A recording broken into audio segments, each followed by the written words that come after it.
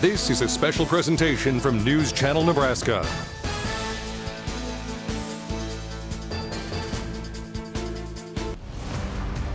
This broadcast is presented by Currency, Midwest Bank, Custom Sports, Allo, and by Woodhouse Auto Family. A picture-perfect day in Omaha, Nebraska at Burke Stadium for the continuation and fourth and final day of the 2023 State Track and Field Championships. We've got classes C and D today, finishing things up with the finals. My name is Kalen Devin, along here with Pat Jansen. And Pat, you've been here every single day. What has it been like for this atmosphere? Well, Kalen, we've been soaking in the UV rays, as you can probably see at the top of my head, but we've also been soaking in a lot of record-breaking performances. We were on the air for the Class A and B finals a couple days ago. There were 11 records set on that day. We saw several more go down yesterday in classes C and D, and as these conditions remain, we're probably going to see more today. We saw guys like Carson Naker continue to break records, as we've seen him do for 3 straight years. We'll see him more today.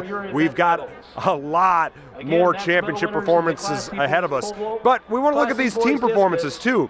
In Class C, in the boys' side of things, Northeast Nebraska, highly represented right now. You've got Battle Creek, Cedar Catholic, and Norfolk Catholic all at the top right now, and they've got some big performances still potentially out there on the track today. It'll be interesting to see how that race shakes out. In Class D, well, it's another Northeast Nebraska team at the top in Plainview, thanks largely to Spencer Hilly, but you know, there's a big jumbled mess just beneath them, a lot of things that could still shake out. Class C girls, Kearney Catholic's at the top, but they've really only got 20 points left out there in Peyton Zingel's sprint finals. After that, you know, there's a whole lot still to be decided. Meanwhile, distance races, Nebraska Christian got out in front in Class D, but again, just like in the other 3 races that we mentioned, still way too much to be determined to start to really make any declarations at this point. Well, it's anybody's title, and we have got the entire day of coverage coming up next on News Channel Nebraska.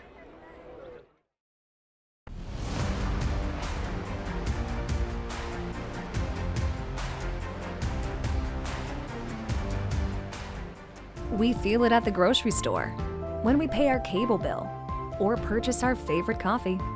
Costs are on the rise. That's not true with electricity. For the past 10 years, customers in communities served by Nebraska Public Power District have enjoyed no annual overall rate increases.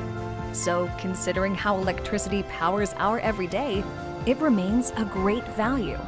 Nebraska Public Power District, always there when you need us. Does your business need quick, competitive financing for heavy machinery, trucks, or other equipment? Currency is here to help.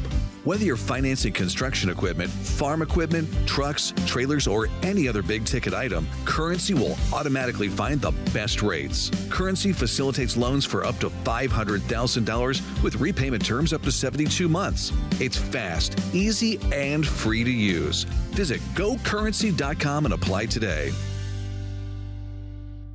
To sum up the past 20 years in one word, exceptional. It's one of our core values. But our people have been truly exceptional. Our customer support has been exceptional. In 20 years, where will Allo be? When we started, we were just a business fiber company. Then the demand came from residential. Now the products of both business and residential just continue to expand. We've got to start with customers' needs and always work backwards. The customers will tell us, and our teammates will take us there.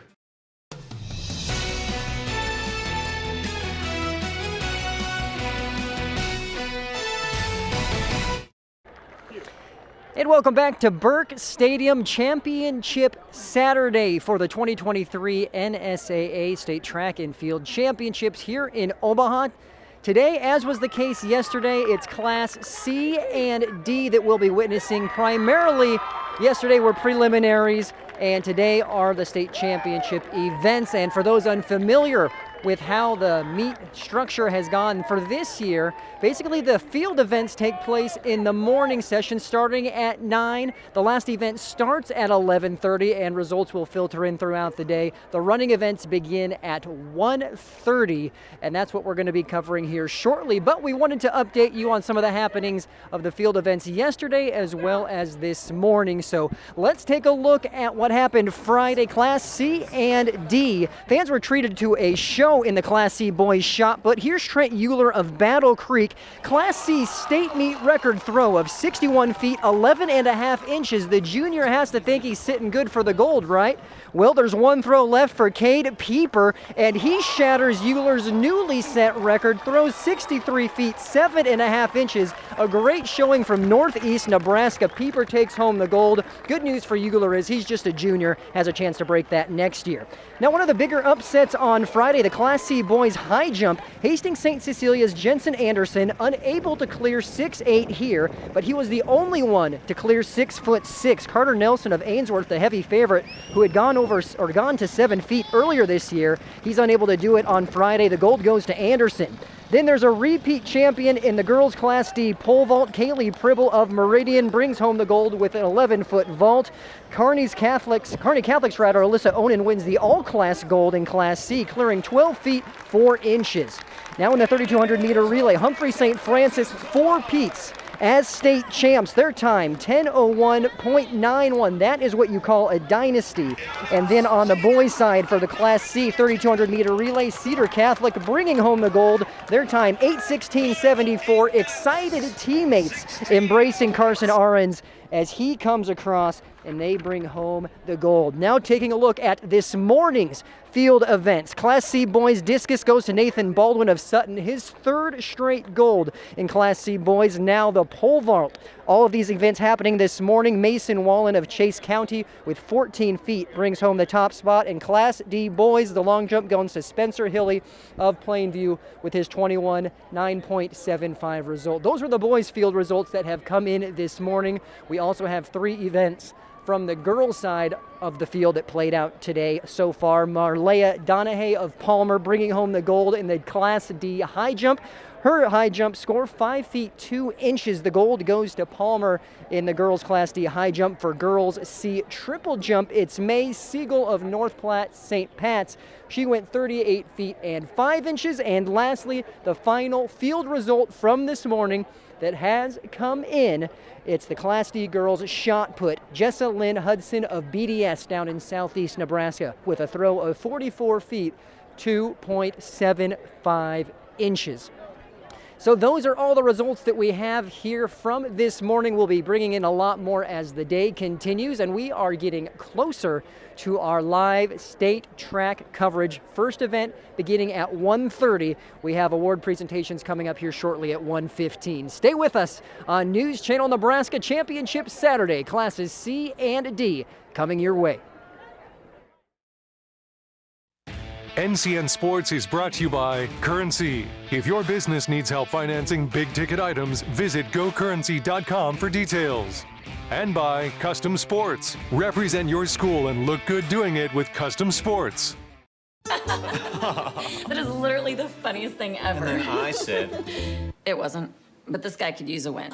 Even if it's not as big of a win as I get with free Kasasa Cash checking. Kasasa Cash pays me a really high rate and refunds ATM withdrawal fees nationwide. So I feel like a queen. Has a mega bank ever made you feel that way? Or is it more like this guy? Take back banking with Kasasa Cash. Get Kasasa checking at Liberty First Credit Union.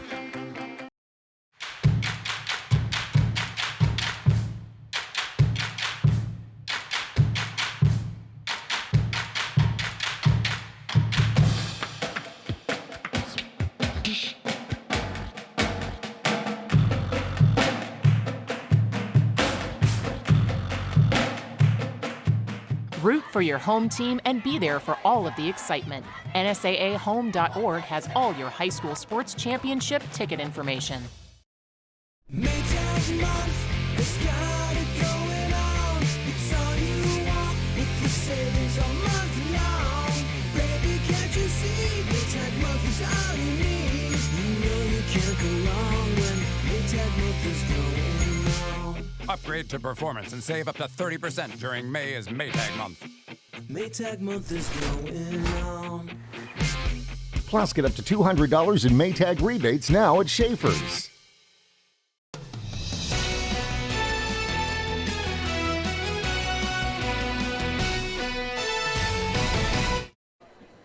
Well, thanks for tuning in on News Channel Nebraska, the fourth and final day of the 2023 Nebraska State Track and Field Championships. I'm Kalen Debin along with Patrick Jansen here today. Beautiful day, not as much smoke in the sky, thankfully. So fortunately, that has kind of cleared out of the area. But we've got both classes C and D today, and they have been incredible in terms of sticking with it and points. So let's take a look at some of the team standings. We'll start with Class D, the boys and girls both. So starting it off right now, the girls, Nebraska Christian in the lead with 24 points. You have Meridian, and then BDS right behind them in third, tied for that second place spot. For the boys, Plainview from Northeast Nebraska leads 29 points with Nebraska Christian, and Parkview Christian from Lincoln with 24.5 and third place. What do you see there, Pat, from the point standings? Well, Nebraska Christian got some aid from the 3,200-meter run with Hannah Swanson winning that, while Meridian got some field event points yesterday. But let's take a look at Class C as well. Kearney Catholic in the lead with the girls, 26 points, and Superior in second with North Platte St. Patrick in third at 20 points. And then for the boys in Class C, all Northeast Nebraska teams, Battle Creek in first, Cedar Catholic in second with 20, and Norfolk Catholic just a half a point back in third place with 19.5. Yeah, and looking at that, those three teams will still have a lot of key entries today. Norfolk Catholic, maybe not quite as many, at least not at the top of their events, like when you look at Cedar Catholic with Carson Naker, or when you look at Battle Creek, they've got a lot of depth. That's a team that finished as a close runner-up last year, but Norfolk Catholic does still have some points out there, and there are some teams lurking behind all three of them as well. Certainly there's only so much decided on that first day. Today is the day where it happens. It's moving day at the PGA tournament. It's moving day here for classes C and D at the State Track and Field Championships as well. Right. And with preliminaries, you always see how they finish, and we'll see if they can continue into today. Who can be the underdog? Who will be the top dog? We'll find that out coming up next on News Channel Nebraska. Does your business need quick, competitive financing for heavy machinery, trucks, or other equipment? Currency is here to help.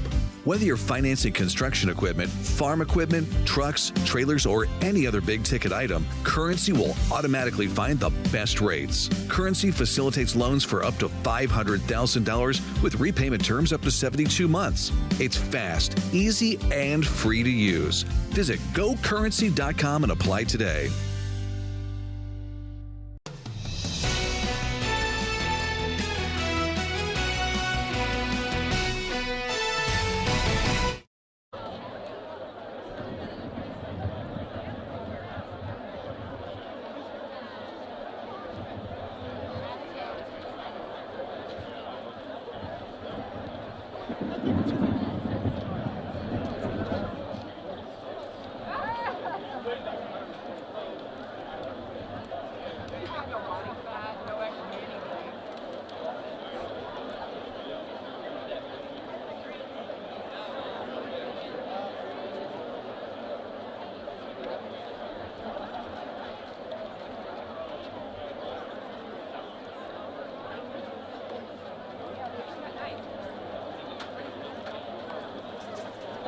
Currently waiting for a few of the awards before we get going with some of the track races here today. Kalen Debin, Pat Jansen with you. Always love the award ceremony. Got to see the recognition from how hard these athletes have competed throughout yesterday and then into today. Yeah, also they're going to be honoring some volunteers, folks who've been a big part of this event, and that is a key component of what makes this happen. Whether it be the volunteers, the folks working for the NSAA, just the fans who make it out here. I was talking with someone from the East Coast yesterday who Works a job in Wayne, but is a volunteer coach for Wakefield. And he had never been to the Nebraska State Track and Field Championships before. And he was kind of blown away. He was like, this actually is a really cool event. And that's someone who has seen a lot of cool things. And it does not, he doesn't get caught off guard often. And so, you know, there's a lot happening here in Omaha. It's a very interesting and fun and lively event. And you get to see everybody from everywhere. That's what makes this fun. And this is an event where there's just so many people at any given time, and it's great to see the community outreach. But this broadcast is thanks in part to Allo. Allo has been creating, connecting, and serving gigabyte communities for 20 years. Say Allo to the power of fiber and take your internet to the next level with Allo Fiber. We'll check out our public announcer for the announcements today. Ladies and gentlemen, direct your attention to the infield and on the video board. The 2023 Track and Field Championships and the many regular season meets across the state would not be possible without the hard work of officials who dedicate their time to the sport of track and field. The Nebraska High School Officials Association and the Nebraska School Activities Association would like to honor one individual who has reached 25 years of service as a high school track and field official. Presenting the award will be NHSOA Track and Field Representative Doug Kubik and NSAA Assistant Director Nate Newhouse. Today's recipient is Chris Barachek of Alma.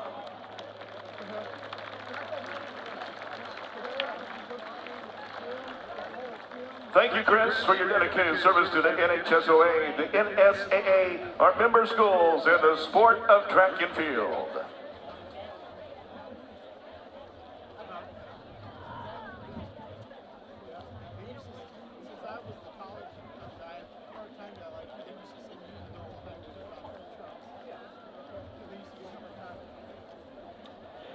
Now, if I could direct your area down to the medals area, we'll be presenting medals to a number of our field events that were completed this morning. First, the Class D girls shot put, 8th place, Bailey Tice, a freshman from Dorchester, 36 feet 11 3/4 inches. 7th place, McKenna Willis, a senior from Shelton, 37 feet 3 1/2 inches. 6th place, Sophie Dvorak, a senior from Howells Dodge, 37 feet 4 1/4 inches. In 5th, Haley Keenan, a senior from South Platte, 38 feet 1 inch. 4th place, Peyton Cox, a junior from Juanita Palisade, 39 feet 4 1/4 inches. In 3rd place, Emily Berglund, a senior from Shelton, 39 feet 4 1/2 inches. She was a runner-up in this event a year ago, 3rd place this year. In 2nd place, Chloe Anderson, a junior from Loomis, 39 feet 7 inches. And your 2023 Class D girls shot put state champion, Jessalyn Hudson, a senior from Bruning Davenport Shickley, 44 feet 2 3/4 inches. Folks, she won the discus championship yesterday, and she's now a 3-time gold medal winner in the Class D girls shot put.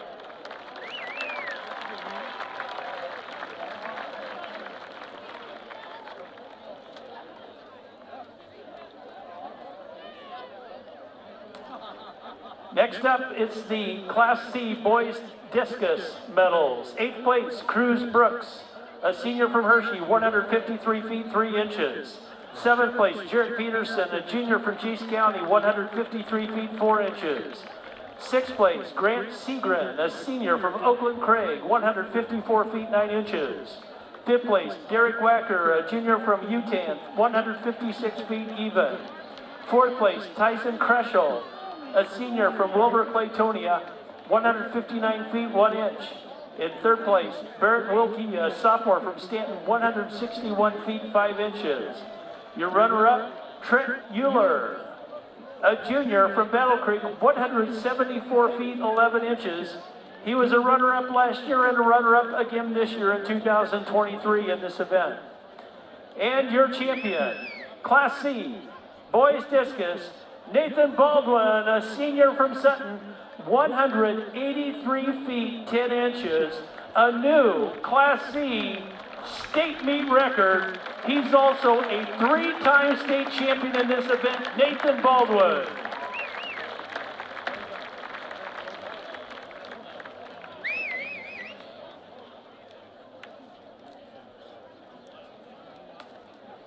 Next up, it's your medal winners in the Class D, boys long jump. 8th place, Chandler Page, a senior from Parkview Christian, 20 feet 1/4 inch.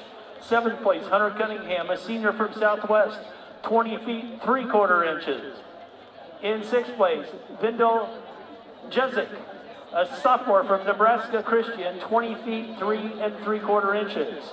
5th place, Gage Mintkin, junior from Hay Springs, 20 feet 5 1/2 inches.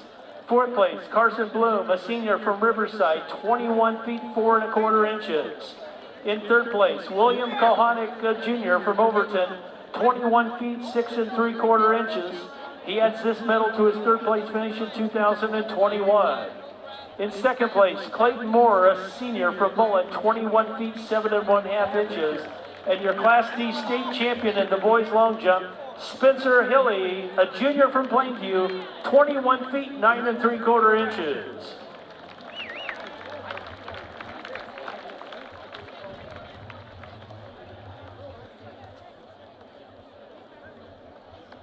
Next up, it's your Class C pole vault medal winners. We have a tie for 8th place between Clayton Carney, a junior from Norfolk Catholic, and Colby Houchin, a junior from Baird at 13 feet.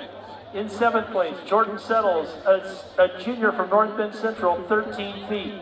6th place, Devin Schultz, a senior from Wisner Pilger, 13 feet. 5th place, Calvin Zimmerman, a junior from Centura, 13 feet. 4th place, Jay Smith, a senior from Sutherland, 13 feet. 3rd place, John Clausen, a senior from Norfolk Catholic, 13 feet 6 inches. Your runner-up, Bryce Hodson, a senior from Mitchell, 14 feet. And your Class C state champion in the boys pole vault, Mason Wallen, a junior from Chase County, 14 feet.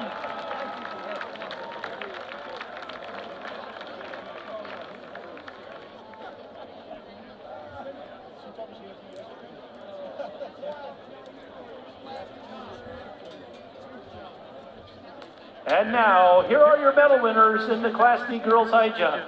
We have a 3-way tie for 6th place between Tiara Sharp, a junior from Deschler, Aubrey Johnson, a junior from Cody Kilgore, and Carrie Ryan, a sophomore from Ansley Litchfield at 4 feet 10 inches. A tie for 4th place between Stella Heapy, a junior from Medicine Valley, and McKenna Yates, a junior from McCool Junction at 4 feet 10 inches. In 3rd place, Taryn Arbuthnot, a freshman from Sumner Eddyville Miller, 4 feet 10 inches. Your runner-up, Z Bowie, a sophomore from Loomis, 5 feet. And your state champion in the Class D girls high jump, Marleya Donahue, a freshman from Palmer, 5 feet 2 inches.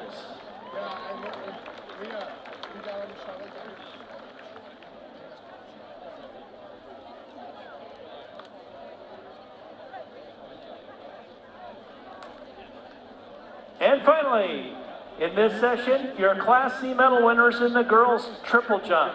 Class C, 8th place, Hannah Dunning, a senior from Donovan Trumbull, 34 feet 9 1/2 inches.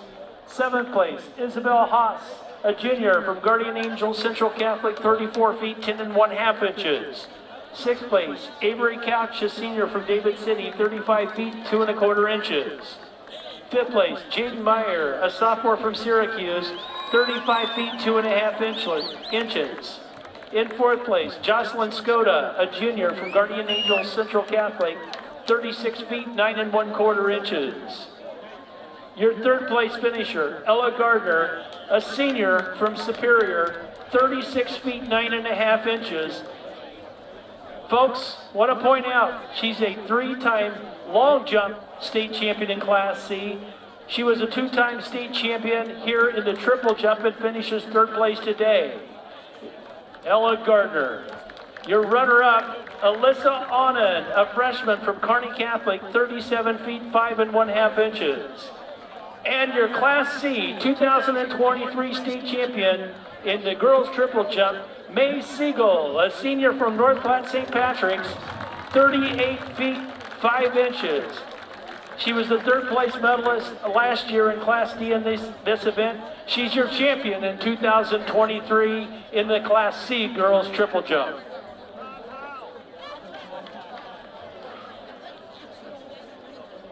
This one doesn't. The announcements from the initial awards from earlier in the the field events. Kaylin Depp and Pat Jansen joining you on News Channel Nebraska, and we've got some more details on finishing here today. The Class D girls 3,200 meter relay, Humphrey St. Francis, a dominant victory from yesterday's relay by nearly 10 seconds, their 4th straight state title. Yeah, the Flyers, they were flying. Just an outstanding performance yesterday in that girls 3,200 meter relay. It was pretty windy yesterday. Mentioned that we've seen a lot of records fall. We didn't in some races yesterday with the sprints because it created a wind-aided scenario, but also it was surprising how good we did see some of these distance performances because they were battling a cross breeze, but a competitive race for a while, but Humphrey St. Francis just pulled away. And they've been doing it for so long, they did it again. In the Class C girls 3,200 meter relay, Chase County with the win in 10 minutes in that one. Hastings St. Cecilia right behind him, and Cedar Catholic in 3rd. Yeah, again, just a competitive race. Chase County from out west able to pull in the title, just sneaking in right at that 10-minute mark.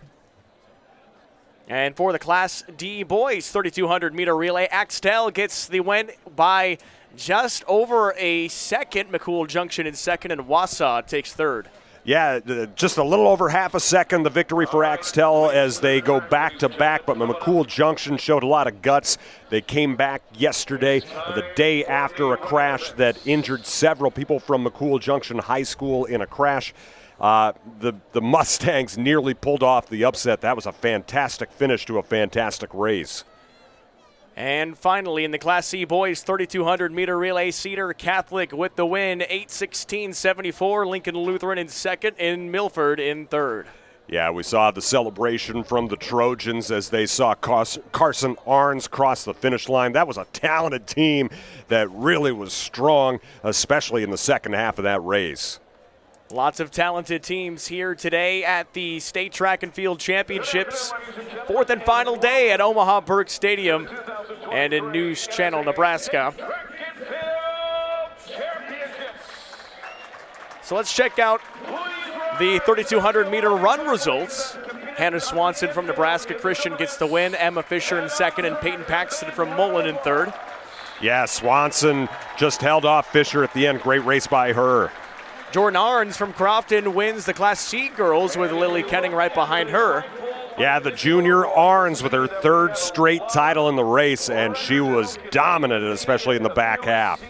Class D boys, Trey Robertson from Wallace getting the win big time. Yeah, he won the title in 2021, couldn't defend it last year due to a blood clot issue. He skipped playing football this year as a result, but he's back, and he is strong. And Class C boys, anything surprised by Carson Nager from Cedar Catholic?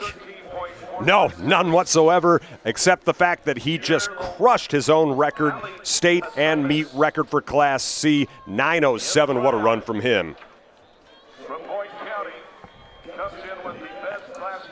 As we're getting ready for the running to begin in our final day here today, it's the girls' 800 meter run.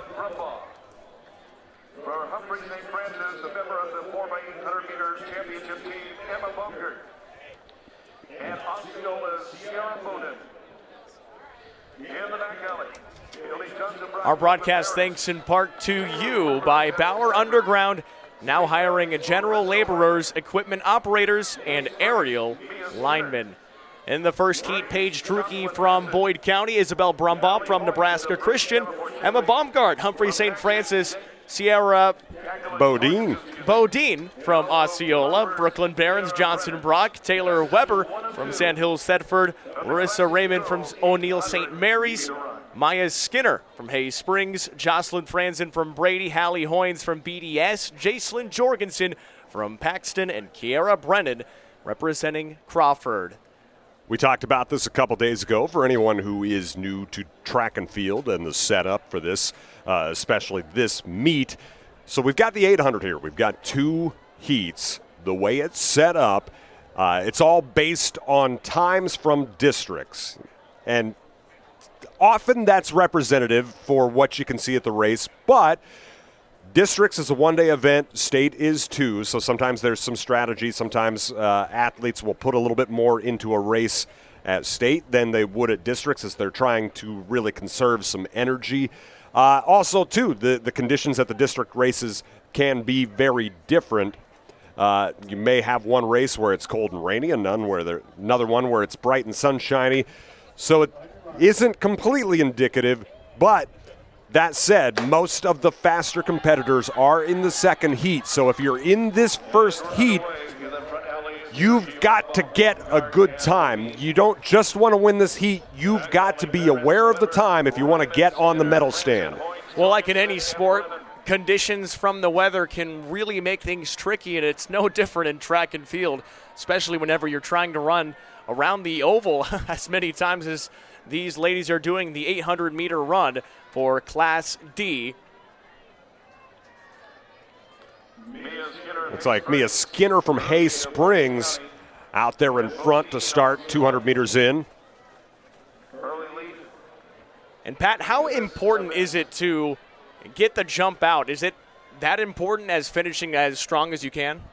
Well, everybody's got their own strategy. Certainly a big part of the distance races, and this would be classified as mid-distance, is interval training, building that inner pace, knowing the pace that you need to hit. Now, some people like to go out strong. They like to set the pace. That's what we've got from, I believe, Paige Drucke, who set that early pace. Some people really like to build that as much as possible. Others like to just hang back, be as close to the pack as they can, and then reel them in as they come in those final 200. Paige Drucke got that first lap across first. Sierra Bodine from Osceola right behind her. She was right on her hip, but now Drucke trying to separate a little bit. And she'll start moving into second place on the backstretch. Drucke, Ryman, Bodine. Got a move being made here on this backstretch. Is that Ryman from O'Neill St. Mary's?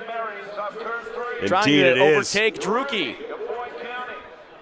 She's been biding her time, but Drucke now trying to hold her off on this turn. And this is where things start to heat up on the final stretch. And these two are both doing each other a favor as they're trying to set down a good time in this first heat. What a finish here from Drucke trying to hold her off. She's leaving it all out there. Ryman right behind, but Paige Drucke trying to finish strong, and she does. What a finish from Drucke. It seemed like she was about to lose her lead, but just turns it right back on. Runs a 2:25.28. As that relates to the times in Heat 2, that would have been the fastest qualifying time entering today. So a real good chance for her to get on the medal stand, and perhaps very high depending on how this race in Heat 2 goes. Yeah, that was a heck of a finish, and Drucke and Ryman, they both embrace after the race. 2:25.28 for Drucke and 2:25.84 for Larissa Ryman, while Emma Baumgart from Humphrey St. Francis flying to 2:28.12 in third in that heat. Yeah, and what's interesting is, so actually those top 3 times from Heat 1 are faster than all of the qualifying times for Heat 2. So a chance for 3 people from that heat realistically to end up on the medal stand and end up rather highly there. And in this second heat, Emma Fisher from Sandy Creek, Addie Sweeney from Cedar Bluffs, Callie Goots from Osmond, Emma Rathjen, Nebraska Christian, Rachel Harris from Cambridge, Reagan Stengel from Maywood Hayes Center, Madison Lytle from Bonnie City, Lillian Bowen from Humboldt Taylor Rock Steinar, Erin Gegg from Shelton, Hannah Baumgart, Humphrey St. Francis, Piper Shepard from Central Valley, and Brenna Detterding from Cambridge.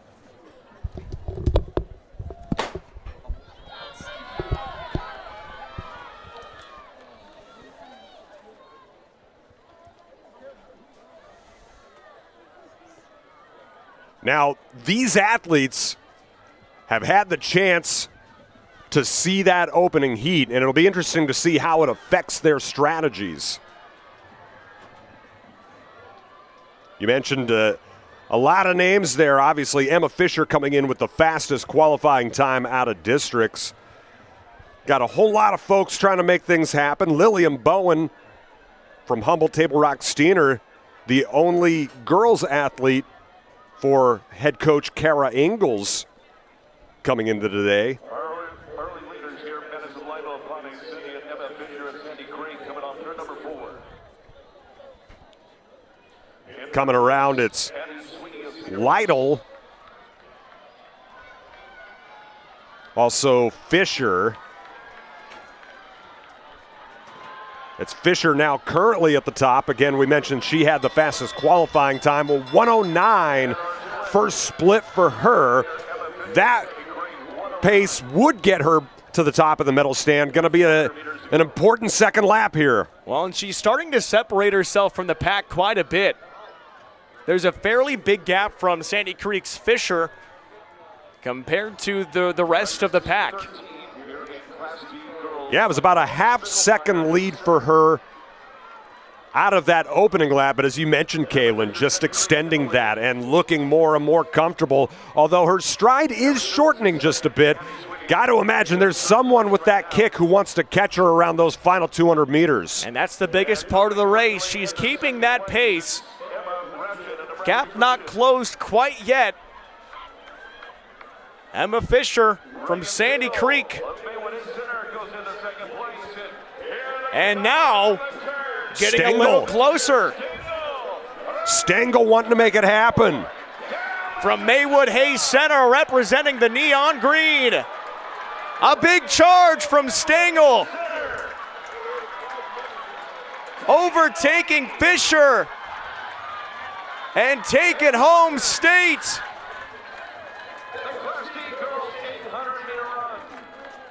And that's going to be real close. Going to be comparing those times. She just edges Paige Drucke for the state championship to Stengel. We mentioned Drucke had a chance at a state title based on that time, and she came painfully close. It's going to be Stengel out of Heat 2 who takes the championship. Then Drucke, the runner-up, comes from Heat 1. Wow. Fisher, who finishes second in Heat 2, she finishes third overall. Then Ryman, who finished second in Heat 1, she actually ties Fisher. They're going to call that a tie for third as they both run 2:25.84. Wow, that was as competitive as those two heats can possibly get. And the strategy from Reagan Stengel from Maywood Hayes Center to just sit behind Emma Fisher and finally decide to take it over on the turn. That's an impressive run. Going to round out the top 8. Rachel Harris from Cambridge finishes 5th. Addie Sweeney from Cedar Bluffs is 6th. Hannah Baumgart from St. Francis is 7th. And Piper Shepard from Central Valley is 8th. And she got that by 3/100ths of a second over Madison Lytle of Pawnee City. Those two heats couldn't have been more tightly bunched. That was a competitive 800 race to start this up for us in Class D girls. Now moving to Class C. Landry Luce, Arcadia Loop City, Carolyn Magnuson from Oakland Craig, Haley Johnson, Gordon Rushville, Brecken Cook from Cornerstone Christian, Caden Cisco from Syracuse, Lindsey Parr from Hastings St. Cecilia, Aaron Chambers from Palmyra, Paven Larson from West Holt, Angela Frick from North Central, Cheney Nelson, Oakland Craig, Ivy Tullis from South Loop, and Samantha Bursaw from Ravenna. It's going to be fun to see this one, too, as we've got another couple competitive heats in Class C. As you've seen it, the first lap is important, but not quite as important as the final 200 meters. Again, it just comes down to those different strategies that everyone has in this race. You know, it's just like any other sport. You've got coaches in football who are run-oriented or pass-oriented, and you've got basketball teams that like to get out and run or maybe sit in a half-court offense. Well, you've got these different strategies in the 800 as well. And after that first lap, Landry Luce. 105 first split from Landry Luce, then Brecken Koch, and Cheney Nelson. Man, they just got out flying in that first lap. Really quick start. Cheney Nelson trying to overtake that first place spot. And she looks real comfortable. Wow, her stride is staying strong. And you can see her just building distance at this point. If anyone's going to catch her, it's going to be someone from outside that top three as we see another move being made. You got to pick your spots on where you want to move. If anyone's going to threaten her, it might be her own teammate, Carolyn Magnuson. A great race from Cheney Nelson, who seems to have pulled away from any contender. Right now, it's her teammate sitting in second. Magnuson going to have to try and hold him off. As Cisco moving in. That was a close second and third spot. But I'll say this, just like we saw in Class D, we just saw a time in Class C that's going to threaten to be high up on the medal stand. Cheney Nelson with a 217.95.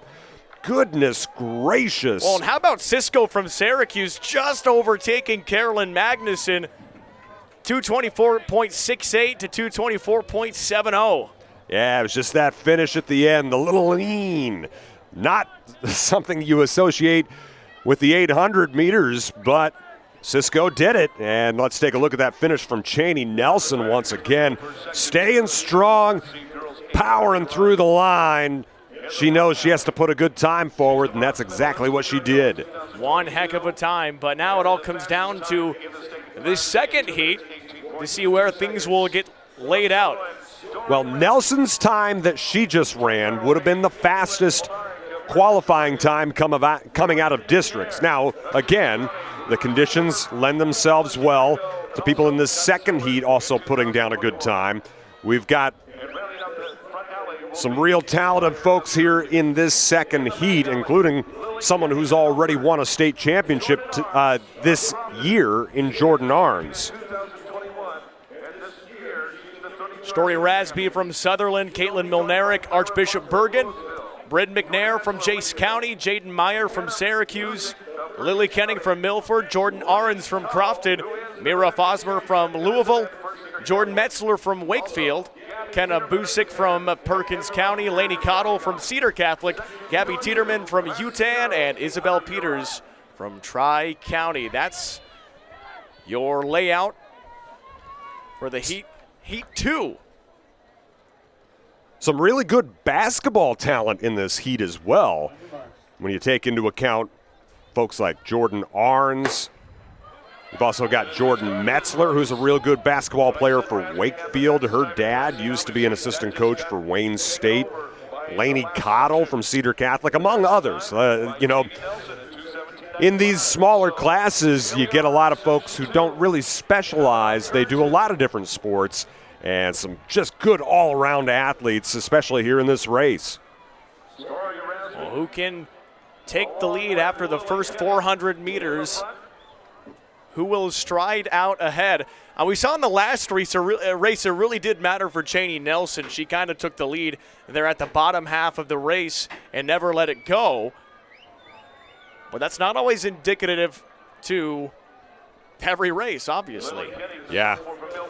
Well, it's, again, we've got Lily Kenning here from Milford, an outstanding cross-country runner.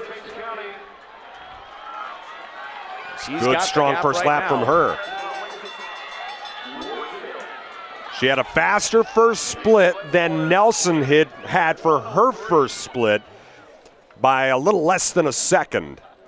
Story Rasby and Bryn McNair in second and third. Then you've got Jordan Metzler and Jaden Meyer.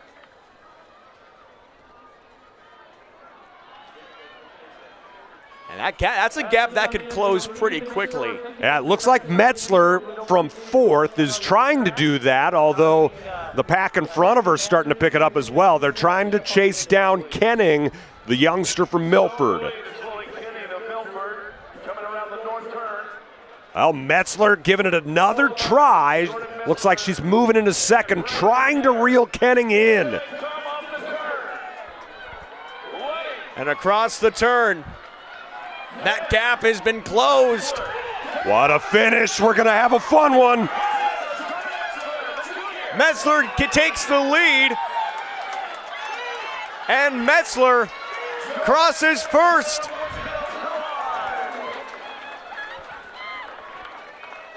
And she is going to be a state champion, bringing a title back to Wakefield for the Trojans. And not just that, she set herself a new state and meet record. Marissa Bongers from East Butler and Riley Rice from Ainsworth shared the record of 2:15.16, but Jordan Metzler bringing home a title for the Trojans, and she did so in fantastic fashion. 2 minutes, 14.35 seconds. And I know her dad, Chad, is going to be a proud guy. Oh, that's got to feel so good. Finishing the race, closing that gap. And we wondered, Pat, if she would be able to do that, because you had Kenning obviously out in front, and then Rasby was kind of holding that lead in front, but Metzler finds a way to overtake the lead. Well, Kenning is a sort of slighter of build. She's a cross-country runner, really kind of used to those longer distances.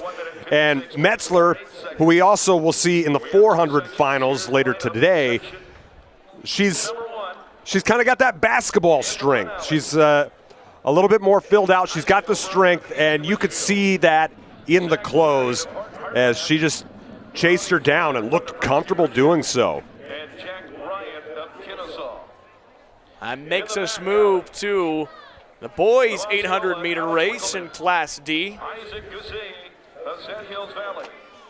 Kevin Lanham of South Loop. Will Nelson of Boyd County. Looking forward to this one too, Kaylin, as we've got a number of people who are going to want to try and track down that 2-minute mark, especially in the second heat.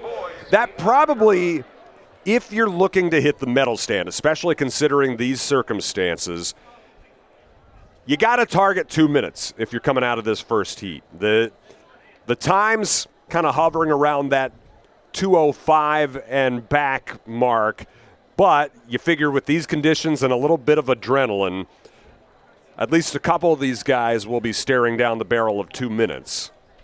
And Isaac O'Brien from the Ansley Litchfield Spartans, 2:05.34 from districts. He's got the best time in this heat. His coaches say he's got a lot of natural ability, and as a sophomore, they're still trying to mature his running. They're saying he's proven he can be highly competitive. He cut around 5 seconds off his time at districts.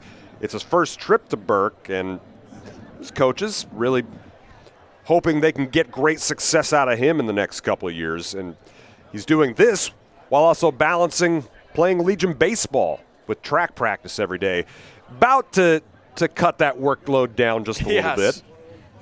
And if you've ever played Legion baseball, that's a season that can stretch on for quite a while. Absolutely. And with these Class C and D schools, that's usually what they play. That's basically the equivalent of high school baseball, sort of the way Iowa does it in the summer. They're not able to do spring baseball, a lot of these schools. That's why most of it is concentrated in Omaha and Lincoln. But so these fellas get to do track and baseball. It's just, they've got the American Legion patch on the jersey instead. Our broadcast is thanks in part today to Allo. Life moves fast. Make sure your internet can keep up. Switch to freaky fast speed today at allofiber.com and go faster with Allo Wi-Fi. And also thanks to Bauer Underground, now hiring general laborers, equipment operators, and aerial linemen.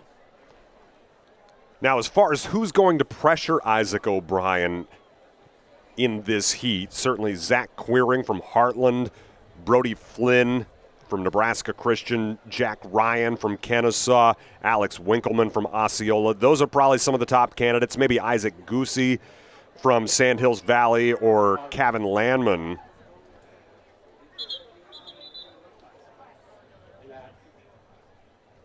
Kind of all hovering around that 205 to 207 area, so there's not that big of a gap.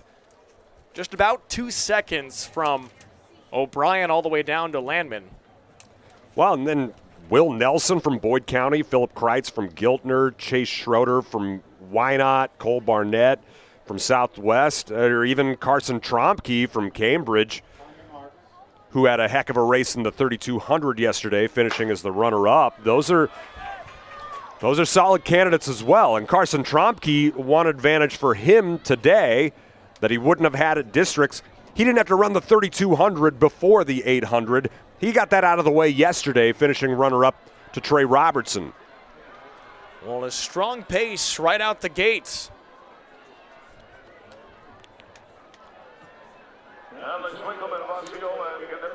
Got those flowing locks, does Alex Winkleman. Everyone else gets to see those from behind. Osceola. Didn't want to shave his head for some speed. Osceola, that's a team that's had a lot of track success in the past couple of years. He's been a bit of part of this. And so that's Winkleman who. And then Cole Barnett, who came in with the second slowest time from districts. He wants to get out there and find his way to the medal stand. And Chase Schroeder from Wynot.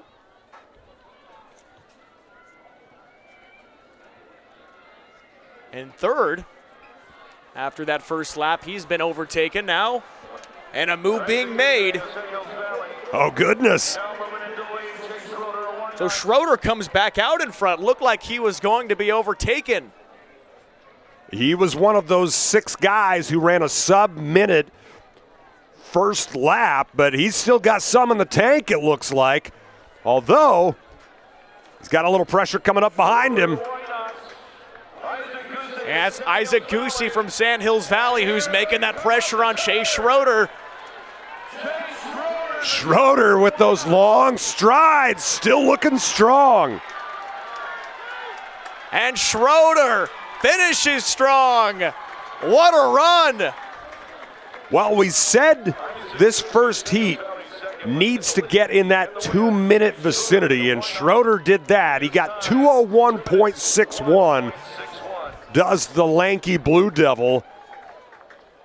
And he's given himself a chance to potentially get a medal, as based on the district times, that would have been the second fastest time entering the day. So he's got a shot. Does Schroeder. Ran a really nice race. 2:01.61. Isaac Goosey from Sandhills Valley with 2:03.48. And right behind him, Brody Flynn from Nebraska Christian at 2:04.63. Ready for Heat 2 in Class D. Schroeder really picked his moment to make the move, and then once he did, he committed. And he never dropped off. I mean, yeah, because Goosey was right on his tail trying to overtake it there with about 250 meters left. Yeah, Goosey knew the moment that he had to make the move or else he was never going to catch Schroeder, but he may have gone a little bit too early. He kind of hit a wall there. I think that just showed the strength that Schroeder had and how hard he was going to be to catch. Strategy really wasn't going to make too much of a difference. He just was the stronger runner today in that first heat.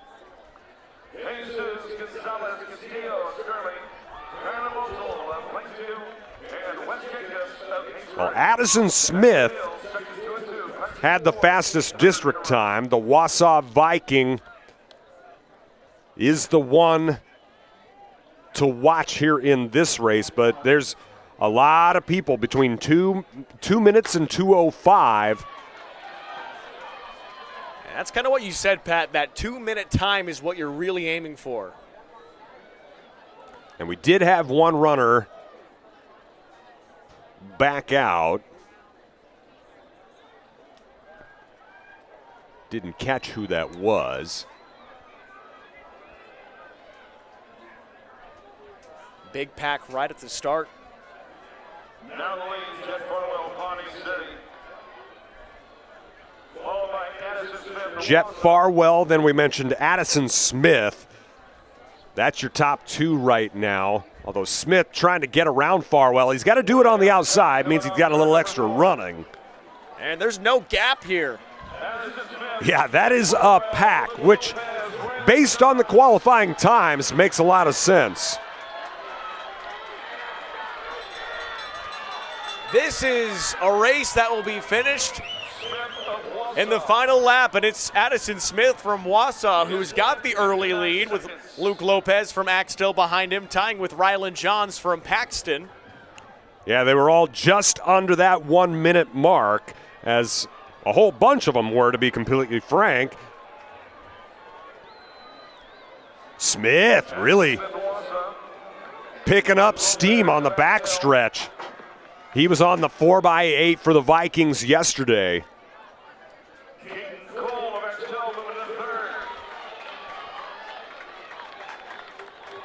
Smith's got a big lead for now.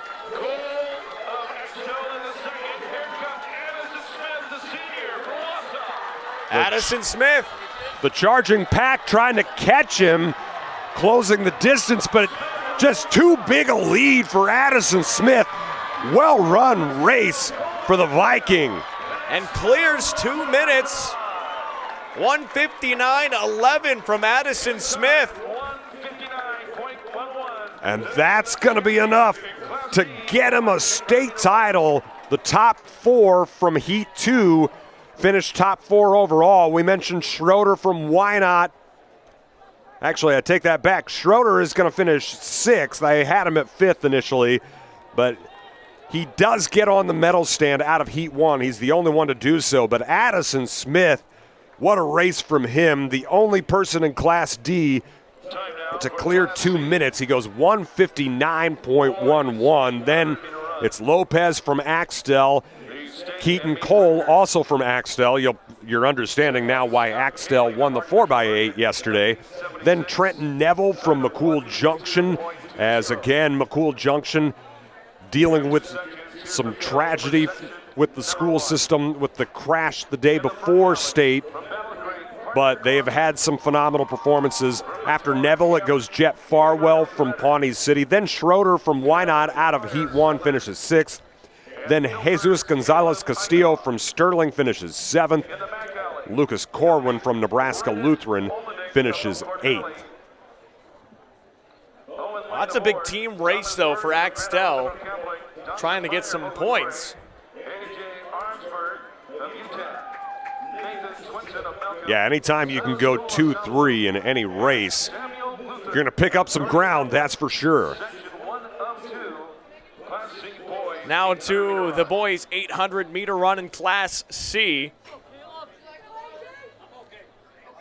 And the first heat, Parker Clausen from Battle Creek had the best time from districts.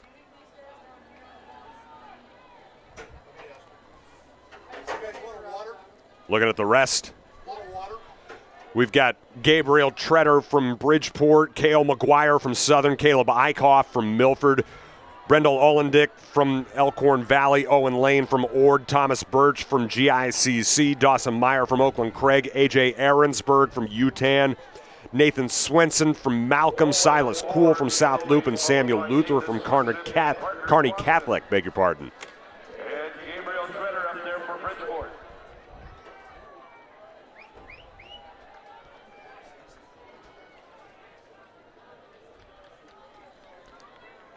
So Owen Lane from Ord. Representing the Ord Chanticleers.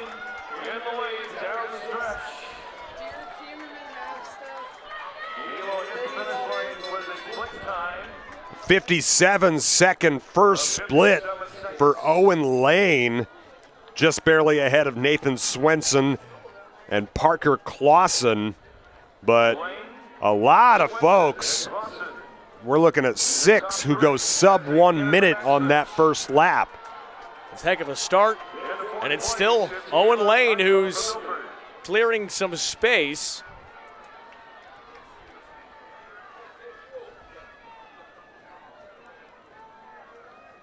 Looks like Clausen from Battle Creek trying to make up ground, but I think Clausen has hit a little bit of a wall.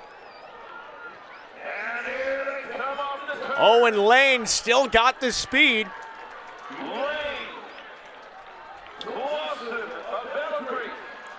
Clausen still hanging strong, trying to pick up second in this heat, but no one's going to catch Owen Lane. Wow. What a race from him. I mean, and he didn't even look like he was running out of gas.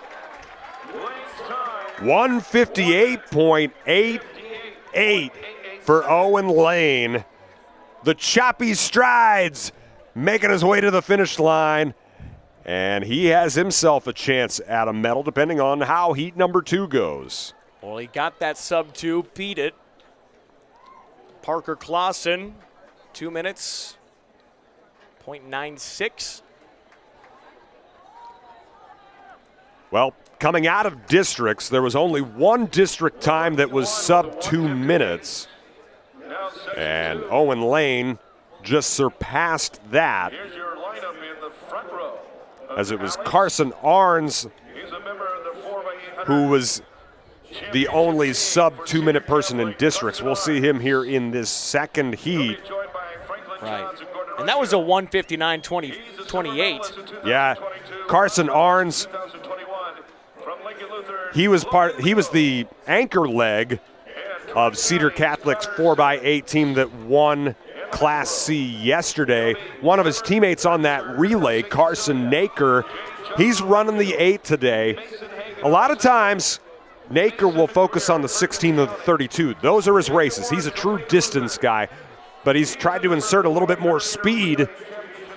And Cedar trying to pick up some extra points as well. If Arns and Naker can both reach the medal stand, those are huge points for Cedar Catholic in this team race.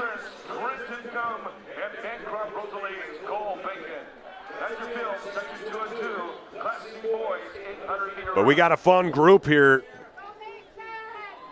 Kalen, as we take a look at these runners gearing up for the second heat. And talking about points, Lincoln Lutheran's got 3 runners in this race too. Yeah, you've got Arns from Cedar, Franklin Johns from Gordon Rushville, Logan Lebo, as you mentioned, from Lincoln Lutheran, Carter Sims from Tri-County, a heck of a basketball player as well, Robert Huncher from St. Cecilia, Cade Johnson from Wakefield. We already saw someone from Wakefield win an 800 title earlier today in Metzler. Mason Hagan from North Central, Mason McGreer from Perkins County, Jacob Wirtz from Lincoln Lutheran, Naker from Cedar Catholic, Trenton Cum from Lincoln Lutheran, and Cole Bacon from Bancroft Rosalie. It's Carson Arns right now who is holding that lead, but not by much. He had a fantastic anchor leg yesterday. Franklin Johns just behind him. And North Central's Mason Hagan up there. 56.83 goes Arns on that opening lap of the 800, though he does get passed by Johns on the back end. Oh, Arns is coming back. Trying to do it again. It's Arns and Johns by the polo pit. Carter Sims of Tri-County goes into third. Sims from Tri-County with a heck of a push. And we got that pack behind them trying to make a move as well. I don't think we're going to see Naker with the big kick at the end. He's a guy who likes to build the leads. Lebo now. And Sims. It's going to be Lebo, though, with his lanky strides, picking up the title. And the flex at the end. Logan Lebo from Lincoln Lutheran. 155.72 for the state championship for Lincoln Lutheran. You know, you mentioned there were points to be had for both Lincoln Lutheran and Cedar Catholic. Lincoln Lutheran comes out ahead in that as Lebo finishes first. His teammate Jacob Wirtz finishes seventh. Meanwhile, Carson Arns for Cedar drops to fifth. Naker finishes 11th, out of the points. So, ground made up by the Warriors of Lincoln Lutheran. It goes Lebo first at 155.72, then Sims, then Johns from Gordon Rushville, then McGreer from Perkins County, Arns from Cedar Catholic, then Cade Johnson, another medalist for Wakefield in the 800, Jacob Wirtz from Lincoln Lutheran. No, I take that back. Jacob Wirtz is 8th. Owen Lane from heat number 1 did move on to the medal stand. He does finish 7th.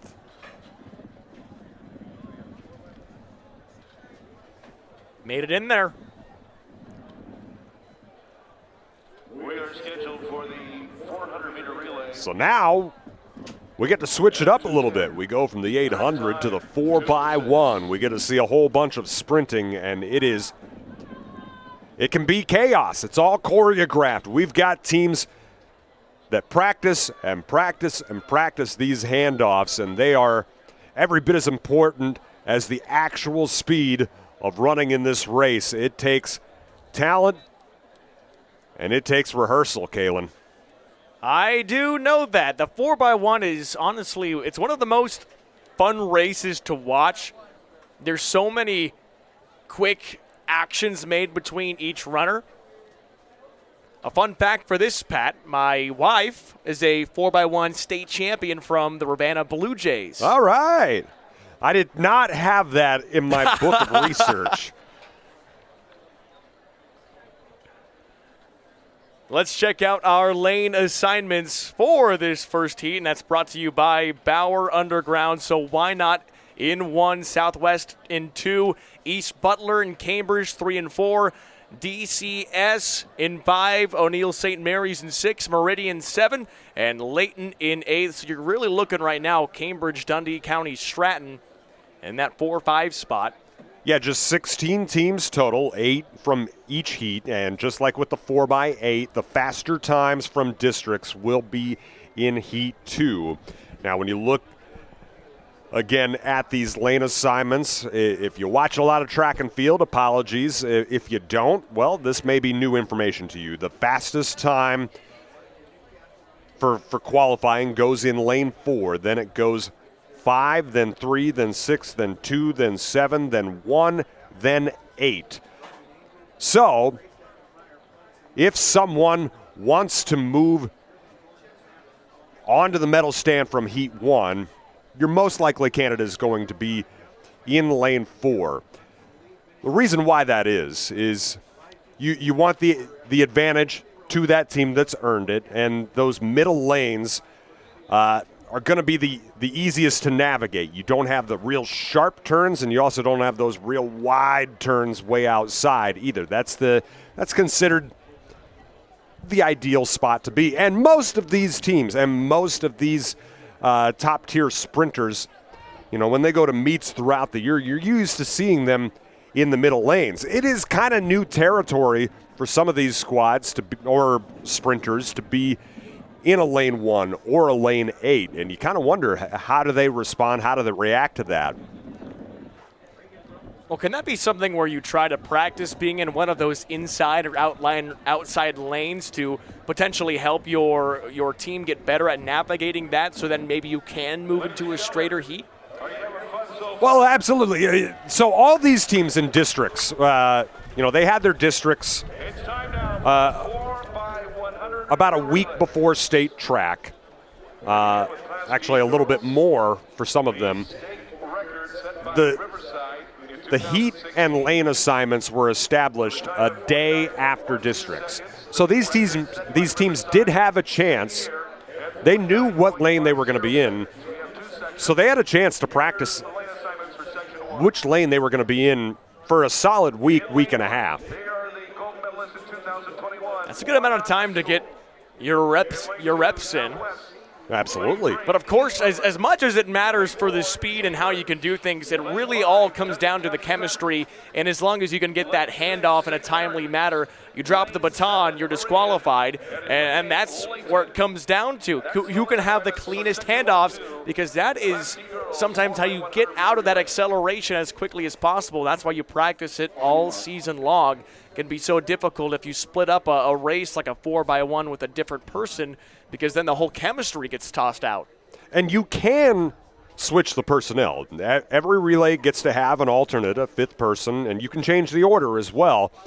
You just don't see that in the 4x1. You will see it in the 4x4 and the 4x8. Certainly as coaches try and determine, do they want to focus on an event win? Do they want to focus on points overall for their team? There can be all sorts of reasons why you'd mix it up. Not likely to be the case with the 4x1. And the first handoff being made, and it's on to the second runners. St. Mary's looking strong. Really good start for O'Neill St. Mary's, and a perfect handoff too.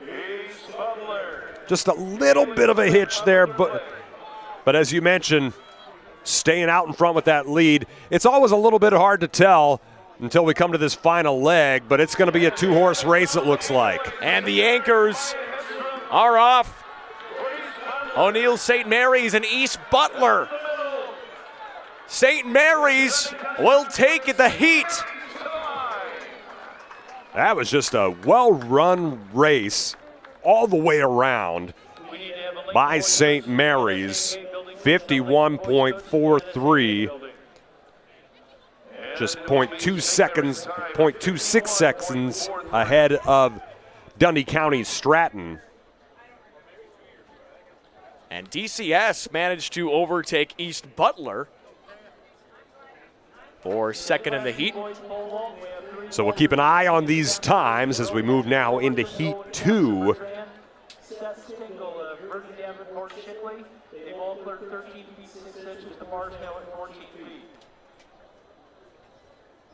And here in Heat 2, it's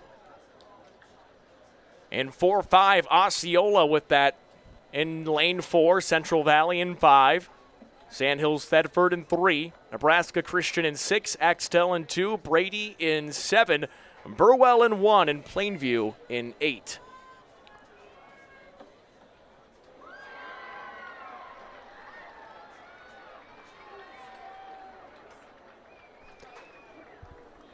You know, we saw St. Mary's with a strong first heat. That's a team that's looking to move up the team standings and possibly get themselves in position for a state title. Axtell trying to do the same. They're here in this second heat as well.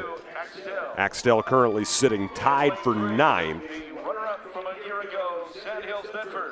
Right now, the goal is to chase down Nebraska Christian. They've got the lead with 28.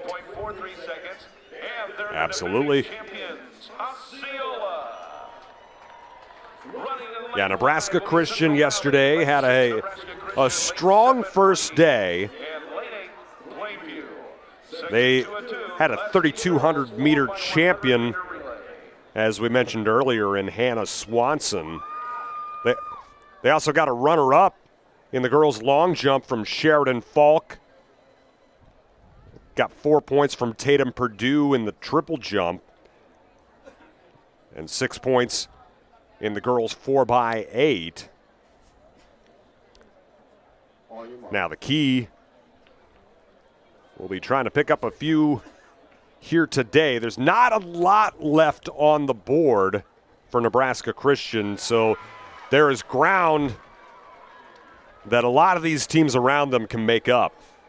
Nebraska Christian is in the 6 lane for the 4x1. But again, Osceola with that fast time from districts.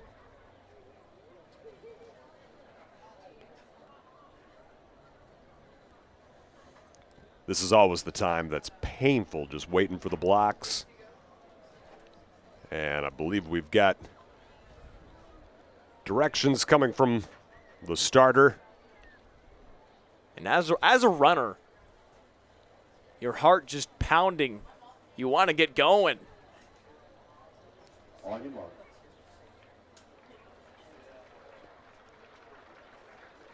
This is truly one of Nebraska's best sports atmospheres. Oh, this event is fantastic.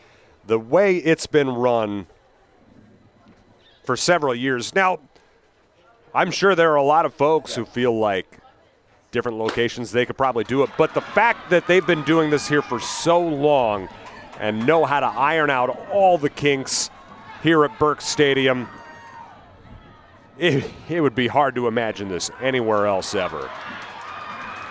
Oh, who can come out in front? Pretty even first leg there.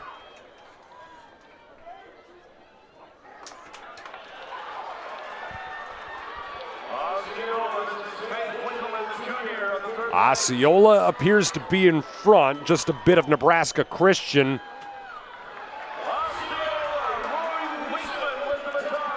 Osceola is out in front, trying to hold it off, and it is Osceola.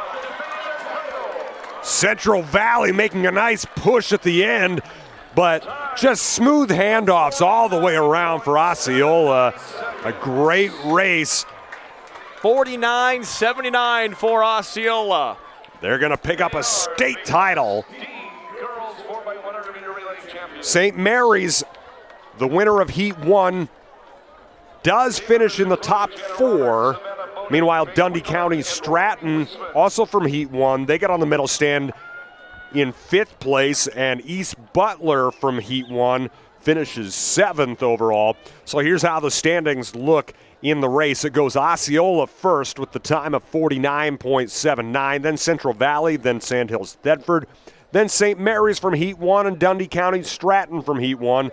Then it goes Plainview, then it goes East Butler from Heat 1, then Axtell picks up a point in that team race. They finish 8th.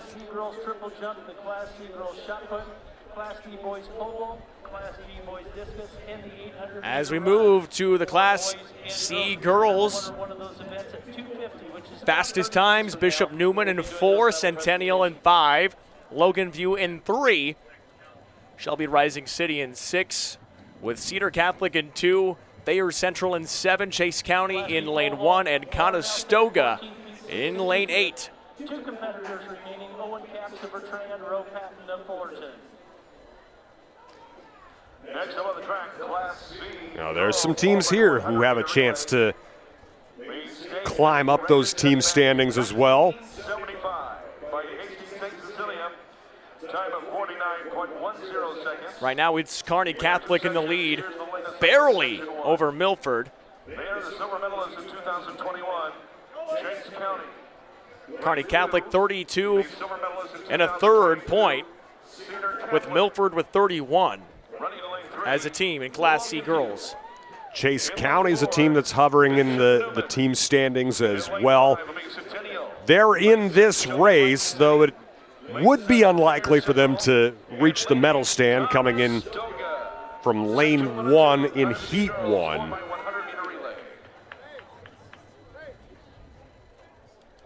Be one heck of a race. I mentioned it 2 days ago, and granted, it's a different race, but we saw more unlikely things last year. So in the 4x4 Class B boys last year, Norris came into the race in lane 8 in heat 1 and won the whole darn thing. Wow. So, it's possible. Not out of the question. Is it unlikely? Never out of the question. Right. Now, with the thin margin for error, it's a little bit less likely to see it happen in the 4x1, especially as Chase County just had a little bit of a tough go with that first handoff. Yeah, you've got to be perfect in this race. But Conestoga looking strong out in lane 8. They are not ahead as it looks because of the staggering, but they are in decent shape. Bishop Newman, though, out of lane 4. Coming down strong. But Conestoga, what a run to get second. Bishop Newman takes the heat.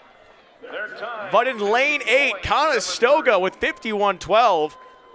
Cedar Catholic a good race in third. Yeah, that was just a strong race all the way around.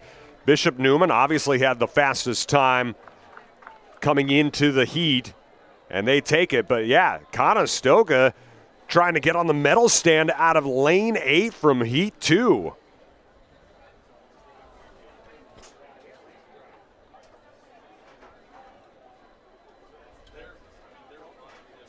I beg your pardon, heat 1. Got all these numbers mixing around in my head. In the first or second heat, Kearney Catholic. Now I got you mixed up. You're mixing everything up. Well, West Holt's got the best time from districts in lane 4, Norfolk Catholic in 5, Aquinas Catholic in 3, and Clarkson Lee in 6, Guardian Angels Central Catholic in 2, Lincoln Lutheran in 7, Kearney Catholic in 1, and North Bend Central in 8. So again, a time for a couple of these teams looking to gain a couple points and try to gain some ground in the team standings. There's a lot of day left. This North Bend Central team, we've mentioned basketball talent a few times already today. Well, Caitlin and Lindsay Emanuel, basketball fans will recognize that last name. They're on this 4x8. Caitlin, in the throws, has already seen the medal stand today. North Bend Central just knows how to win. Yeah.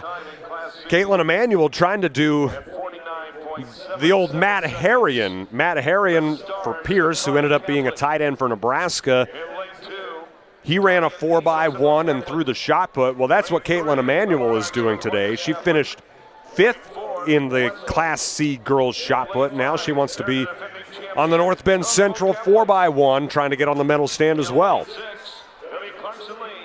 Lane 7, Lincoln Lutheran, who was the bronze medalist in 2021 and the champions in 2021.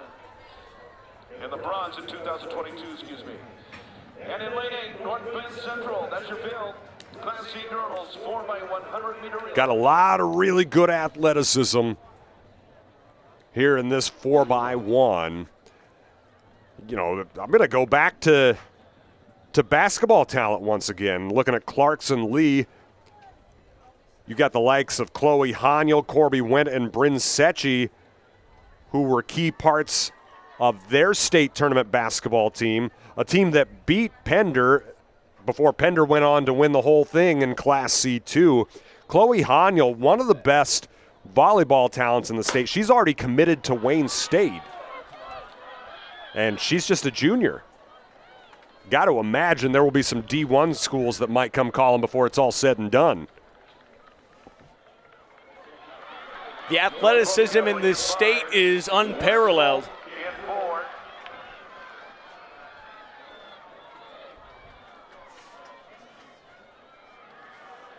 And a good burst. Oh, I believe that was Lincoln Lutheran that went down. That's a tough one for them. And coming on through, West Holt, the Huskies. What a race.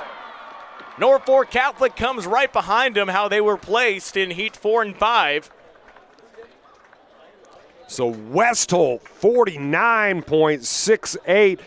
They will be good enough to get gold, as the top 3 times all come from heat number 2. It goes West Holt, Norfolk Catholic, and Aquinas. But then Bishop Newman from heat number 1 gets on the medal stand in 4th place. Then back to heat 2, we go Kearney Catholic, Clarkson Lee, 5 and 6.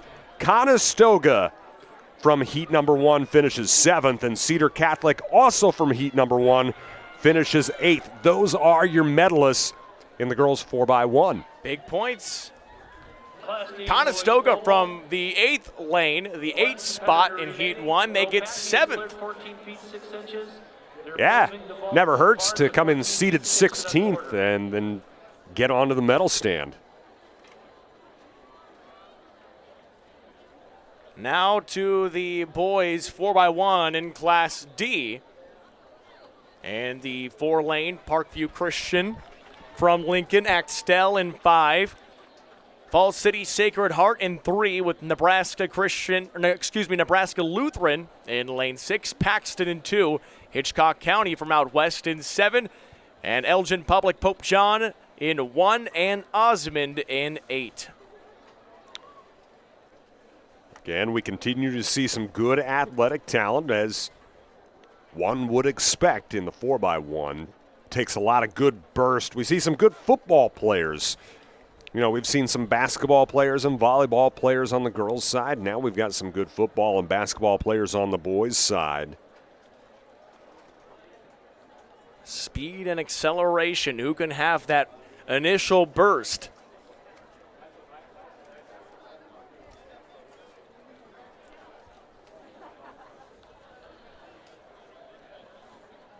A lot of coaches will tell you that if you want to play one sport, you got to do track. Depending on what your sport is, there's certainly a lot of value in it, that's for sure.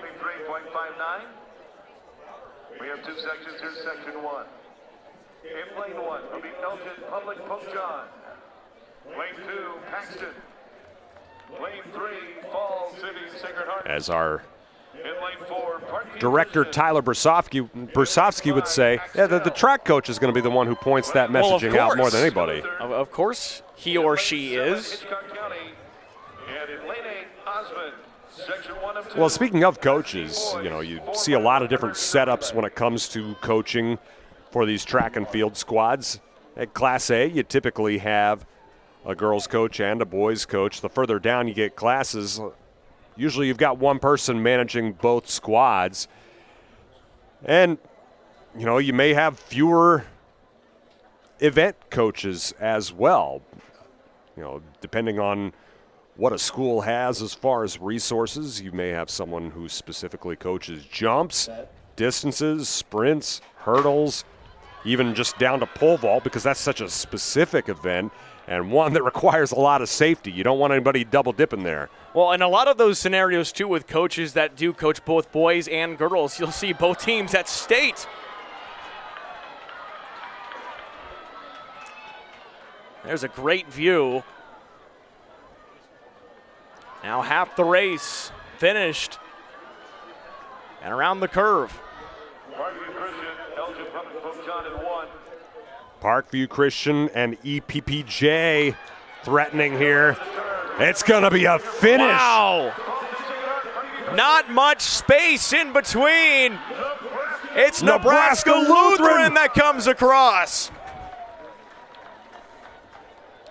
44-99. Anytime you can beat Parkview Christian in anything, that's saying something. That's a school that's won a lot lately. But Nebraska Lutheran coming in out of lane 6. Lays down the time. It then goes Parkview Christian, Sacred Heart, Osmond, EPBJ, Hitchcock County, Paxton, and Axtell.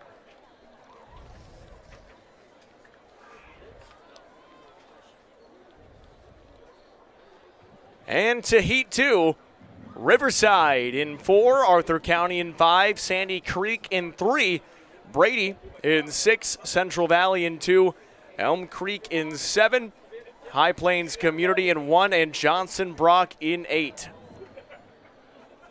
Well, that time that Nebraska Lutheran just ran would have been good enough for 4th in the qualifying times. So a good chance that they will get onto the medal stand as well.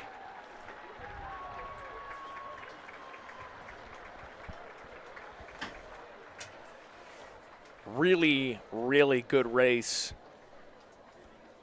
from Nebraska Lutheran. And that was, Pat, I mean, that last anchor, last 100 meters was so tight until the last 50 to 40 meters where Nebraska Lutheran pushed out ahead. Yeah, absolutely. That was a well-run race and a strong anchor leg as well, giving Nebraska Lutheran a chance to pick up a medal. 2021 Central Valley. In lane 3, Sandy Creek. Lane 4. Another thing of note, I mean, the wind is really almost non-existent for the most part. It's not too bad at all today.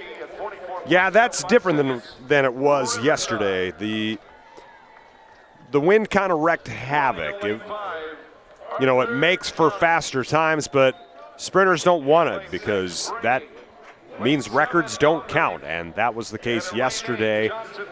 Meanwhile, for distance, at certain points it was a real cross breeze, but it was strong, and that created some challenges for the runners. You compare that to a couple days ago when we had the A and B finals. We saw lots of records fall, and none of them were ruled wind-aided because it was just a nice, calm day. And until the smoke started to settle in, it was a beautiful day. That was the part that was probably a little bit of a challenge on that Thursday finals day for A and B.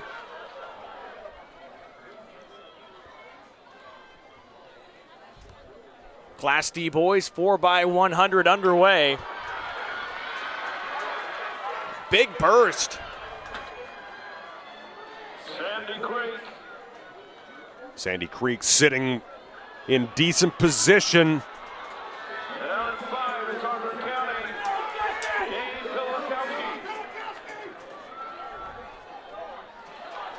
Oh, here we go, Kalen. Here we go. Big race between 4 and 5. That was close. We're going to have to check the time. I think Riverside got him, but Riverside and Arthur County went toe to toe, and it's going to be a second before we see this result. Indeed, it is Riverside. Wow. 44:03 to 44:04 for Arthur County. My goodness, Kalen Devin. Look how tight this is. Just barely.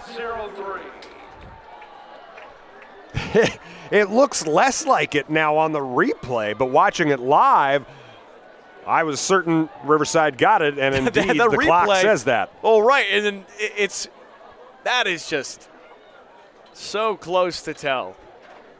My goodness, friend, that was one heck of a race. The top 5 times come from heat number 2. It goes Riverside, then Arthur County, separated by 100th of a second. Then it goes Sandy Creek, then Brady, then Central Valley. Nebraska Lutheran from heat number 1 finishes 6th. High Plains Community in Heat 2. They finished 7th overall. Then Parkview Christian from Heat 1. They finished runner-up in that heat. They finished 8th overall. Let's look at that replay again. What a way for Riverside to win a state championship by this tight of a margin. But you mentioned this, Pat, on the replay. Look how close that looks between Arthur County right behind in lane 5. Just that head lean from Riverside gets them across the mark. Congratulations to the team of Clayton Kleffner, Drew Caraher, Jack Maltz, and Carson Bloom, as it was Bloom's hairdo who got him to the title. And the Class C boys.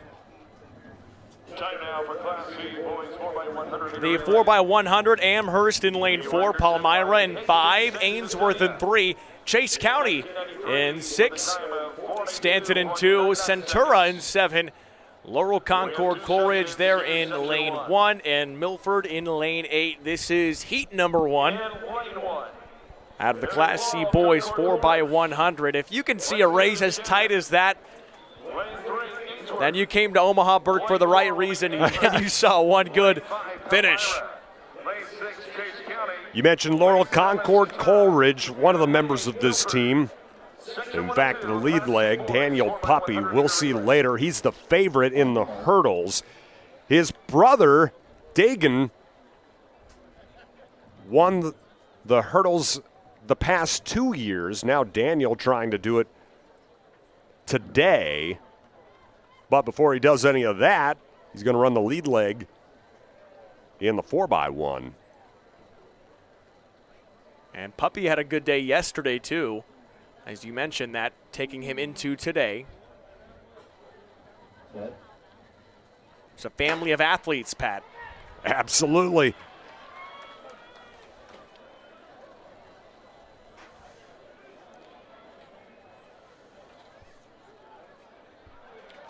Amherst with the baton handoff. Hilo de Chavez.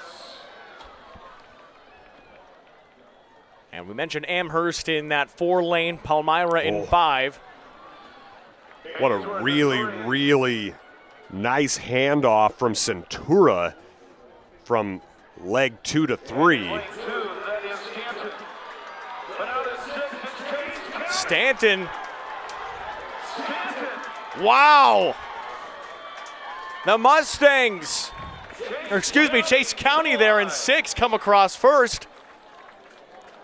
They had Stanton chasing, but yeah, the Longhorns from out in southwest Nebraska, they get that Heat 1 victory, giving themselves a chance to pick up a medal. Solid race there by Chase County. Then it goes Stanton, then Centura, which, as mentioned, had a really nice handoff out in lane 7. Then it goes Ainsworth, then Palmyra, then Amherst, then Milford, then Laurel Concord Coleridge. But that Chase County team, they came in seeded 12th. They want to finish a lot higher than that. Oh, and a really good chance to. Yeah, the team of Jonathan Sosa, Tucker Mullendor, Thomas Reeves, and Dawson Mullendor, they have set the pace. Takes us to Heat 2. Norfolk Catholic in 4, Battle Creek in 5, and the battle between those two is going to continue throughout the day. Utan in 3, Freeman in 6, North Platte St. Patrick in 2, Hershey in 7, Highline in 1, and West Holt in 8. Yeah, it's interesting that Norfolk Catholic and Battle Creek, you know, two teams in the top 3 of the Class C boys team standings, how many times they've already gone head-to-head this week. You know, we already referenced the shot put championship from yesterday, with Cade Piper taking the victory over Trent Euler. And right now, when you look at the standings in the boys Class C, Battle Creek just edging out Cedar Catholic by 2 points. Elmwood Murdoch there in 3rd with 20. And Norfolk Catholic 19.5 in 4th. And in lane 8, West Holt. Section 202, Class C boys, 4x100 meter relay. So West Holt trying to go for a double here in this event. The West Holt girls took home the title just a matter of minutes ago.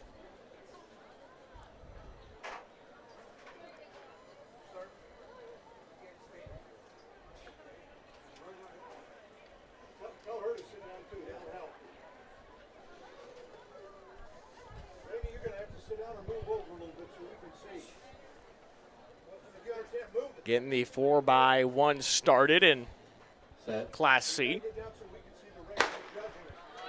Getting ready to roll, and we're underway.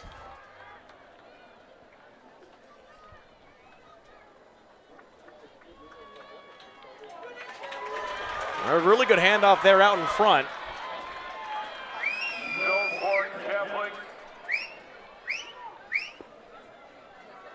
But it all depends on who can come around this edge. That was clean from Norfolk Catholic.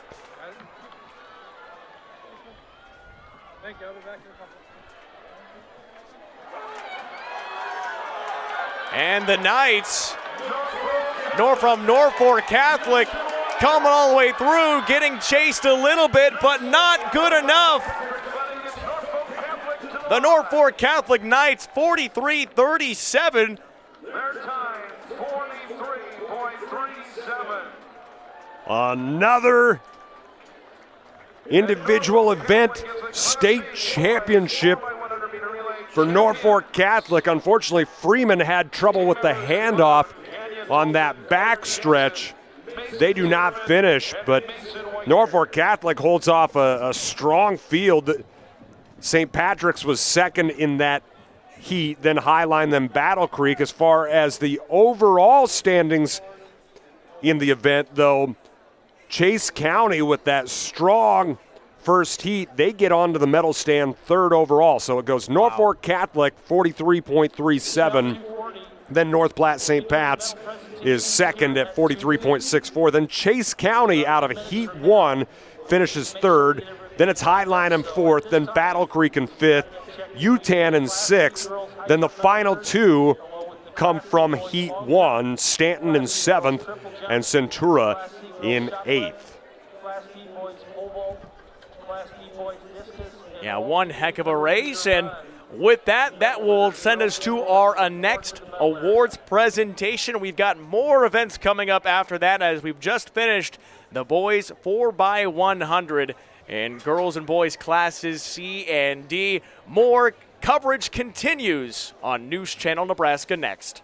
Woodhouse Chevy is making car buying better now with two convenient locations in Missouri Valley, Iowa, and our newest location in Omaha at 112th and Dodge. Plus, going on now, receive 3.9% APR for 60 months on all in-stock 2023 Silverado 1500s when you finance with GM Financial. Discover all our offers and inventory online now. And find new roads with Woodhouse Chevy in Missouri Valley and our newest location at 112th and Dodge in Omaha. There's just one place where students are students first, and athletics are played with purpose and perspective.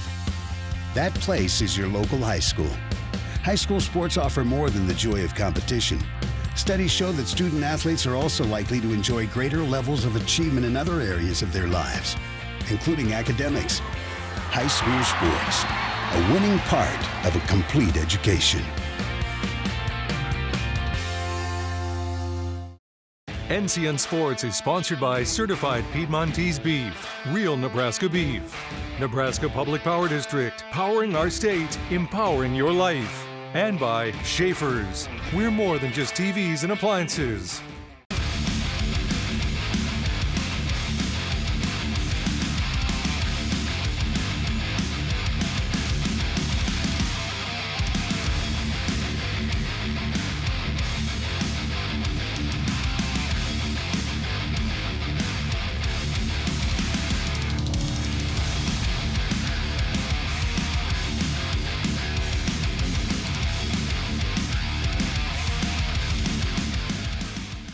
When we arrived in Norfolk, there was a feeling of not just a progressive community, but just a collaborative spirit that you could feel across the entire town. And 29 years later, we're still here. That same collaborative spirit that we see in the community is what drew me into Midwest Bank. A group of people that are striving to make a difference, that are committed to one another for all the right causes, and grateful for those opportunities. I am Lisa, and I'm proud to be part of the Norfolk community. At first, I was really nervous and intimidated to buy a ring. My experience at Starter Heyman was very easy. I felt like I walked out with the ring that was going to make her go wow and say yes. I love my ring. It is so beautiful. I get compliments on it all the time. I always tell them Starter Heyman.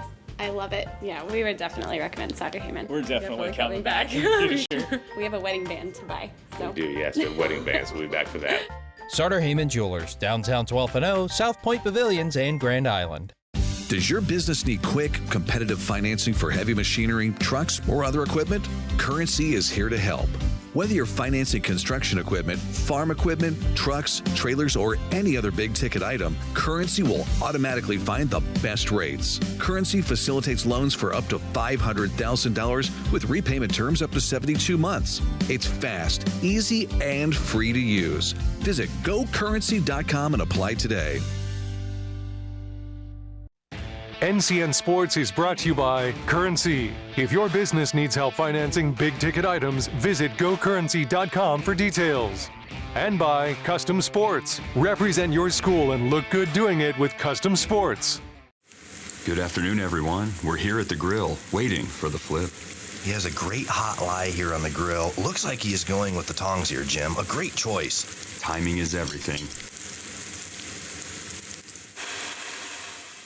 Nailed it! A flip for the ages. What a flip. Perfect marks. I'd take a slice out of that one. Certified Piedmontese, real Nebraska beef. So tender and dripping in flavor, you won't believe a steak this good can be shipped right to your front door.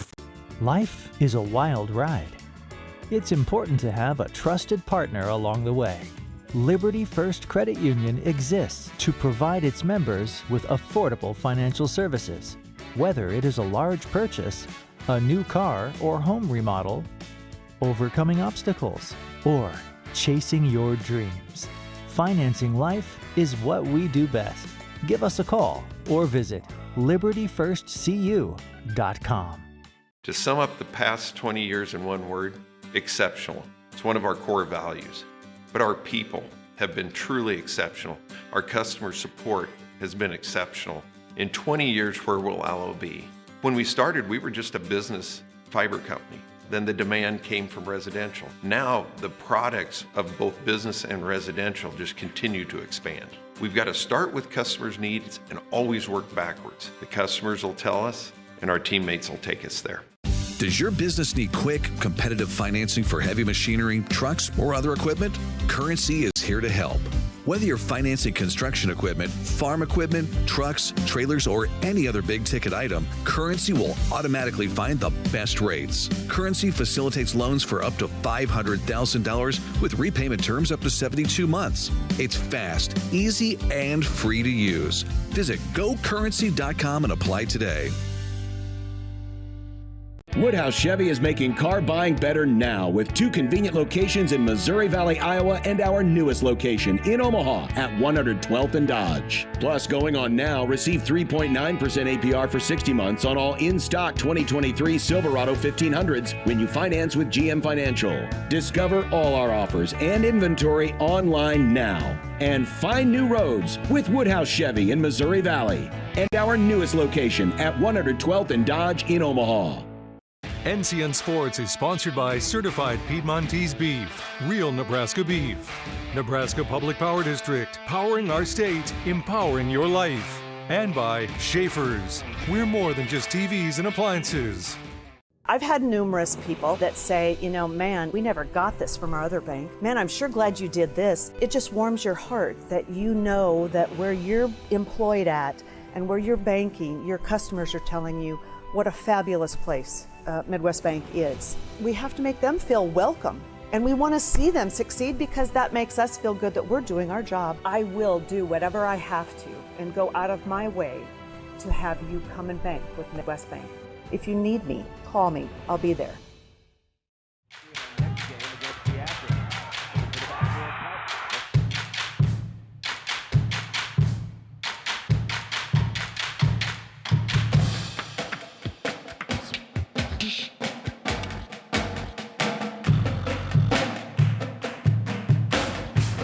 Cheer for your team and be there for all of the excitement.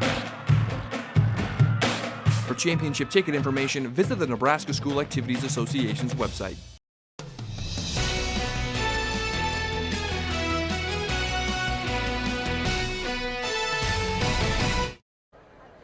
And welcome back to the Class C and D State Track and Field Championships on News Channel Nebraska. Moments away from our next award presentations.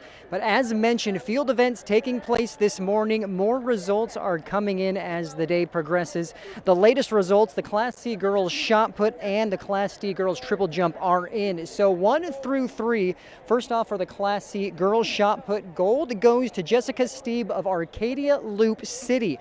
43 feet, 8.5 inches is the winning throw in the Class C girls shot put. Getting the silver, Jade Worley of Battle Creek, she threw 40 feet, and McKaylee Brownowell of Hershey throwing 39 feet 6 inches, giving her the bronze in the Class C girls shot put. The other field result from the morning that's come in, Class D girls triple jump, it's Cassidy Weir of Axtell who brings home the gold. 35 feet, 10.5 inches, the winning mark in the Class D girls triple jump.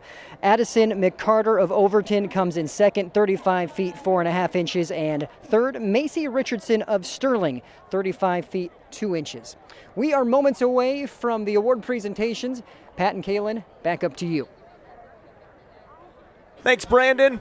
And more from the 2023 State Track and Field Championships. A little update on the fielding events. Our next events coming up, we're going to be getting some hurdles underway. The girls 100-meter hurdles in Class D. That is coming up. But first, we have our awards presentation. Let's send it over to the PA.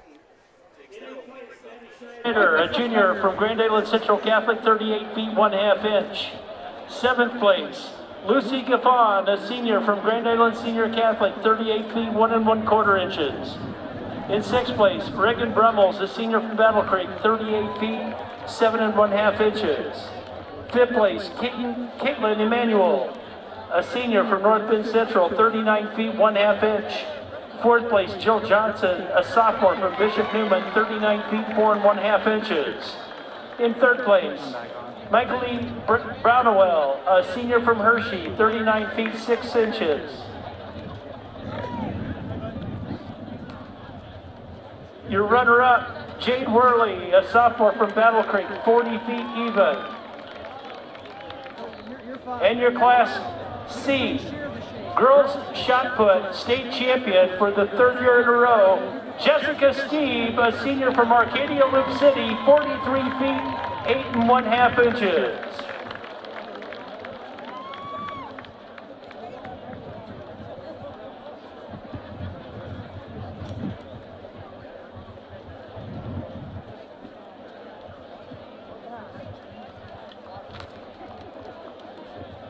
Class D girls triple jump medal winners. 8th place, Haley Knapp, a sophomore from Elm Creek, 34 feet 1 inch. 7th place, Abby Krumaric, a junior from Plainview, 34 feet 1 1/4 inches. In 6th place, Savannah Bodine, a sophomore from Osceola, 34 feet 1 1/2 inches. 5th place, Tatum Purdue, a freshman from Nebraska Christian, 34 feet 2 3/4 inches. In 4th place, Savannah Krapichka, a junior from Exeter Milligan, 34 feet 8 3/4 inches. 3rd place, Macy Richardson, a senior from Sterling, 35 feet 2 inches. Folks, she was a champion in 21, state champion in 22, 3rd place in 2023, Macy Richardson. Your runner-up, Addison McCarter, a junior from Overton, 35 feet 4 1/2 inches. And your 2023 Class D girls triple jump state champion, Cassidy Weir, a junior from Axtell, 35 feet 10 1/2 inches.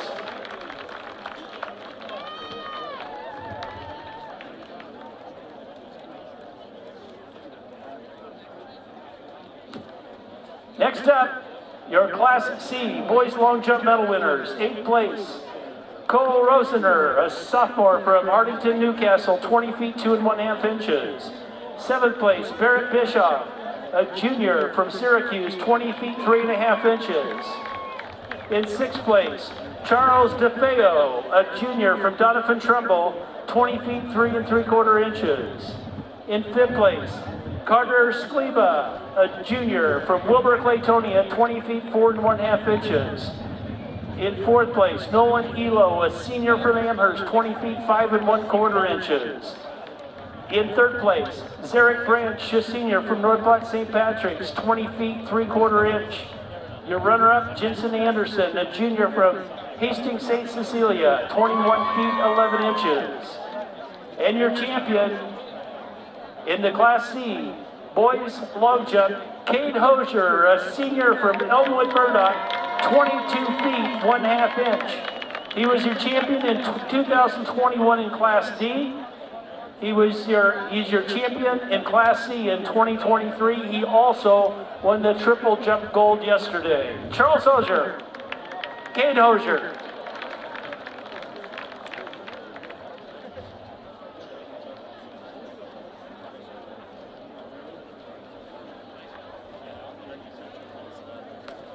And now for your Class D medal winners in the boys discus. 8th place, Terrigan Seebeck, a senior from Nebraska Christian, 141 feet 8 inches. 7th place, Taylor Smith, a junior from Giltner, 142 feet 11 inches. In 6th place, Nathan Hegeman, a junior from Howells Dodge, 143 feet 9 inches. 5th place, Easton Weber, a senior from Bernie Davenport Shickley, 144 feet 5 inches. 4th place, Dylan Naisland, a senior from Cody Kilgore, 146 feet even. 3rd place, Eli Weber, a sophomore from Bernie Davenport Shickley, 148 feet 10 inches. Your runner-up, Keegan Schuler, a senior from Hitchcock County, 150 feet 4 inches. And your Class D state champion in the boys discus, Tad Dimmitt, a senior from Sand Hills Valley, 161 feet 6 inches.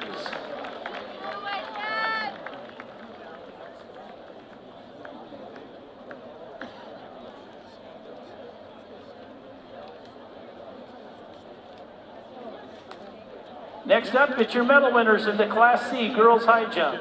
8th place, Zoe Walker, a senior from Shelby Rising City, 5 feet 2 inches. We have a 3-way tie for 5th place between Ann Bowes, a junior from Southern Valley, Channa T. Robles, a senior from Norfolk Catholic, and Sydney Davis, a senior from Centura, at 5 feet 2 inches. We have a 3-way tie for 2nd place between Bryn McNair, a senior from Chase County, Chloe Honnell, a junior from Clarkson Lee, and Margaret Harburg, a junior from Kearney Catholic, at 5 feet 4 inches. McNair of Chase County, she was 3rd place in 2021. She was your champion in 2022, and she's tied for runner-up in 23. And your state champion in the Class C girls high jump, Sarah Spar, a junior from Milford, 5 feet 6 inches.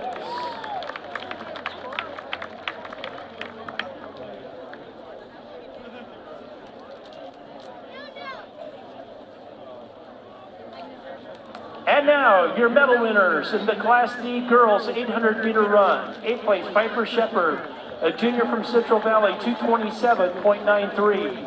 7th place, Hannah Baumgart, a senior from Humphrey St. Francis, 227.60. In 6th place, Addie Sweeney, a sophomore from Cedar Bluffs, 227.16. In 5th place, Rachel Harris, a sophomore from Cambridge, 226.67. In 4th place, Emma Fisher, a freshman from Sandy Creek, 225.84. In 3rd place, Larissa Ryman, a junior from St. Mary's, 225.84. Your runner-up, Paige Druke, a junior from Boyd County, 225.28.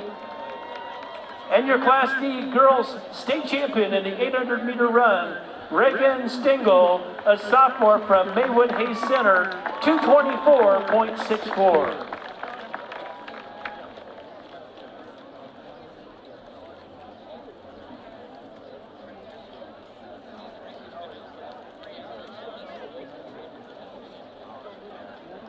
And here's your medal winners in the Class C girls 800-meter run.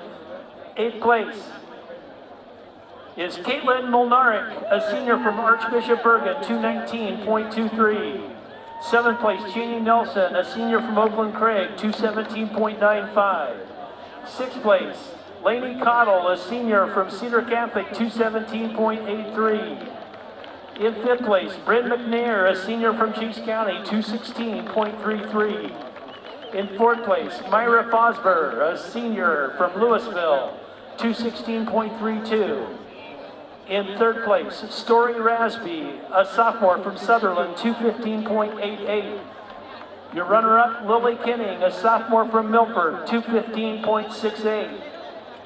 And your Class C girls state champion in the 800-meter run with the new Class C state and state meet record time of 2:14.35, Jordan Metzler, a junior from Wakefield.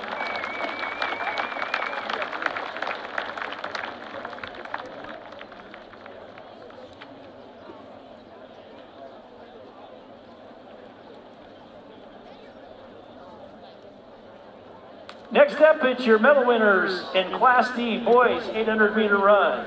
8th place, Lucas Corwin, a junior from Nebraska Lutheran, 202.96.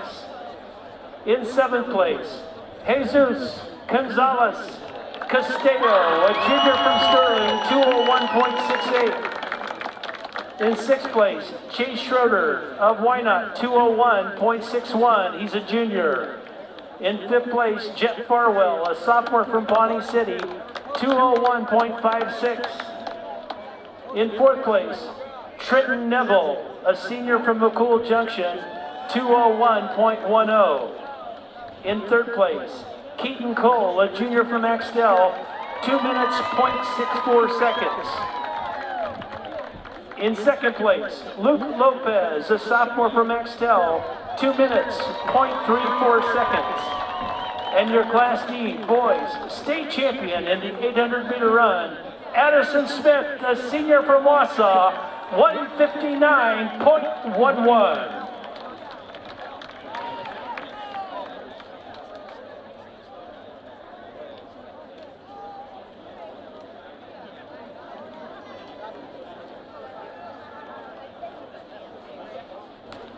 Next up, it's your Class C medal winners in the boys 800-meter run. 8th place, Jacob Wirtz, a senior from Lincoln Lutheran, 158.97. 7th place, Owen Lane, a senior from Ord, 158.88. 6th place, Kate Johnson, a senior from Wakefield, 158.33. 5th place, Carson Arns, a senior from Cedar Catholic, 157.99. 4th place, Mason McGreer, a sophomore from Perkins County, 157.88. 3rd place, Franklin Johns, a senior from Gordon Rushville, 157.01. Your runner-up, Carter Sims, a senior from Tri-County, 156.05. And your Class C state champion in the boys 800-meter run, Logan Lebo, a junior from Lincoln Lutheran, 155.72. We will be moving the Class D boys pole vault medal presentations to our next medal session. So there is some award ceremonies. 2023 Nebraska State Track and Field Championships continuing in the 4th and final day, day 2 of Classes C and D.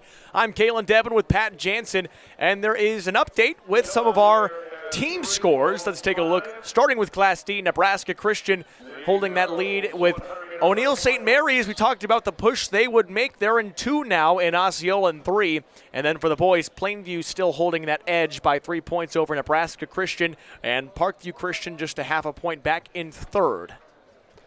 Yeah, not surprising to see Parkview Christian move up there. They've certainly got a lot of athletic talent. Would expect to see more points from them today as now we look at Class C. Kearney Catholic for the girls in the lead, not by much though. Superior right behind, and North Platte St. Patrick in 3rd. With the boys, Battle Creek, Cedar Catholic, and Elmwood Murdoch at 1, 2, and 3.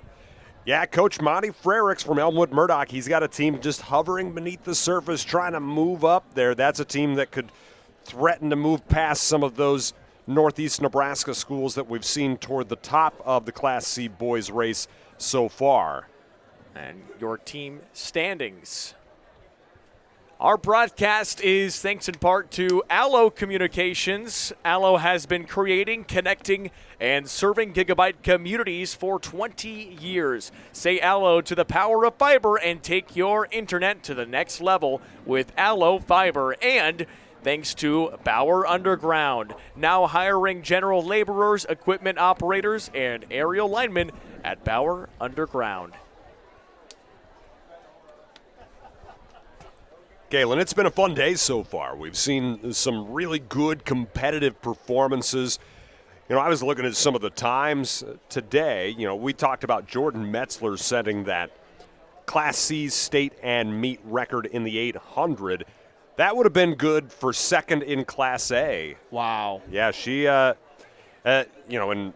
Berlin Schutt from Lincoln East, one of the best distance runners in the state. So, she's who won Class A. So clearly there's still a lot of talent here in Classes C and D as well. And talent aside, the competition in these races has just been so evenly matched. We've seen some phenomenal finishes. Expecting to see a lot more as we've got some fantastic crowds here at Burke Stadium watching the whole thing. And it's only going to get even bigger as the day continues. So right now, more races will continue, and as things will start to heat up later in the evening, we'll see some more people pack into Burke Stadium, iconic in Omaha. Here are the lane assignments for your Class D girls 100-meter high hurdles. The hurdles have been set up throughout our intermission and throughout the awards presentations, but there you have it. Yeah, you got Riley Beathy and Johnson Brock in lane 1, Peyton Stenke from Brady in lane 2, Tierston Moore from out in Mullen, she's in lane 3, then Macy Richardson, she's won this event multiple times. She's in lane 4. She's going to be playing softball for Minnesota starting in the fall. Dale Hakey from Sandhills Thedford in lane 5, Sheridan Falk from Nebraska Christian in 6, Kendall Fleming from Wallace in lane 7, and Allison Shuka from Niobrara Verdigre in lane 8. She's a multi-sport athlete, but not necessarily what you'd expect. She plays football in the fall, listed as a linebacker and running back. I love that. Yeah, she's so co-head coach Jeff Shabram from Niobrara Verdigre, he coaches her in football, and one of their other qualifiers, Taylor Pavlik, he coaches her in powerlifting. So they've got a competitive, tough, gritty girls squad there at Niobrara Verdigre. And Allison Shuka in lane 8 will try to show you why.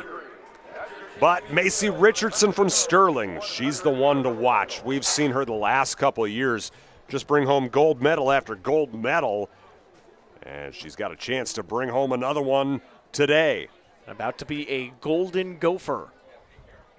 Well, that fits with the amount of gold hardware she's brought back for the Jets.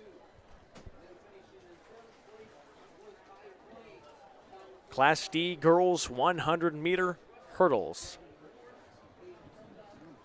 Getting underway.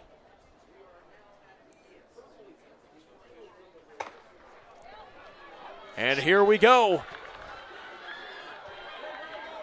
It's all about consistency with a race like this.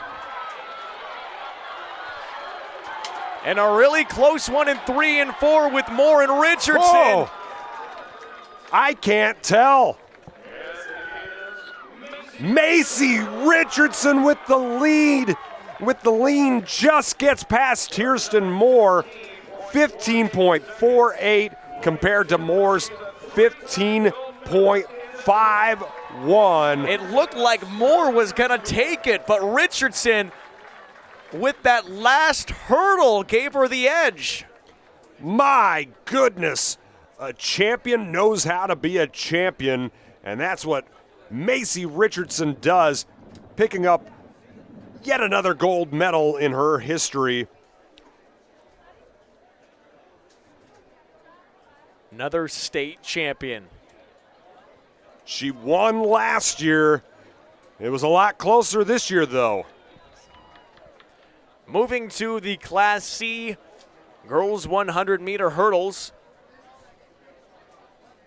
Eva Hartzell in lane 1, Sophie Humphrey in 2, Chloe Haniel in 3. You mentioned Clarkson Lee, multi-sport athlete. Liberty Baker in 4, Kinsley Bosack in 5, Hadley Cheatham in 6, Ellie Tramp from Crofton in 7, and Miriam Frasher from Aquinas Catholic in 8. I'm just going to go back to those final places in the D race. It went Richardson, then Moore, then Dale Hakey, then Peyton Seneke, Sheridan Falk, Kendall Fleming, Riley Beathy, Allison Shuka. But now we get ready for Class C, and this should be one heck of a race as well. Liberty Baker coming in with the top qualifying time, but you mentioned some of those other names like Chloe Haniel from Clarkson Lee. She is absolutely a competitor. Crofton trying to pick up key points with Ellie Tramp and Kinsley Bosack.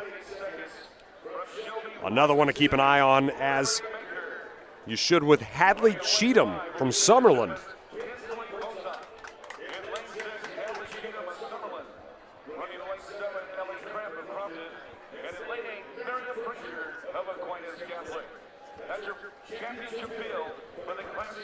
This should be a fun one, Kalen, as we've got a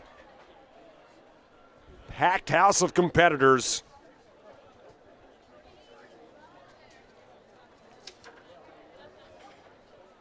Getting down into the blocks momentarily. It just seems like most of these athletes are all multi-sport athletes for a reason. 100%. These are, we talked about it before. You get to some of these smaller schools, you have to do it all. And it only makes you better. For a chance to win gold. Class C 100-meter hurdles. Liberty Baker out in front. She was a runner-up last year, wants to be a champion this year. Got a big lead, and she's got it. Finished just short last year of a state title. She will not finish short this year. A state championship for Liberty Baker. Shelby Rising City has a good one in Baker, and she's got herself a title. Shelby Rising City, rise up. You have 10 more points on the board.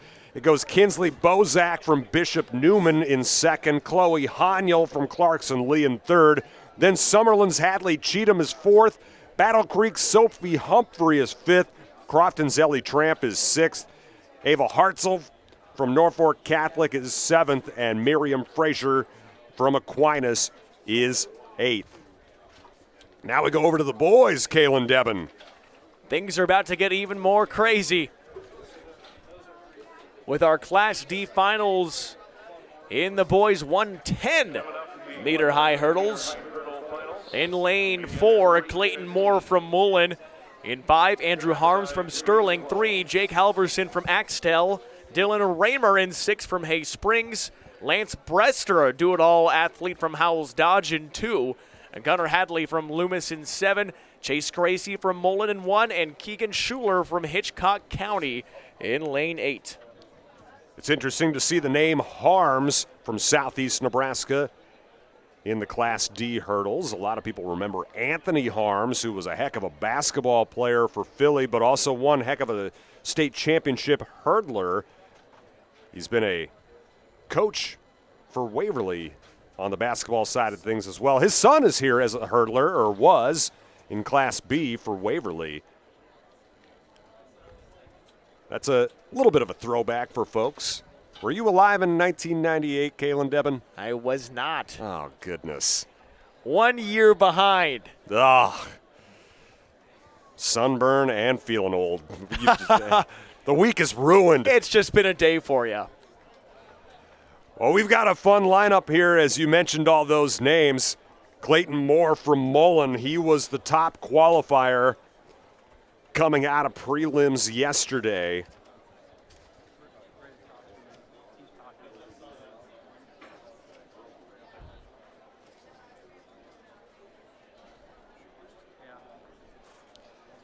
Mentioned Clayton Moore. He set school records this year in both hurdle races.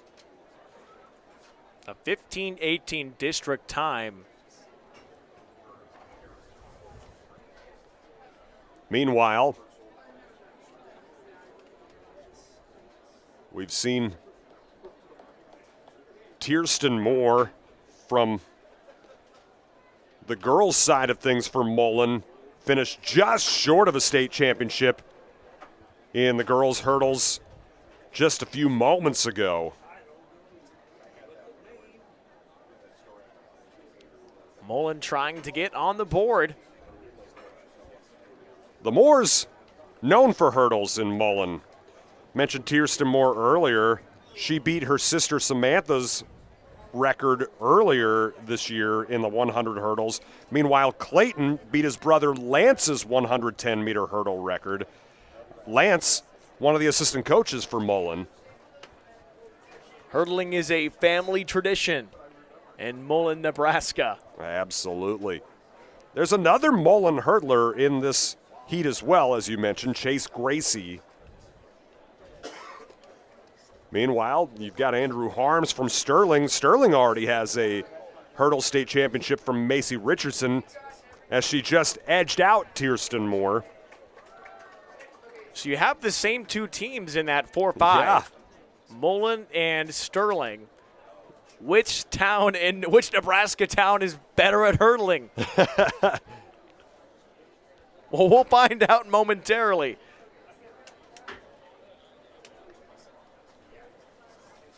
And our broadcast is thanks in part to Allo. For 20 years, Allo has been disrupting the telecom game, providing meaningful connections and future-proofing communities. Switch to freaky fast speed today at allofiber.com. And of course, Bauer Underground, now hiring general laborers, equipment operators, and aerial linemen.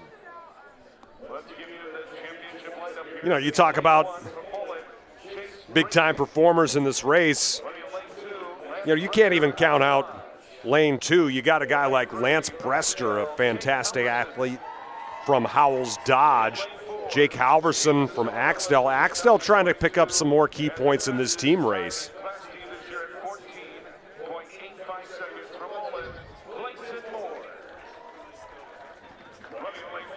And that's not to take anything away from guys like Dylan Raymer, Gunnar Hadley, and Keegan Schuler.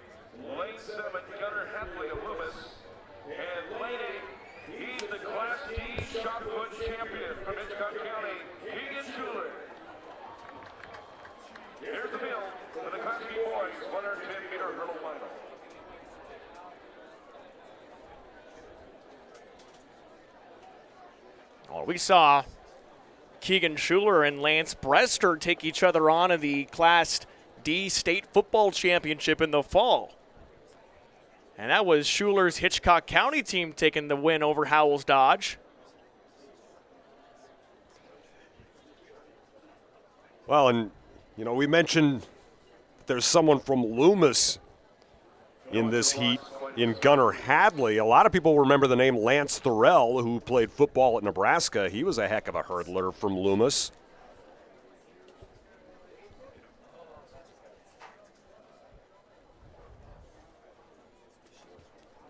Of course, you were, what, 4 when Lance played for the Huskers?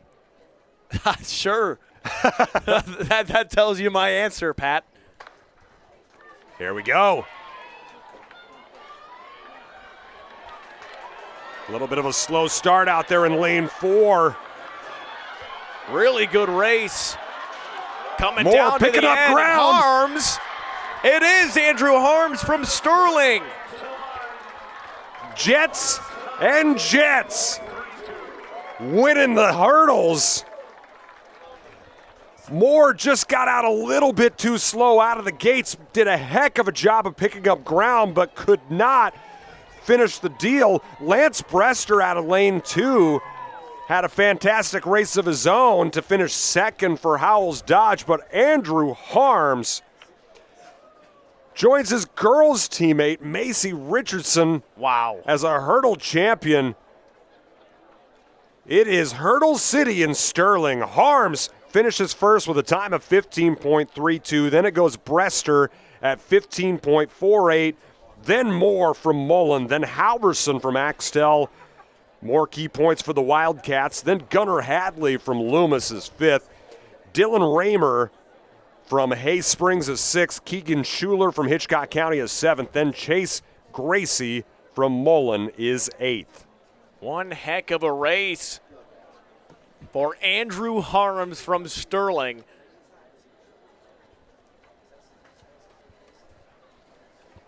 And to the lanes in the Class C Boys 110 hurdles. We talked about Daniel Puppy a little bit earlier in the broadcast, Pat, and he's got that 4-lane after winning the prelims yesterday from Laurel Concord Coleridge. Jackson Kisley from St. Patrick's, he's in 5. Easton Fries in 3 with Jackson Priest, Will Motes in 2. Jace Voorhees in 7, Jensen Olsen in 1, and Evan Alt in 8. Jace Voorhees with one of my favorite names at state track this year. But yeah, you mentioned the name Daniel Puppy, representing the Bears of Laurel Concord Coleridge and representing the Puppy family as well, as it was his brother who won this race each of the past 2 seasons, trying to keep it in the Puppy family name. He was a finalist last year, placed 8th, now trying to be a champion.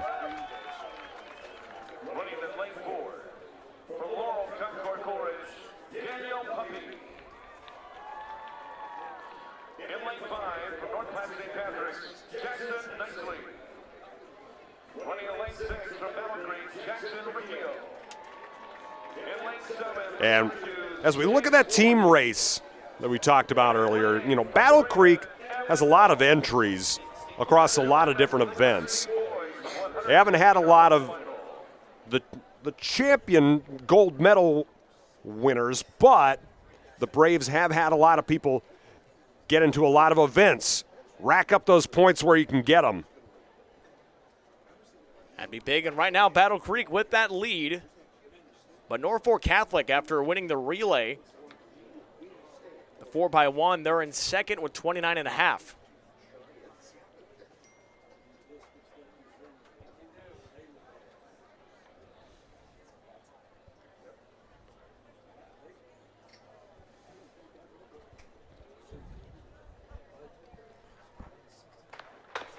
And the final hurdles race, but 2 shots come out from the starting gun.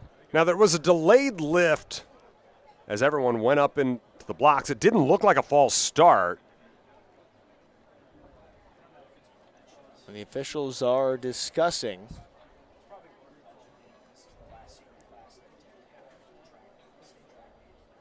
You got all that adrenaline coursing through your body. The last thing you want to do is restart it. Of course, that's better than being ejected.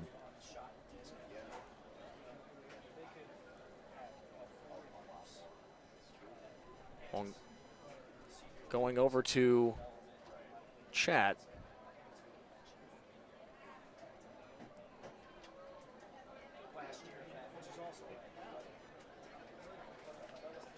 But everybody's still there.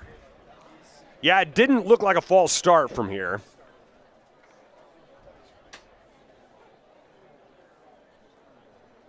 So now you have to get back into the blocks.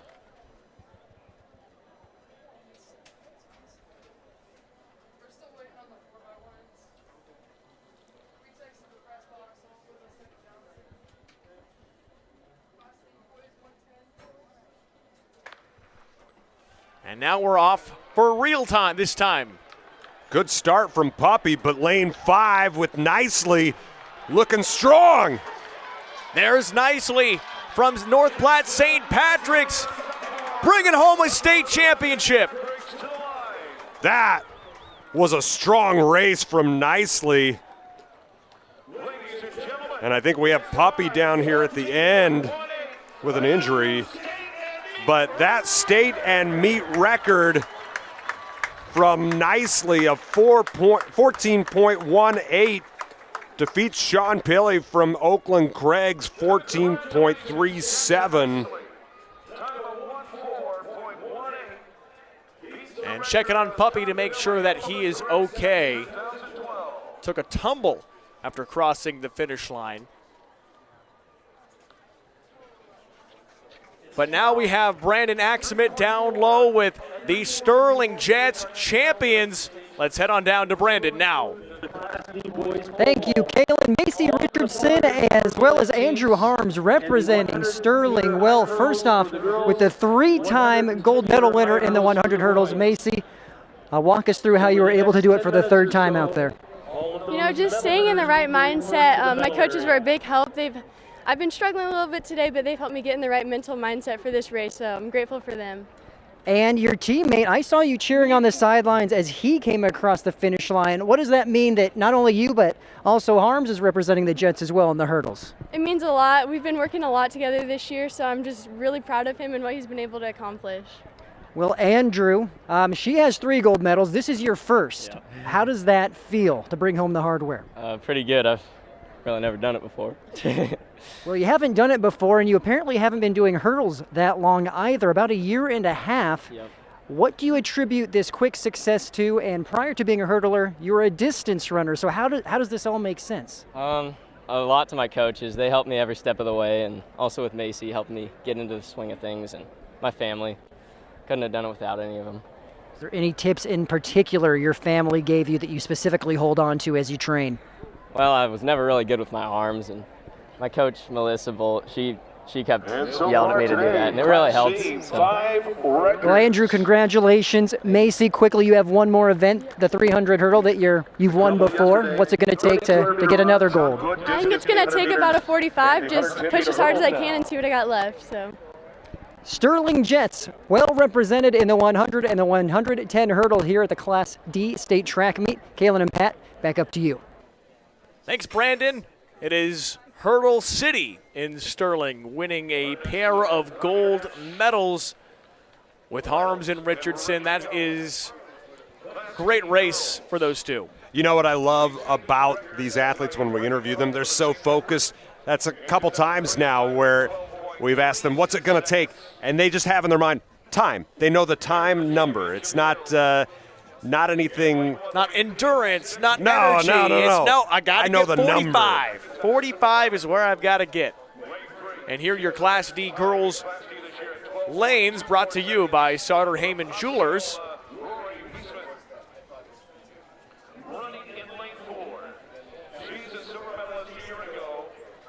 All right, well, we will take a look at those finalists here in Class D girls.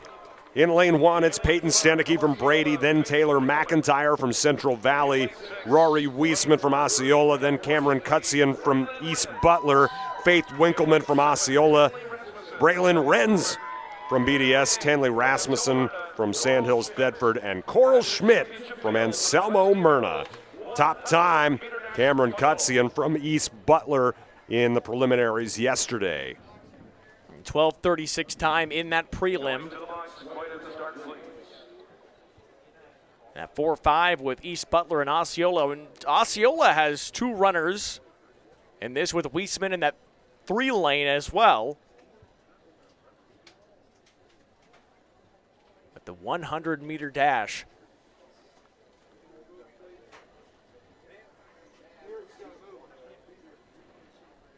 The shortest burst you've got right here, right now. Yeah, that is the absolute key in this race. And everybody gets out nice and evenly. Who can separate? It's really close from the get-go. Winkleman. Great race for Osceola's Winkleman to take home the gold, 12.76. And one key thing with that race, it's not an endurance thing per se. It's not a distance race, but you got to know where to accelerate, where you can maximize your top speed for the longest. And Winkleman did a nice job with that and then held on with the strength at the end. 12.76, the winning time for her, just ahead of Cutzian from East Butler. Then it goes Tenley Rasmussen, Braylon Renz, Peyton Stenicky, Rory Wiesman, Taylor McIntyre, and Coral Schmidt.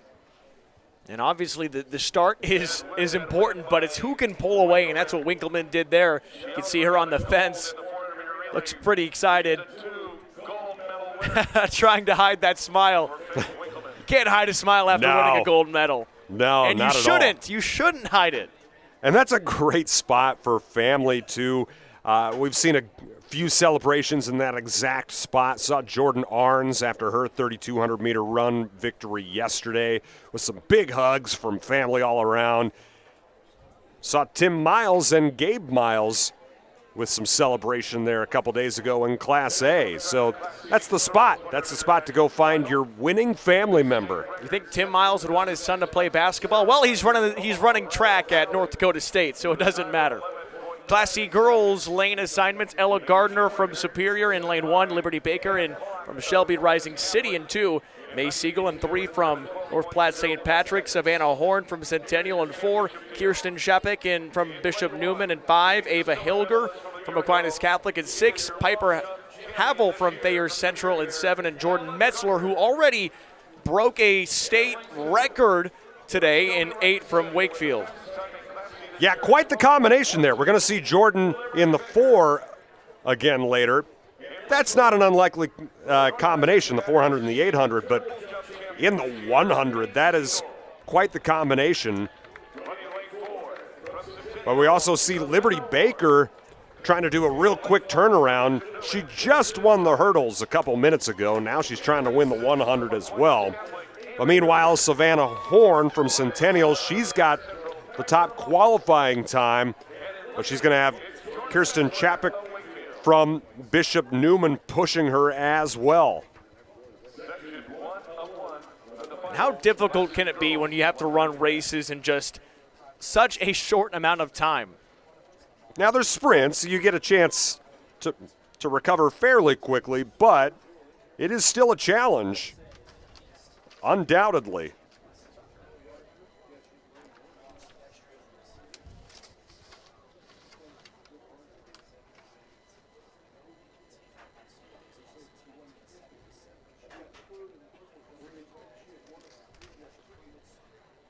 This battle between Horn and Chopik in 4 and 5 should be fun to watch.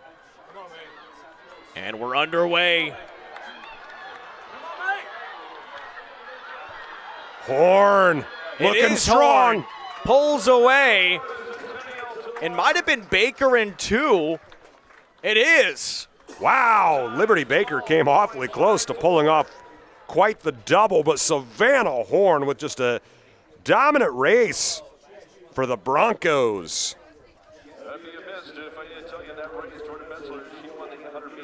So it goes Savannah Horn from Centennial, then Shelby Rising City's Liberty Baker, then Ella Gardner, then Piper Havel, then May Siegel, Ava Hilger, Kirsten Chopik, and then Jordan Metzler rounding it out in your Class C girls 100-meter dash finals. Which takes us to the lane assignments in the boys 100-meter dash finals. Lane 4, Dylan Miller from Brady. Lane 5, William Kulhanek from Overton. And 3, it's Carson Bloom from Riverside. And 6, Ryland Garrettson from McCool Junction. 2, Xavier Marburger from Harvard. Andy Maloli and from Pawnee City in 7. Lance Vassa from Arthur County in 1. And Jack Molt from Riverside in 8. You mentioned Garrettson. We're going to see him a couple times today. He put in some strong performances for the Mustangs. And again, McCool Junction had a significant crash just hours before they were to compete yesterday. It happened Thursday. And the performances from McCool Junction in the wake of that just so impressive. It's all about, well, first of all, you have to make sure your body's healthy, but then mentally it's all about fighting adversity because you've got a different situation than every other runner. Absolutely. But, you know, there's just some people just know how to focus and put things out of their mind. I'm sure they will, you know, approach and address all that when they're back in McCool Junction. Meanwhile, Xavier Marburger out there in lane 2 for Harvard, the only competitor for Coach Brandy Owens. She just can't think more highly of him. Every event he medaled in, every event he competed in this year, he medaled in, and the lowest medal he received all year was a 4th place medal. His last 3 track meets of the season, he won gold in all 4 of events, and that includes conference and district meets. He broke a 93-year-old school record in the 100-meter dash with a time of 10.99 earlier this year. 93-year-old record. Wow. That says something. It stood for a while.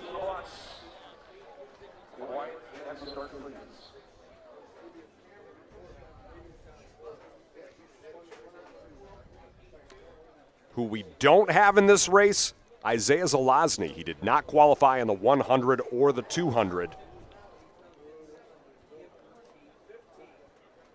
But he will be in the 400, Will Zelazny, one of the best sprinters in Class D history. We've got potential restart here.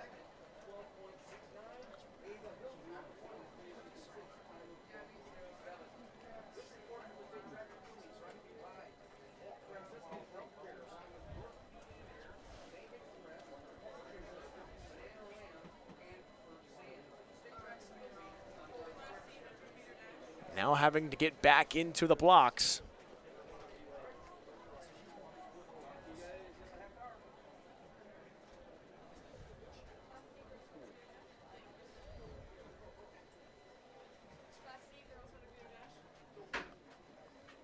Got to keep your hands behind that line. Tension continues to rise.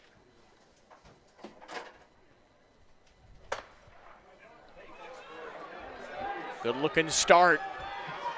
Yeah, Miller from Brady got out fast. Big burst of speed, and he has got it. What a race. And he is excited about that, obviously. But I love the flexing whenever you cross that finish line. He just held off Kalanick from Overton. Miller, a good fast start, and held on the peak of his speed. He brings home a state championship.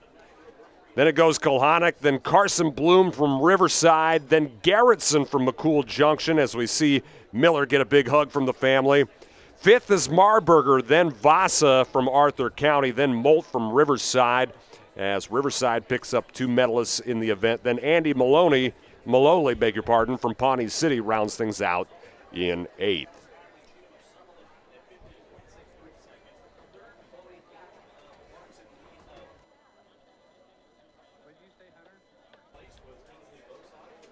And finally, our lane assignments for the boys 100-meter dash in Class C.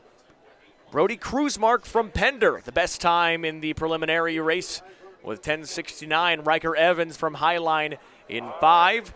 Caden Denker from David City in 3. Brian Stauffer from Aquinas Catholic in 6. Mitchell Hupp from Stanton in 2. Jackson Nisley, who has a state championship a little bit ago from North Platte St. Patrick, he's in 7. Luke Klebenis from West Holt, he's in 1. And Jensen Anderson from Hastings St. Cecilia in lane 8. Yeah, you mentioned Nicely. Got that hurdle champion a little bit ago. He wants to double that up, but Kruzmark from Pender has the fastest time from the qualifying round yesterday, a 10.69.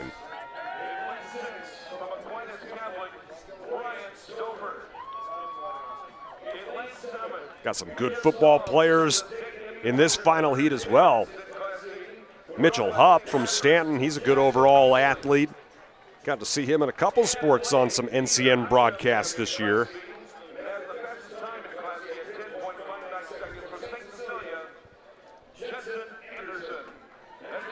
One of the craziest games of the basketball season that I've seen was when Mitchell Hupp had to intentionally miss a free throw to give Stratton a chance to tie a game with only a few seconds on the clock, and that's exactly what happened.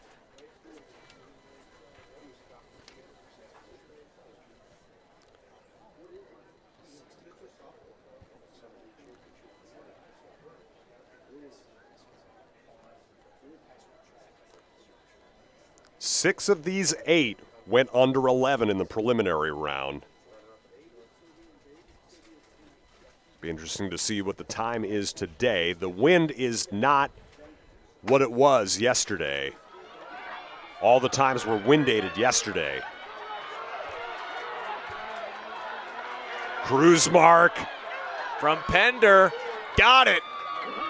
Right behind him, Evans from Highline. He never fully separated himself, but didn't panic, got out in front, and got the victory, 11.06, just 200ths of a second behind the Class D champion Diller Miller. But cruise mark from Pender just edges Riker Evans from Highline. Then it goes Mitchell Hupp, Jackson Nicely, Bryant Stauffer, Luke Klebenis, Jensen Anderson, and Caden Dunker. Those are your 8 medalists in the Class C boys 100-meter dash. Great races all around, and some of the short bursts for our 2023 Nebraska State Track and Field Championships on News Channel Nebraska. We have got more awards, so let's send it down to the PA. First, the Class D boys pole vault. In 8th place, Marcus Hernandez, a sophomore from Bertrand, 12 feet 6 inches. He was your state runner-up in this event a year ago, 8th place medal this year. In 7th place, Marcus Krapichka, a senior from Exeter Milligan, 12 feet 6 inches. 6th place, Lucas Hodges, a sophomore from Elm Creek, 12 feet 6 inches. In 5th place, Isaac Leslie, a senior from Riverside, 13 feet even. 4th place, Matthew Johnson, a senior from Creighton, 13 feet even. In 6th place, Seth Stingle, a junior from Broody Davenport Shickley, 13 feet 6 inches. Your runner-up, Owen Capps, a senior from Bertrand, 14 feet. He was 3rd place in 2021. He was your champion in this event last year. He's your runner-up this year in 2023. And your Class D state pole vault champion for 2023, Roe Patton, a sophomore from Fullerton, 14 feet 6 inches. Yes, I do.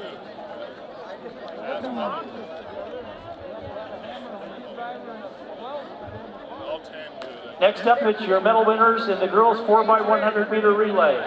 8th place, Cedar Catholic, 51.50.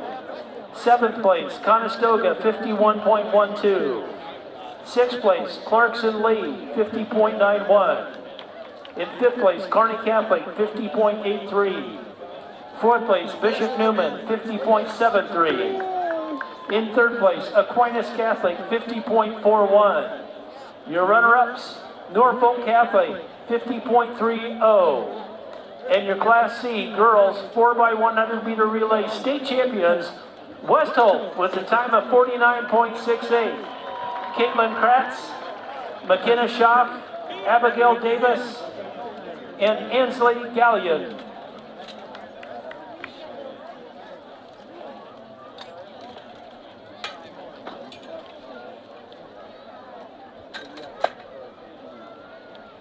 And now for your medal winners in the Class D girls 4x100 meter relay.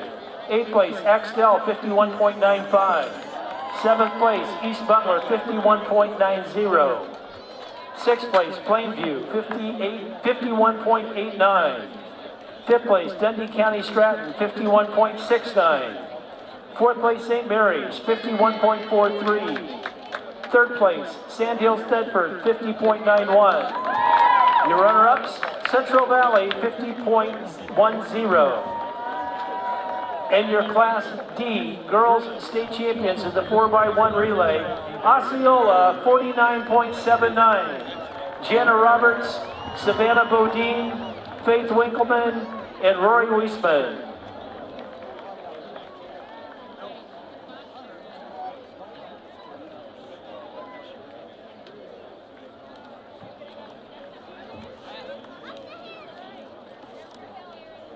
And now for your medal winners in the Class C boys 4x100 relay. 8th place Centura, 44.26. 7th place Stanton, 44.10. 6th place UTAN, 43.90. 5th place Battle Creek, 43.88. 4th place Highline, 43.83. 3rd place Chase County, 43.77. Your runner-ups, North Platte St. Patrick's, 43.64. And your Class C boys 400-meter relay champions, Norfolk Catholic, 43.37. Kenyon Talton, Carter Jansen, Mason Timmerman, and Mason Whitener.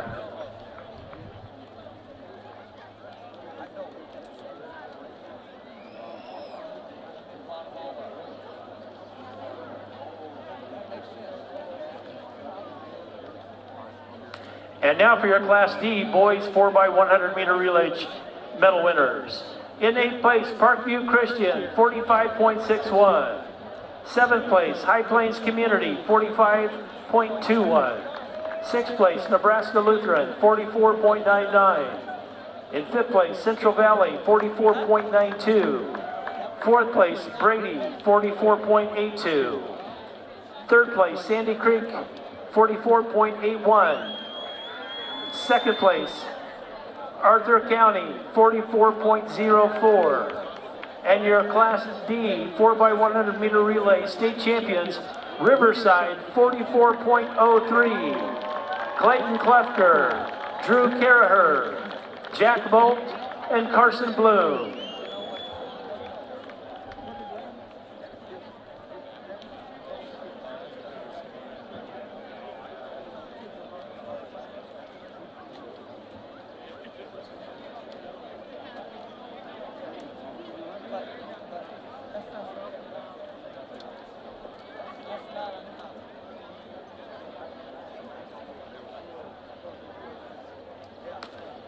And now for your Class C medal winners in the girls 100-meter hurdles. 8th place, Miriam Frazier, a sophomore from Aquinas Catholic, 16.75. In 7th place, Eva Hartzell, a sophomore from Norfolk Catholic, 16.07. 6th place, Ellie Tramp, a junior from Crofton, 15.97. 5th place, Sophie Humphrey, a sophomore from Battle Creek, 15.77. In 4th place, Hadley Cheatham, a senior from Summerlin, 15.63. In 3rd place, Chloe Hoddle, a junior from Clarkson Lee, 15.28. Your runner-up, Kinsley Bozak, a senior from Bishop Newman, 15.24. And your Class C girls 100 meters state champion, Liberty Baker, a senior from Shelby Rising City, 14.81.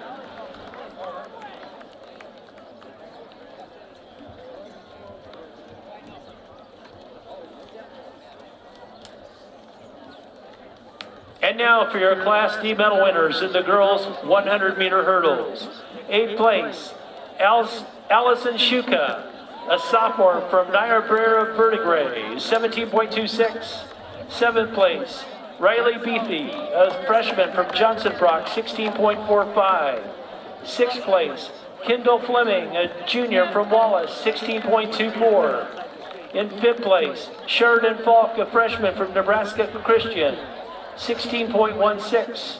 In 4th place, Peyton Stinicky, a freshman from Brady, 16.02.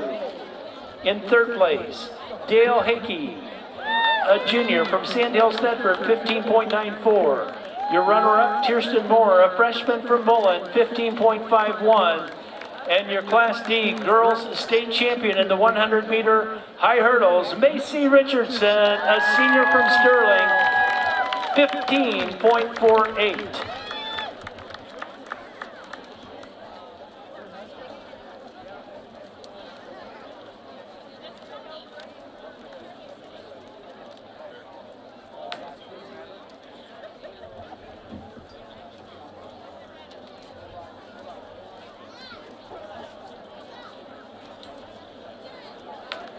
Next up, your medal winners in the Class C boys 110-meter high hurdles.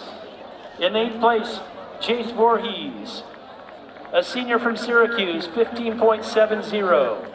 7th place, Will Moats, a senior from North Platte St. Pat's, 15.68. 6th place, Evan sophomore from Freeman, 15.62. In 5th place, Jensen Olson, a junior from Chase County, 15.55. Your runner-up, Daniel Puppy, a senior from Lords.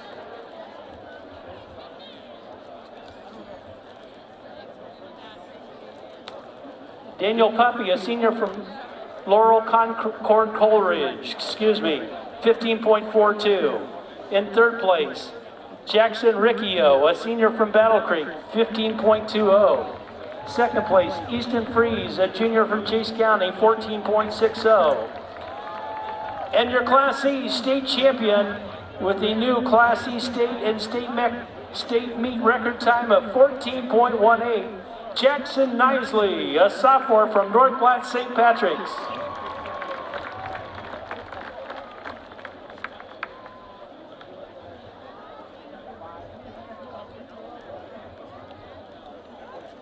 And now your medal winners in the Class D, boys 110-meter high hurdles. In 8th place, Chase Gracie, a junior from Mullen, 16.74. 7th place, Keegan Schuler, a senior from Hitchcock County, 16.20. 6th place, Dylan Raymer, a sophomore from Hay Springs, 16.09. 5th place, Gunnar Hadley, a senior from Loomis, 15.84. 4th place, Jake Halverson, a sophomore from Axtell, 15.61. 3rd place, Clayton Moore, a senior from Mullen, 15.59. Your runner-up, Lance Brester, a senior from Howells Dodge, 15.48. And your Class D, boys 110-meter high hurdles state champion, Andrew Harms, a senior from Sterling, 15.32.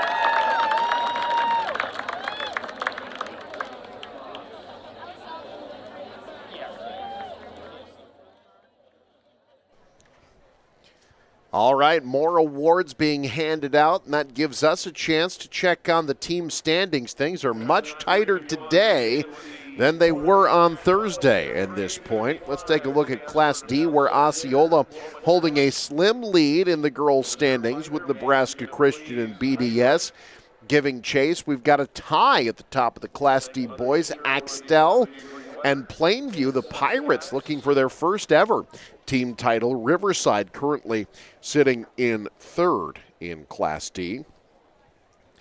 As far as Class C goes, things are close there as well. Kearney Catholic in the lead on the girls' side. Milford in 2nd with Superior. And how about North Platte St. Patrick? The defending state champion Class D, they've moved up to C, and they have the lead right now. Battle Creek sitting in 2nd. Chase County sitting in 3rd alongside Pat Jansen.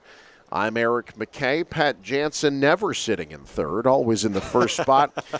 And Pat, there's going to be a lot of jockeying for position in these team standings as we work our way toward the final event. Right now, boys Class C, you've got 4 teams that are within 10 points of first. In Class D boys, you have 9 teams within 10 points of first place right now. Girls Class C, maybe not as wide open, 3 teams within 10 points right now. And in girls Class D, right now you have 3 teams within 10 points. But again, you know, we've got a lot of sprinting events coming up, a lot of golds yet to hand out. None of these team titles are anywhere close to being decided as of yet. Yeah, it's always interesting in these smaller classes as there's not necessarily as much depth with the number of athletes, and sometimes you count on one or two people to really rack up the points. You mentioned North Platte St. Pat's. Anthony Crick, the head coach of St. Pat's, really said, that is a challenge that they had to deal with coming into this year, moving up from D to C. But he felt like the team really prepared well coming into the season and thinks they did a great job both on the boys and girls side. And May Siegel, a big part of that, and she's going to be a big part of that if St. Pat's wants to pick up a state team title. So next event will be the 400-meter run here in our coverage of the 2023 State Track and Field Championships, brought to you in part by Allo. For 20 years, Allo's been disrupting the telecom game, providing meaningful connections and future-proofing communities. Switch to freaky fast speed today at allofiber.com. Also brought to you in part by Bauer Underground, now hiring general laborers, equipment operators, and aerial linemen. So the 400-meter dash is up next. There you see our lane assignments in the 400 meters. Kylie Haitmanek of Maywood Hayes Center qualified with the best time. We'll also see her run in the 200 meters later this afternoon. Maria Pastrello of Parkview Christian is in lane 5. She too will be running in the 200 later today. Coral Schmidt of Anselmo Myrna is in lane 3. She finished 8th in the 100-meter dash earlier today. She's also a finalist in the 200. Central Valley's Alexis Johnson was part of Central Valley's second-place finish in the 4x1 earlier today. Addie Sweeney of Cedar Bluffs, well, she's had a busy state meet. Finished 3rd in the long jump, finished 6th in the 800, and she'll also be running in the 300-meter hurdles later today as well. That is quite a split of events. McKenna Yates of McCool Junction, also some field events. She finished tied for 4th in the high jump, was also part of their 4x800-meter relay team that finished 5th. Then in lane 1 is Erin Gegg of Shelton, Miley Weirs of Diller Odell in lane 8. Haitmanek finished 2nd in this event a year ago to Carly Bailey of Ansley Litchfield. The records in this event have stood for quite a while in Class D. Both the state and meet record set in 1994 by Leslie Ringenberg of Eustis Farnham. 57.67 seconds, the record. By the way, Eustis Farnham, if you see, and you'll see quite a bit, you've already seen Highline schools. That's Eustis Farnham and Elwood, for anyone wondering out there. We had a lot of folks in the press box wondering that yesterday. Folks working the track meet.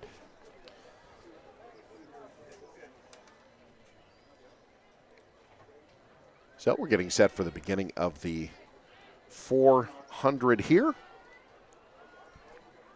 And what is just an absolutely picture-perfect day at Burke Stadium in Omaha. Very little to no wind at all. Not a cloud in the sky. Much to the chagrin of some people who maybe are a little sunburned after a few days of state track. Hello, you can mention me by name. Use a cloud or two, but hey, that was me last year. That's been me the past 3 years, if we're honest. My wife texted me. She saw a picture on Instagram. Are you ever going to learn to put on sunscreen? The answer, no. We are underway in the 400-meter run in Class D. Again, Haitmanek of Maywood Hayes Center in lane 4, runner-up in this event a year ago, looking for the gold this year. And showing a good stride as they work their way into turn 3.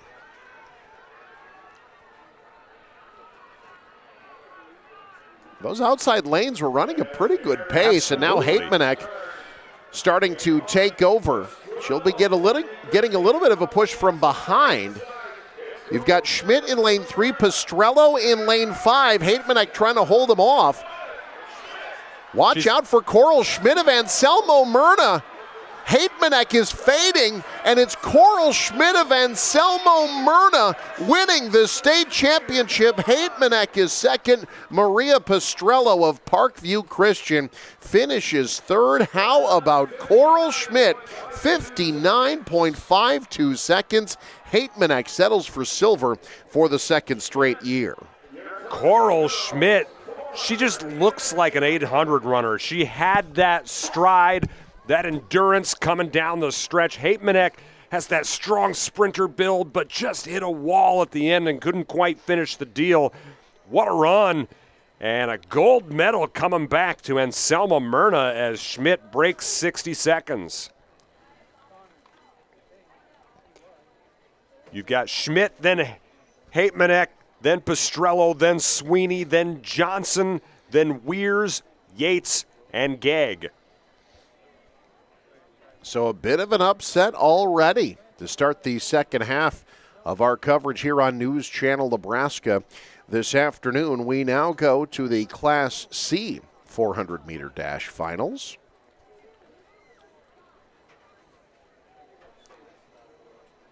And we've got someone here looking to pick up a second gold medal on the day. Jordan Metzler, who we'll see in lane 3 for Wakefield. She won the 800 with a new state and meet record. Then she finished 8th in the 100. Quite the compilation of events today. But got a chance to talk to her dad in between events a little bit ago. He's been a coach at Wayne State and for the Wayne American Legion baseball team. They grew up with sports, the Metzlers, and he, like me, very sunburnt, but he was beaming not just with red, but also tons of pride. He said, I don't know where she gets it. She was absolutely strong down the stretch in the 800 earlier today. It'll be interesting to see as you see lanes 4 and 5. Story Rasby of Sutherland qualified with the best time. Bryn McNair of Chase County qualified with the second time. They ran 1-2 last year. It was McNair winning the event with Rasby the runner-up. Rasby also running in the 800. She finished third there earlier today. Bryn McNair was 5th in the 800. She was the state runner-up in the high jump here as well. You mentioned Metzler setting all kinds of records in the 800 earlier today. Also was a 8th place finisher in the 100-meter dash. You've also got Jocelyn Skoda from Guardian Angel Central Catholic in lane 6. She was very good in field events, 4th in the triple jump. And we'll see her in the 200 later today as well. Well, and Skoda, she comes from an athletic background as well. Her dad, Adam Skoda, is a former Husker who was part of the 94 and 95 national championship teams.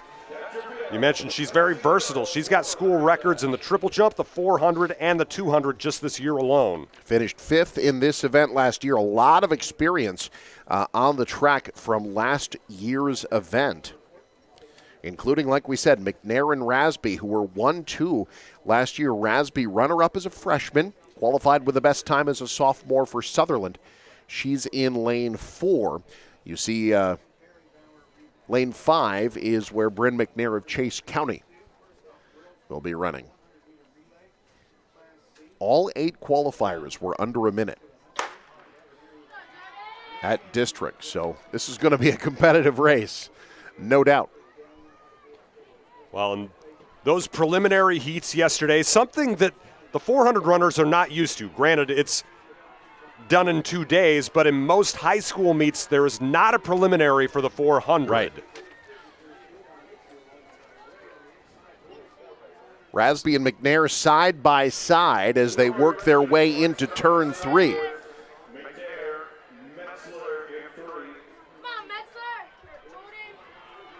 The outside lanes hanging tough as we get into turn 4. A big group down the front stretch. It's Rasby in front. Metzler trying to make a move in lane 5, but Rasby trying to hold him off. Story Rasby is going to do it. Runner-up a year ago, Rasby wins gold, and McNair just edges out Metzler for second. So it's Rasby, McNair, Metzler Rasby's time 57.63. What a race. Bryn McNair second, Jordan Metzler third. Skoda finishes in fourth. Peyton Zingle of Kearney Catholic fifth. Ainsley Gallion of Westholt sixth. Jaden Meyer of Syracuse in seventh. And Kirsten Chapek Bishop Newman finishes in eighth. But Story Rasby, the sophomore, getting Sutherland a gold medal. Yeah, just a good, strong race all the way around. Knew where she needed to be at the exact moments and then just held off that strong finish from McNair and Metzler. So now we move on to the boys' Class D 400-meter dash. And this will be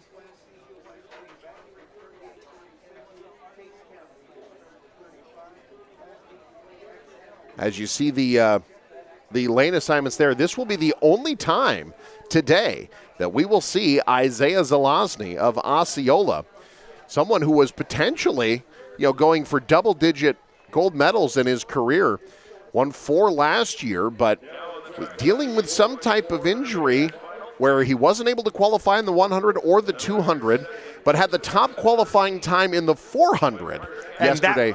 That was between those two events. Right. Got a chance to watch him in the 100 yesterday. He was not coming out of the blocks. He came from a standing position, seemed to be potentially in contention about 2/3 to 3/4 of the way through, but downshifted as it looks like maybe he came up a little bit lame at the end of that race, finished 8th in his heat.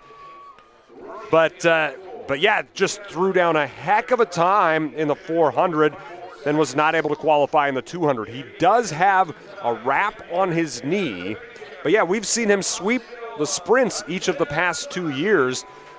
Now this is it. This will be the last time we get to see Isaiah Zelazny, and we'll see what he's got in the tank today. A chance to win his 9th gold medal. One thing that's interesting, these senior classes did not get a state track and field meet as freshmen. So you have athletes like Zelazny, like Carson Naker, like some of the others, Macy Richardson, who probably would have had some eye-popping medal totals that they don't get because they only got 3 years' worth of state track meets. I think especially folks like Zelazny and Macy Richardson, girls typically tend to have a little bit easier time competing in the early years than boys, just based on history. But Naker, as a distance runner, was really competitive from an early age. It would be interesting to see what a Zelazny would have done as a freshman. Obviously, he's gotten bigger and stronger. Right. And now running for the last time, Zelazny in lane 4. Jet Farwell of Pawnee City is in lane 5. He also finished 5th in the 800. You've got Will Casey of Arapahoe in lane 3. Gavin Morris of High Plains Community, part of their 4x100 meter relay team earlier today. Boy, Zelazny running a pretty good pace right now. Yeah, that just takes probably a little bit of pressure off. He's only got one race. He's got to just put it all into this one. One of the best sprinters Class D has ever seen, rounding turn 4 for the final time.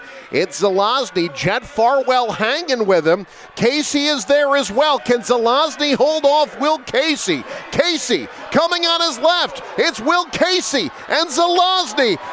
And Casey catches him. Zelazny pulls up late. Will Casey of Arapahoe wins the 400. And this is to take nothing away from Casey. You could tell Zelazny on that back stretch was going on guts and guts alone, but Casey had his own set of guts. He finishes strong, goes sub 51 to win a state title and bring that back to Arapahoe. What a finish between those two, and once Zelazny was passed, you knew he was done. Jet Farwell finished in 3rd. Gavin Morris, Justin Ernest round out the top 5, followed by Xander Wolf, Chase Schrader, and Blake Luss. So Will Casey of Arapahoe takes gold. Western Nebraska rise up. Now we move to Class C.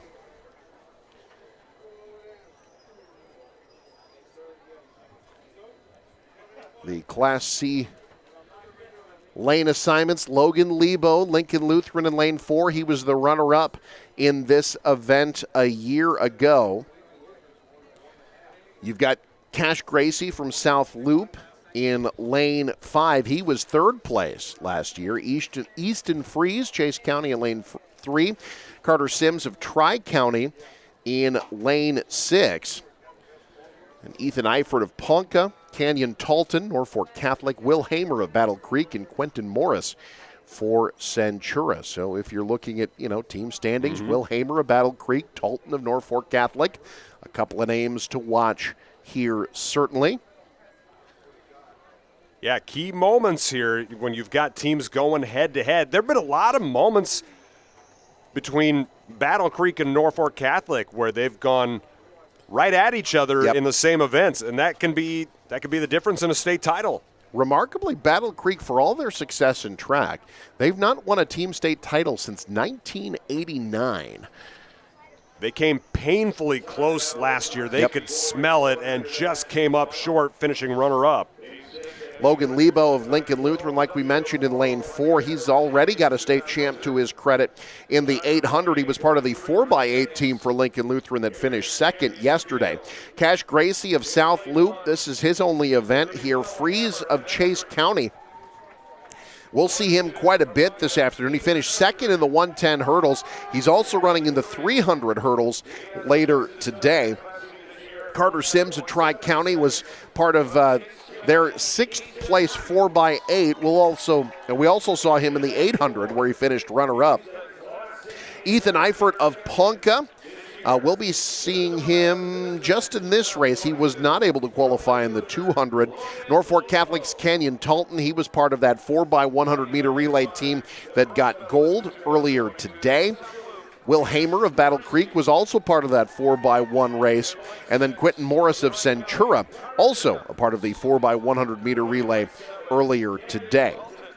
You mentioned Freeze and Chase County. We've talked a lot about those Northeast Nebraska teams, Battle Creek, Norfolk Catholic, Cedar Catholic, kind of looking at a potential Class C state championship as a team, as North Platte St. Patrick's now currently has bumped up into the lead. But Chase County will have a lot to say by the time this is all said and done. They've got a chance to maybe vault into the lead as well with a very good runner in this race in Easton Freeze. He'll be in lane 3.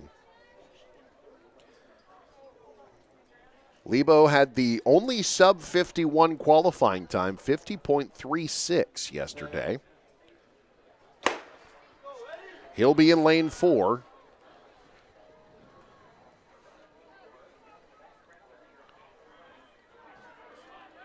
Seemed to get out of the blocks pretty well. Strong start for Cash Gracie of South Loop in lane 5. Lebo giving chase as they work their way into turn 3.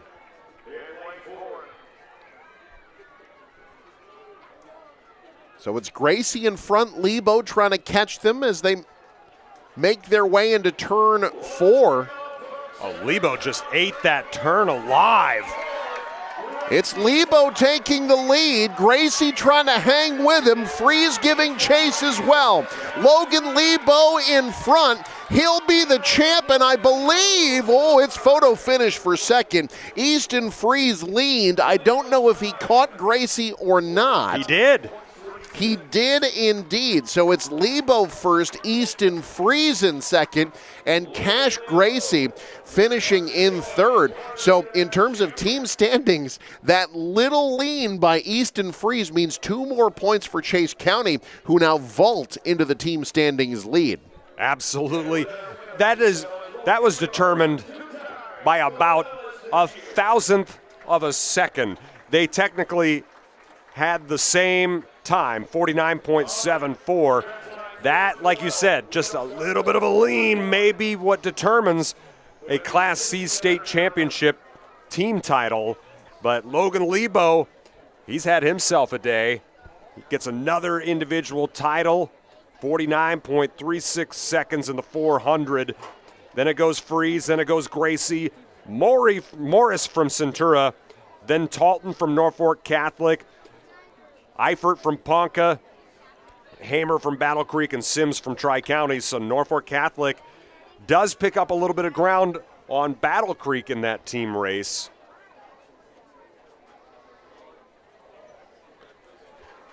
And we've got the mile coming up. The 1,600-meter run is on the way. Don't go anywhere. You're watching live coverage of the 2023 State Track and Field Championships on News Channel Nebraska.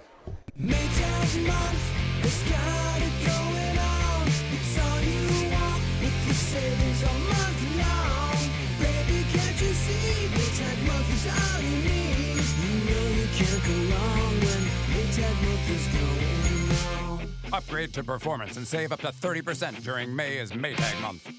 Maytag month is going on. Plus, get up to $200 in Maytag rebates now at Schaefer's.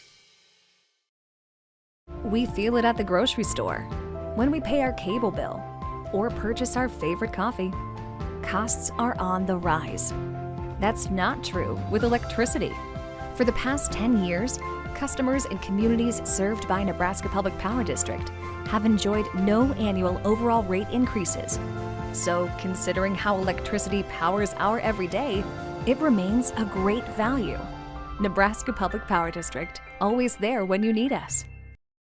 Does your business need quick, competitive financing for heavy machinery, trucks, or other equipment? Currency is here to help. Whether you're financing construction equipment, farm equipment, trucks, trailers, or any other big-ticket item, Currency will automatically find the best rates. Currency facilitates loans for up to $500,000 with repayment terms up to 72 months. It's fast, easy, and free to use. Visit GoCurrency.com and apply today. To sum up the past 20 years in one word, exceptional. It's one of our core values. But our people have been truly exceptional. Our customer support has been exceptional. In 20 years, where will Allo be? When we started, we were just a business fiber company. Then the demand came from residential. Now the products of both business and residential just continue to expand. We've got to start with customers' needs and always work backwards. The customers will tell us, and our teammates will take us there. That is literally the funniest thing ever. And then I said, it wasn't, but this guy could use a win. Even if it's not as big of a win as I get with free Kasasa Cash checking. Kasasa Cash pays me a really high rate and refunds ATM withdrawal fees nationwide. So I feel like a queen. Has a mega bank ever made you feel that way? Or is it more like this guy? Take back banking with Kasasa Cash. Get Kasasa checking at Liberty First Credit Union.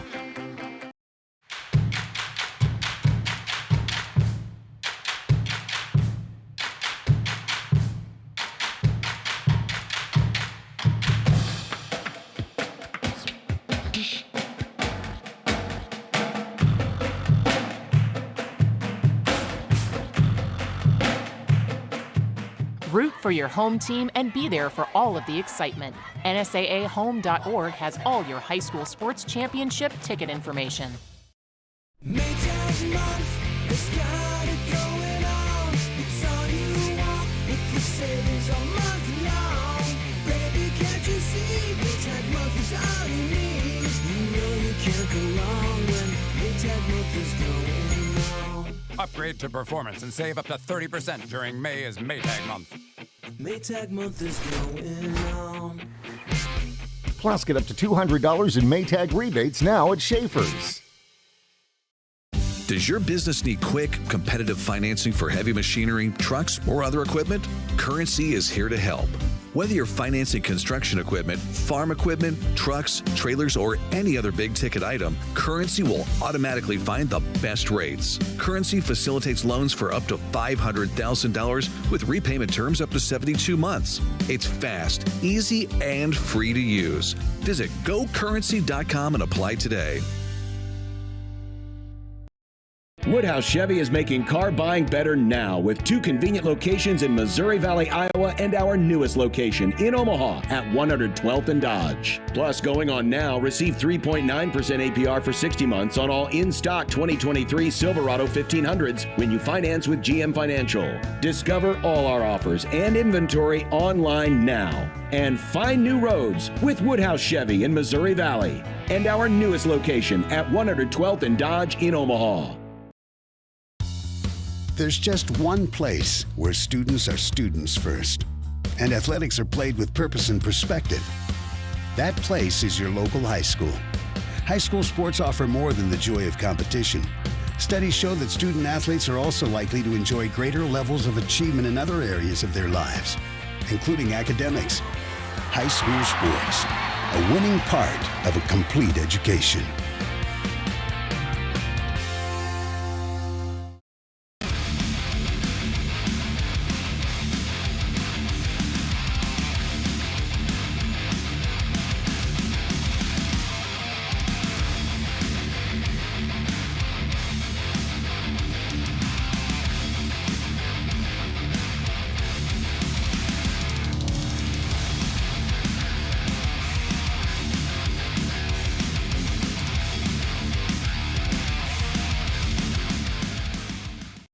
When we arrived in Norfolk, there was a feeling of not just a progressive community, but just a collaborative spirit that you could feel across the entire town. And 29 years later, we're still here. That same collaborative spirit that we see in the community is what drew me into Midwest Bank. A group of people that are striving to make a difference, that are committed to one another for all the right causes, and grateful for those opportunities.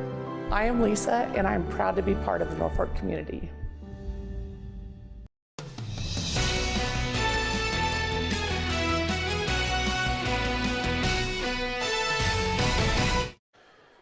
Back at Burke Stadium in Omaha, the 2023 NSAA State Track and Field Championships. Alongside Pat Jansen, I'm Eric McKay, getting set for the mile, the 1,600-meter run in girls Class D. So they've been running ahead. You know, they've really got this down to a science, so there's a little bit of downtime in between races. But again, once you get to Class C or D, you've got a lot of athletes that are running a lot of multi-events. So they keep everything on schedule, so nobody's pushing things too hard. Yeah, well, and especially with the temperatures rising a little bit and with the adjustment in the format of the state competition as well. Because Saturday used to be all 4 classes, and it used to be, it was a lot more spaced out. So you really have to be mindful of that. And also, you know, there are folks coming for specific events, so they want to make sure that they're able to see that. So the mile, if you're trying to get here just in time for the mile race, and you're just doing that math and not taking into account the chaos, well, that's kind of your own fault. That is a difficult thing to time out, absolutely. So we're underway in the mile. The top qualifying time came from Ashlyn Brose of Maywood Hayes Center. Some other names to watch: Nebraska Christian's Hannah Swanson, who was state champ in the 3,200-meter run yesterday. Emma Fisher of Sandy Creek finished runner-up in the 3,200. Peyton Paxton of Mullen qualified 6th. She finished 3rd in the 3,200 yesterday and was the runner-up in this event a year ago.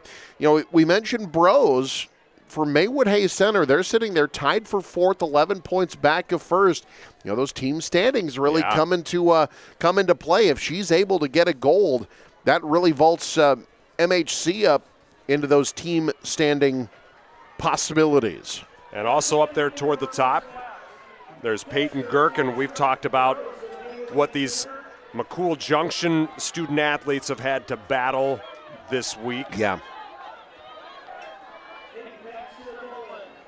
It's Emma Fisher of Sandy Creek first through the first lap. Juliana Maxfield of Fullerton right behind her. Maxfield qualified with the 4th best time. She was part of Fullerton's 4x8, also finished 4th in the 3,200-meter run yesterday.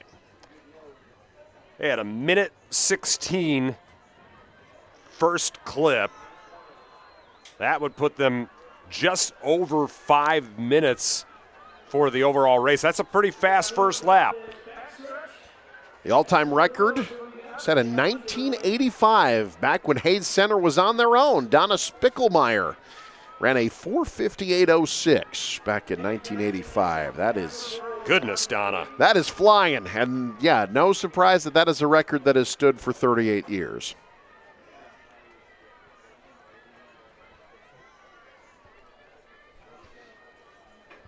Working their way into turn 4 as we get to the halfway mark of the 1,600-meter run. Peyton Paxton out in front. This is going to be a slower lap than the first one, but not dramatically so, considering how fast that first lap was. So it'll be Paxton out front, followed by Brose and Emma Fisher. Hannah Swanson of Nebraska Christian has worked her way up into 4th. About 10 seconds slower on that second lap, were they? Yeah, both Paxton and Brose just under 127 on that second lap.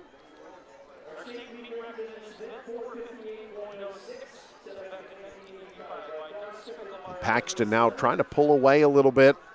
Yeah, she's that long strider who doesn't maybe have quite the same kick that some of the more compact runners do. Wants to kind of build that lead if she can. Paxton ran a 5:39.38 in this event, finished second by just 0.6 of a second to Kate Steinecke of North Platte St. Pat's. As a freshman, ran this event very well.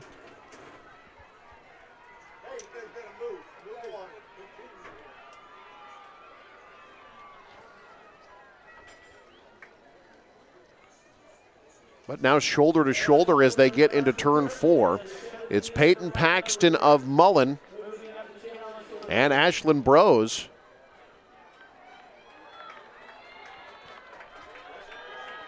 And Hannah Swanson now making her way up to the front. So it's Swanson and Paxton side by side as we begin the final lap. Brose and Fisher followed by Maxfield. Those are your first 5 as we start the final lap.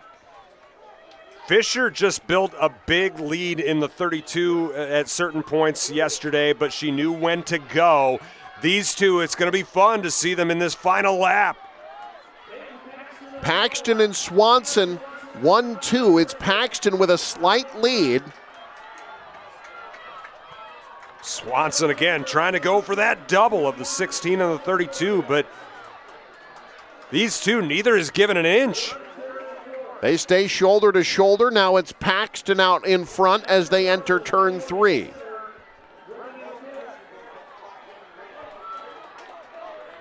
Fisher and Maxfield are behind them. Here we go.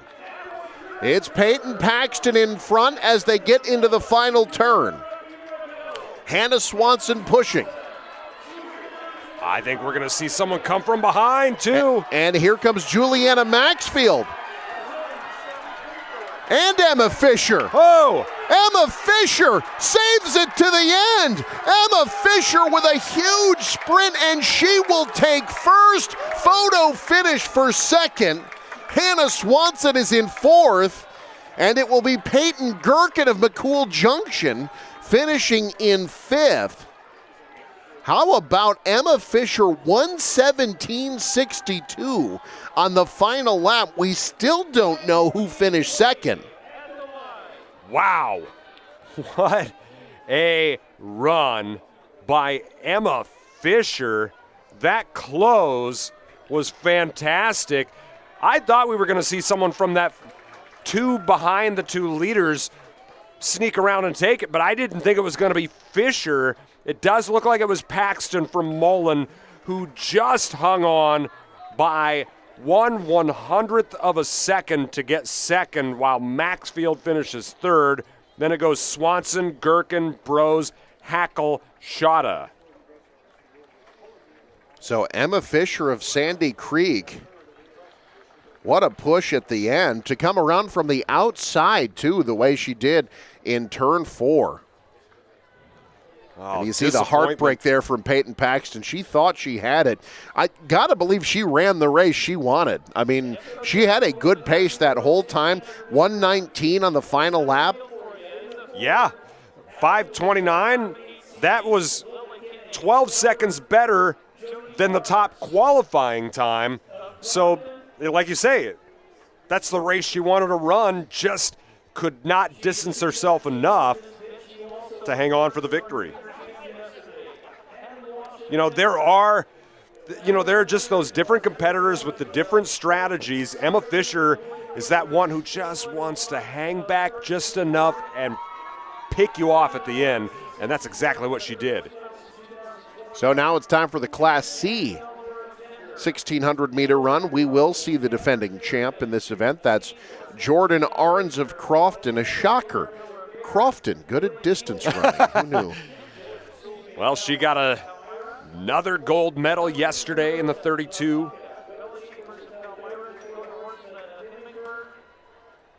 Arns qualified second in this event. How about Lily Kenning of Milford, a 5:20.52, 3 seconds better than everybody else in qualifying.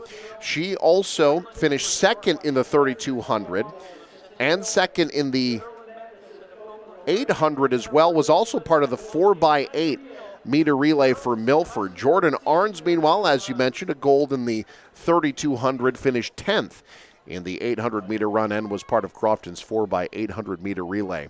But those two with qualifying times well above the rest of the field. Hadley Walsh of Pender, Tyra American Horse of Gordon Rushville, Sawyer Benny of Lincoln Lutheran, all athletes to watch in this race as well. But the defending champ, Jordan Arns, already a champ this week, yesterday in the 3,200. Meanwhile, Michael Shively is trackside. Shively, take it away. Emma Fisher of Sandy Creek, she's your state champion. Emma, you got a PR by 10 seconds at the state meet. How's that feel? It feels pretty good. Kind of exhausted, but it was fun. Well, naturally, you better be exhausted, and part of the reason, man, that kick was strong. You had to come from behind. What was going through your head on that final lap? The final lap, I noticed I was falling behind, so that last 100, I just gave it everything I got, so yeah. This was your first year here. What's it like competing here at Burke Stadium? Really, really scary, but it's fun, so yeah. Well, congratulations on an excellent gold medal. Thank you. Guys? Well, she certainly didn't show any fear on that final lap, winning the state championship. Meanwhile, Angel Barnes of Shelby Rising City, strong first lap, 1:11.44. Lily Kennig in second, followed by Hadley Walsh and Maddie Dolliver of Pender. Jordan Arns in fifth after the first lap. But like you mentioned, Pat, first lap rarely tells the story. A lot of different runners running a lot of different styles here. Yeah, and you mentioned Kenning from Milford. She's moved into the lead looking really strong. Not only does she have the runner-up finishes so far this year, she was third place in Class C state cross country last year for the Eagles. A very strong runner. Got a chance to watch her at district cross country last year, or rather this past season in the fall. And she's an outstanding competitor for sure. Milford currently sitting third in the team standings in Class C behind Chase County and Kearney Catholic, 9 1/3 points behind Kearney Catholic. So certainly an opportunity to move up here as Lily Kennig is well out in front through two. Again, she ran a 5:20.52 at district, by far the best qualifying time. She's out in front. Jordan Arns has made her way into second for Crofton, followed by Taliana Martin of South Loop in third, and then a whole host of runners behind them. You got to figure Kenning, the sophomore, wants to build as big a lead as she can on Arns, because Arns is a competitor who's been here and knows how to do this. You gotta bury the champion. Kenning gained 4 seconds on Arns in the second lap alone, a 1:17.87 split. Arns ran a 1:21, and Kenning is distancing herself even a little bit more as she makes her way into turn 3. I will say this, what I saw from Kenning in the district cross-country meet, which was the most competitive district in Class C. She went out really hard against some good runners, and then, granted, that was a course with a lot of hills. She did hit a wall. No wall yet as she makes her way into turn 4. Arns trying to keep pace in second. Yeah, Kenning looking really smooth right now, as is Arns, but Arns can't let this get away from her too much before this bell lap. So we head into the final lap. Yeah, if Arns is going to make her push, it's got to be now. Kenning with a good lead. Arns will be in second. It's Elena Vargas of Hastings St. Cecilia in third.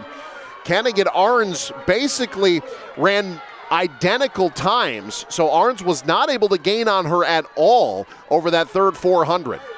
Yeah, Kenning just looks really smooth right now. You can tell Arns trying to go for it. What could potentially become a risk is if she puts too much energy into trying to track down Kenning, perhaps getting tracked down for second herself. Elena Vargas of St. Cecilia in third. Arns trying to close the gap. Lily Kenning out in front. Kenning just a sophomore. Kenning making the turn. Arns has closed it slightly. Well, she's got a lot of work to do. Kenning making her way into turn 4 with a good distance. Lily Kenning has run a brilliant race. Can she finish it off? Arns into her sprint. Here comes Jordan Arns. She's going to try to catch her. This could be interesting, Eric. She's got her. She's got her in her sights. Unbelievable. Here comes Arns. Kenning realizes it too late. Arns blows past her. We've got a yellow flag, though, because she tried to pass her from the inside. Did she hit the line, or did she get elbowed out? Who's going to be in trouble for this one? We've got a lot to figure out here. Arns crossed the finish line first, but it depends on the yellow flag. My goodness. I think she would have just been better served to try and pass her from the outside. She was going to go around her. It was clear she had the kick. I'm going to be really curious to see how they end up ruling this. Take another look. Arns ran a 1:14.45 final lap.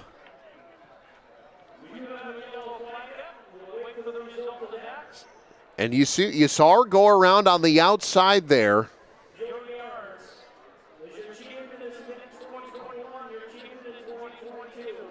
Arns getting congratulations, but will it hold up? Yeah, she just tried to go on that inside, and Kenning tried to box her out like a rebounder in the block.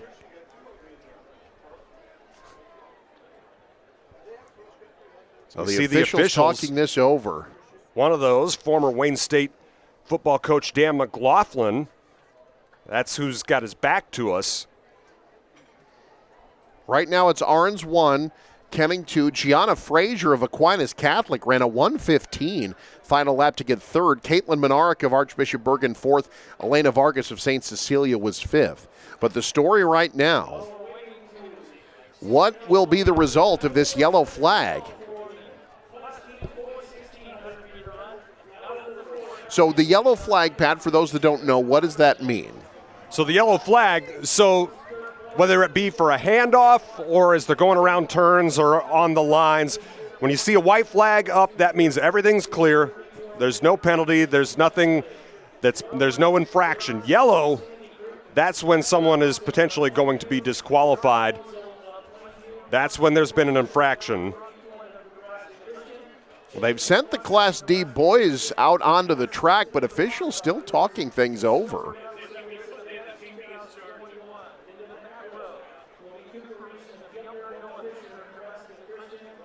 You see our officials and volunteers made up of coaches from all over the state of Nebraska. You see Jeff Beller in there of Norfolk Catholic. Yeah, we still don't have any official ruling just yet.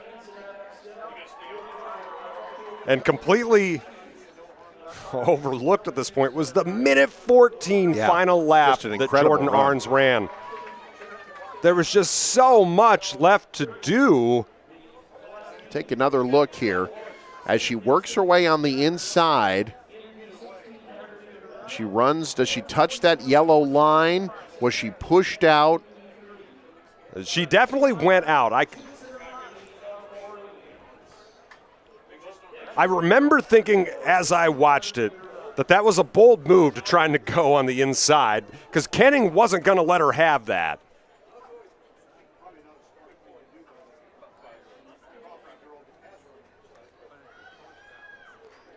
And that is a good point by our producer, Tyler Lechner. How many steps outside of the line?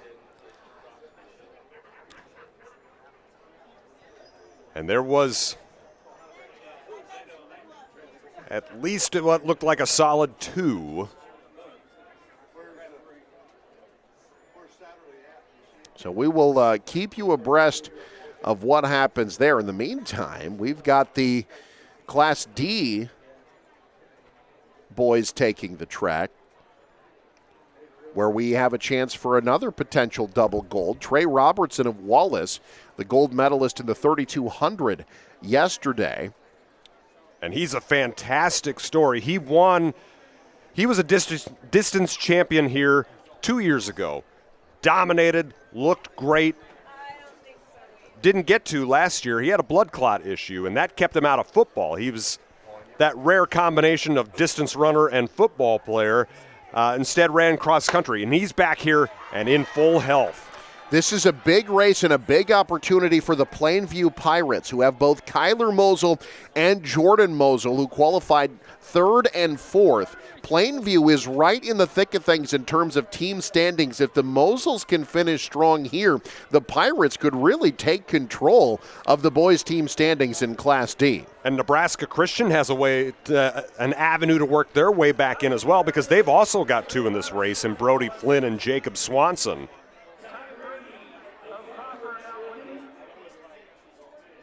Robertson, as we mentioned, winner of the 3200. Kyler Mosel, both Mosels, part of the 4x800 meter relay team for Plainview that finished in 5th. You'll also see Boston Wood of Central Valley, someone to keep an eye on. He finished 8th in the 3200 yesterday.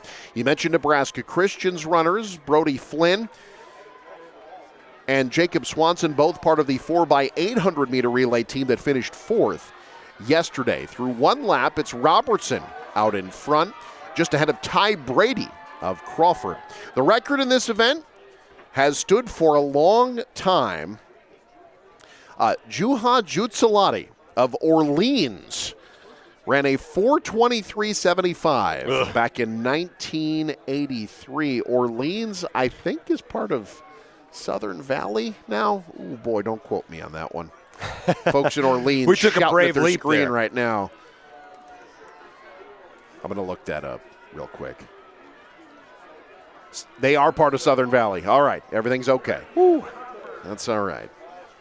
It's a little tricky because Oxford is part of that as well, and I was thinking I got the wrong O. Turns out there's just 2 towns that start with an O in Southern Valley. I'm just still sweating the fact of realizing that record just only a matter of months older than me.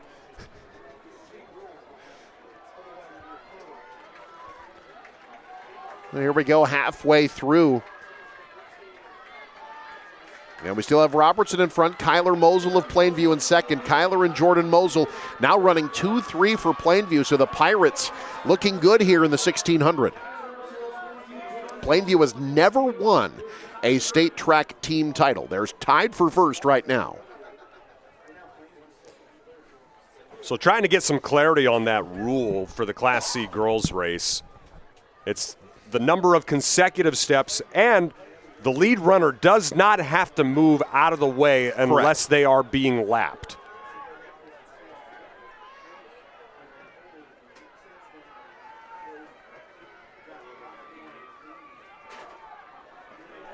The lead runner here, still Trey Robertson. He's run a nice race so far.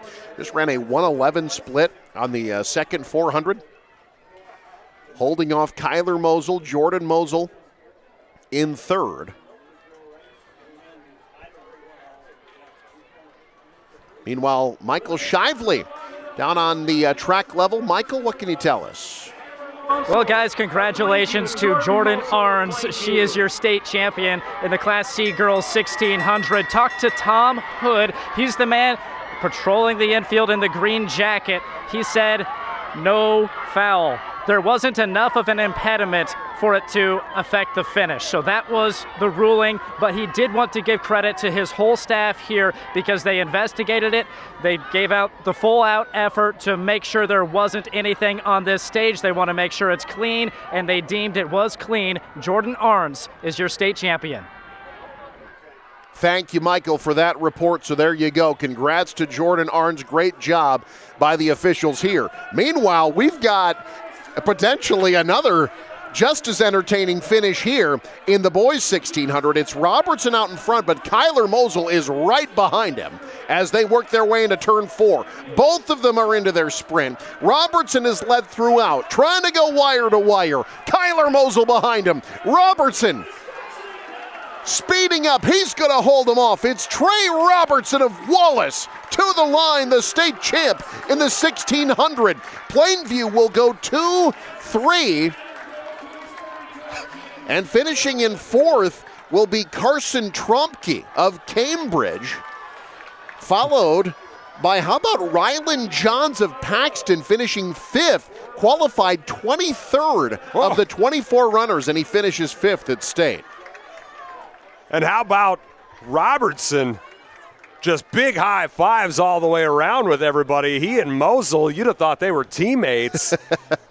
He didn't really get the chance to come across the line with the 2 number 1s like he did yesterday because he had such a comfortable win in the 32, but gives a couple thumbs up afterward.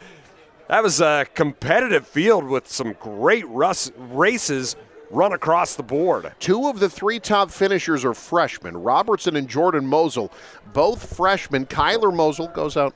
I apologize. Some of those stats on the live stats with the years are incorrect. Trey Robertson actually a senior. Fair enough. So Trey Robertson wraps up his career with 2 golds.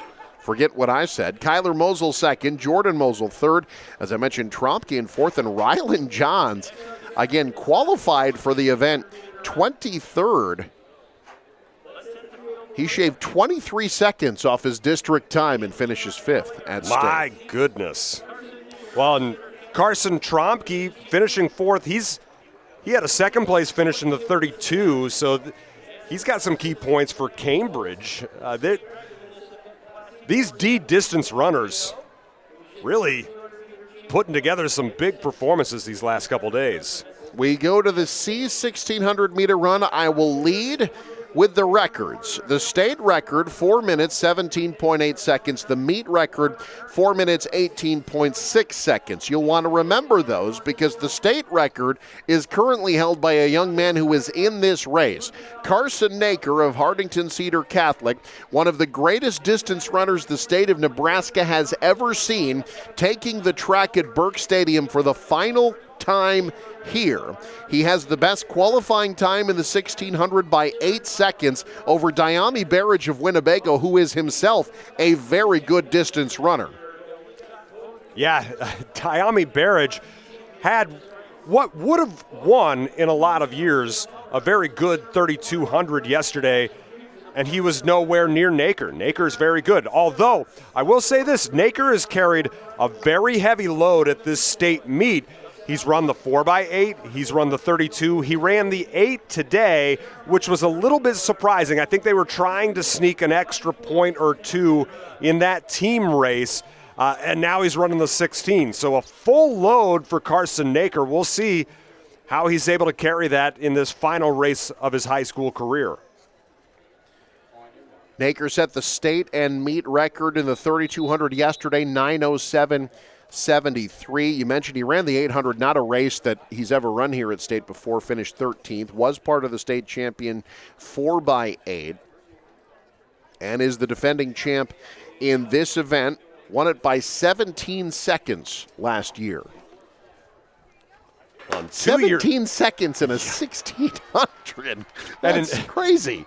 And 2 years ago, it was the exact opposite of that, as he was involved in basically a photo finish at the end of the mile. Carson Naker It has been a brilliant career. He'll be taking it north of the state line in college. Last chance to see a brilliant athlete. And this is what he does. He tries to build as big a lead as possible.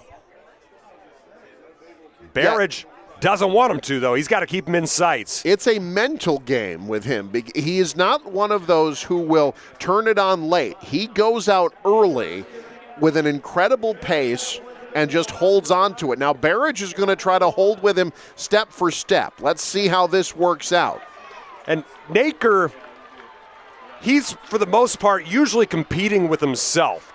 He does not run for the place, for the race. He wants to beat what he's done every time. Now, sometimes that creates a challenge because he's not used to having someone right on his back or right on his hip, which Barrage is right now. Yeah, Winnebago and Cedar Catholic, they don't cross paths in as many track and field events as you might expect given how close they are. But these two did see each other at districts. Naker won that by 8 seconds. Naker, his other primary sport, cross country, he actually runs for a co-op with Hartington Newcastle. He ditches the red and white for purple. Meanwhile, Barrage, he's also a very good basketball player. Certainly there's a big basketball tradition at Winnebago. Naker out in front as we wrap up the second lap. Let's send it down trackside with Michael Shively. As we told you a moment ago, it's official. Jordan Arns, the state champion. You won the gold. Jordan, it wasn't looking good for a bit. Was there ever a moment of panic for you? Not really. I mean, I guess there was a little, especially that third lap I was going. I was like, I gotta go, I gotta kick, and I don't know what was going through my mind, but I didn't really kick. And that last 200, I was like, screw it, I'm just gonna go all out. This is my last race, and I'm just gonna really make it fun and interesting. And I mean, Lily is an amazing athlete. She is gonna go really far, and I have nothing but praise for her. She is so sweet, and I only met her 2 days ago, but she's an amazing person, and yeah. Well, that final stretch, there was a little bit of a bump, ended up being nothing. What was the moment like for you when you passed her? I don't know. I guess I was like, okay, I gotta go, and then I saw her open up to lane 2, and so I took that as my opportunity, and I guess I really didn't think about much until after I crossed the line, and then it was very surreal. And then I found out about the yellow flag, and I went over to my parents, and I'm like, I didn't mean to, and so it was a roller coaster of emotions. So this caps a storied career, cross country and track. What's it mean to finish it with the gold? It's not about the gold medal for me. It's about the journey getting here. I've had a kind of a rocky season so far. I'm really glad that I can be able to finish it out on top and stuff, but also the families that I've built here is more important than any gold medal that I'll ever get. Congrats, Jordan. Thank you. Guys? Carson Naker is trying to break a record. He already holds the state record, 4:17.8. He's coming into his final lap. It's the end of a brilliant career. Can he break the record one more time? Carson Naker. You said it, Patty, races against himself. Trying to get the record. He won't get there, but what a brilliant run. What a brilliant career. Carson Naker, the state champ. Meanwhile, in second, how about Mason McGreer of Perkins County passing Barrage for second? So it's Naker, McGreer, Diami Barrage, then Justin Sherman of Cornerstone Catholic, and Jackson Kilmurray of Battle Creek. But Carson Naker, another gold, the Fort Knox of state track in Northeast Nebraska.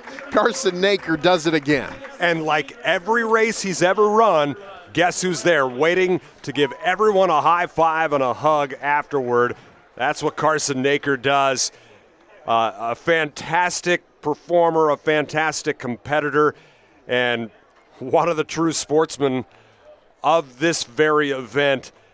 Just a joy to watch him the past 3 years here. His final time, 4:19.35. By the way, I want to send a shout out to Mason McGreer, who finished second. He ran a 1:03.82 final 400. He came from the pack to pass Barrage. Barrage finishes third, and Justin Sherman, Jackson Kilmurray fourth and fifth. Brody Taylor of Ponca sixth. Jarrett Miles of North Platte St. Patrick seven. Drew Martin of West Holt medals as well. He is in eighth. There were 11 guys on that final lap who ran sub 70 seconds. I was flying. That was a fast final lap. And that wraps up the 1600. They're bringing the hurdles out on the track. Now the 300-meter hurdles are coming up. We will have those coming up in just a bit. First, let's send it back to Michael Shively, which we will do. At first, I was really nervous and intimidated to buy a ring. My experience at Starter Heyman was very easy. I felt like I walked out with the ring that was going to make her go wow and say yes. I love my ring. It is so beautiful. I get compliments on it all the time. I always tell them Starter Heyman. I love it. Yeah, we would definitely recommend Starter Heyman. We're definitely coming back. Sure. We have a wedding band to buy. So. We do, yes, the wedding bands. We'll be back for that. Starter Heyman Jewelers, downtown 12th and O, South Point Pavilions, and Grand Island.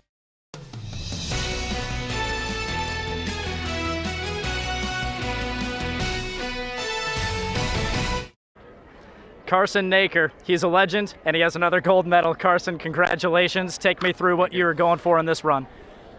Oh, I mean, like I said again, I'm truly blessed by God and the people around me to support me, and I couldn't do it without them. Going this race, I wanted to finish my last race, getting to run down here. What a great privilege it truly is, and I'm thankful for that. And like I said, I would not be where I am today without the people or the God-given talent and gift I've been given. So I've got a lot of great memories. I've met a lot of great people in this sport, and got a lot of things to be thankful for each and every day. So yeah. Carson, you mentioned your faith, so important to you. Tell me about what you're wearing around your neck. It's a scapular in the Catholic Church, and we believe that if it's blessed and you die wearing it, it goes straight to heaven. So that's something I've wore for as long as I can remember, and it's been something important in my faith. And I know it's started to shed off with people around me, and I see more and more people wearing them all the time. So I think that's important. You got to wear your faith each and every day, and in your actions, your words, and in what you wear. So, such a storied career. It's over. Yeah, you're gonna reflect a little bit, but what was your career like? Truly hasn't hit me yet, and if I told you, I don't think I could ever tell you I'd be standing here one day.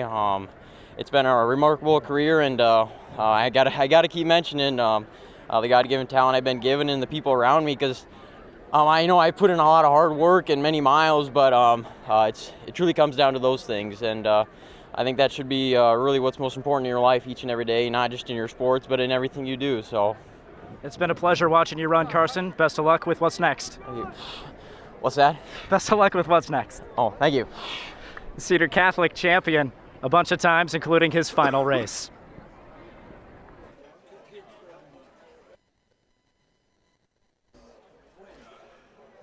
Congratulations once again to Carson Naker. Truly one of the best that we've seen down here in Omaha, and just a farm boy. A great interview, and congratulations to him, and congratulations to everyone who's medaled so far. Let's take a look at some standings on the Class D side of things. Right now, Nebraska Christian with the lead at 39 points over Osceola.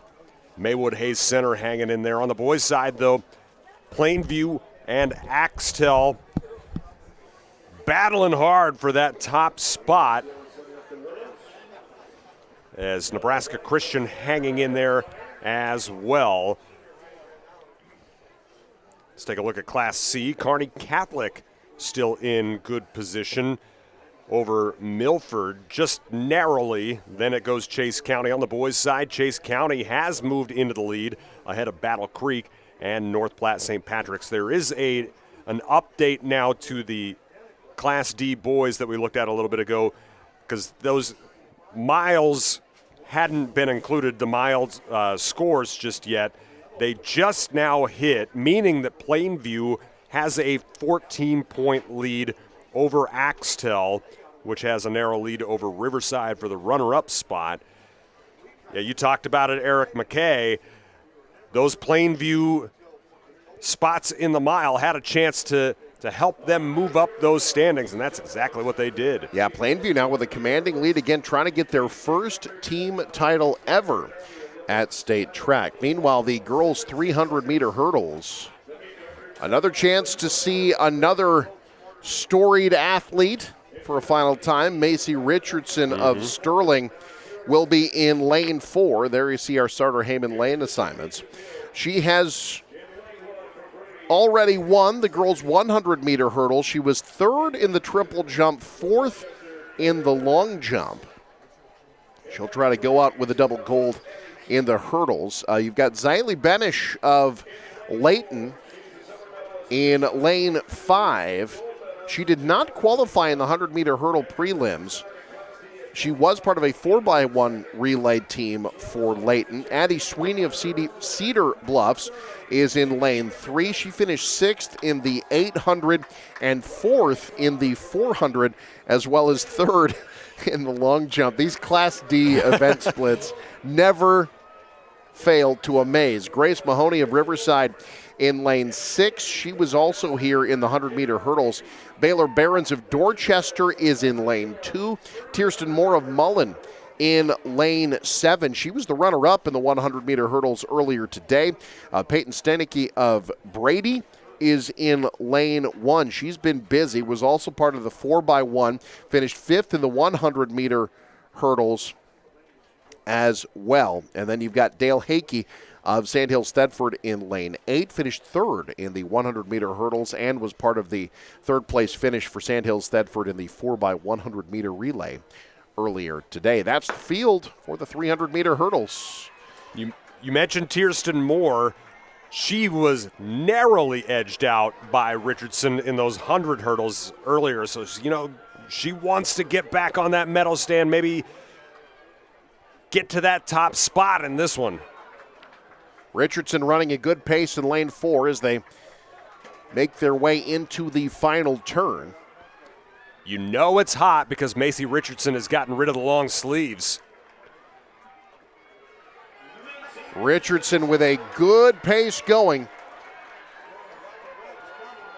Trying to come up in lane 5 is Benish from Layton. Xylee Benish.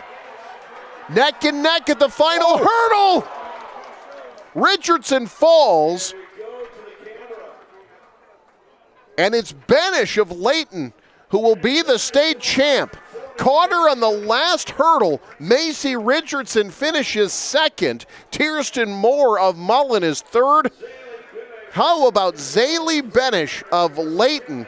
What a finish on that front stretch to catch Macy Richardson. Yeah, she was strong there down the back end. What a finish, what an upset. That's one of the big upsets of state track so far. And, just could not quite keep her feet at the end.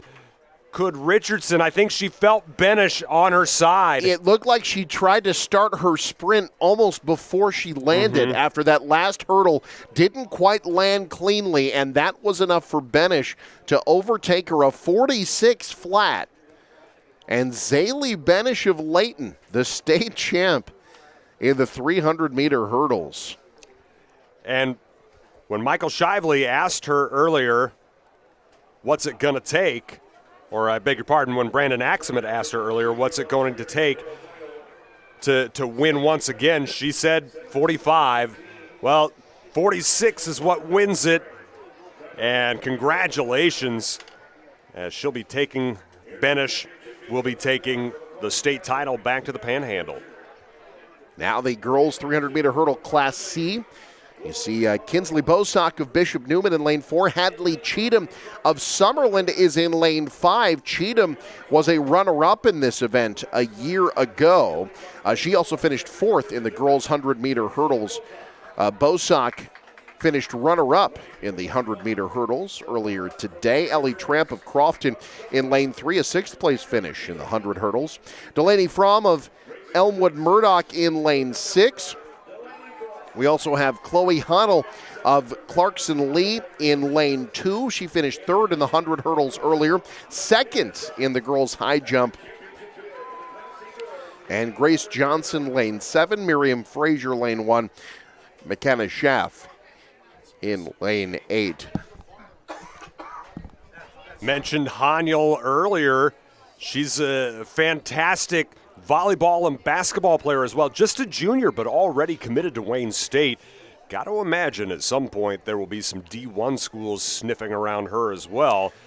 She's a fantastic athlete. This is another loaded final. We mentioned Cheatham was runner-up in this event a year ago. Kinsley Bosock finished 7th a year ago. Ellie Tramp was 8th last year. Johnson going out hard in lane 7. Working their way into the final turn now. Got a pretty good grouping there. Such a difficult race to stay on your steps for 300 meters when the hurdles are spaced so far apart. Here we go. Bosock and Cheatham are shoulder to shoulder. Bosock in 4, Cheatham in 5, neither giving anything, and it will be Bosock by a nose. Kinsley Bosock of Bishop Neumann edges Hadley Cheatham for the state championship by 0.05 of a second. Delaney Fromm of Elmwood Murdoch 3rd, Ellie Tramp of Crofton 4th, followed by Miriam Frazier and Chloe Haniel. Grace Johnson and McKenna Schaff round out the top 8, but what a race there, and it's Bosock getting the state championship for Bishop Neumann. Just two fantastic athletes getting after it in that final race as you had lanes 4 and 5, the top qualifiers going toe-to-toe, but Bosock with that finish at the end. You know, that's the finish of a champion. Now they'll move the hurdles up to intermediate level, and we'll see the Class D boys. You know, again, we saw Plainview really take a big advantage in the team standings. You'll see Spencer Hilly from Plainview in lane 2. Axtell, they need points. Jake Halverson is in lane 7. So those two, really the two in terms of team standings that are in this race. Mullen could get into the mix, though. Clayton Moore and Chase Gracie both running well. You've got Mullen sitting 16th. They're quite a ways back with 15 points, but you know if they finish 1-3, all of a sudden they're in the mix for a team title as well. So very interesting to see how the team standings will change once this race is done. Clayton Moore has the top qualifying time.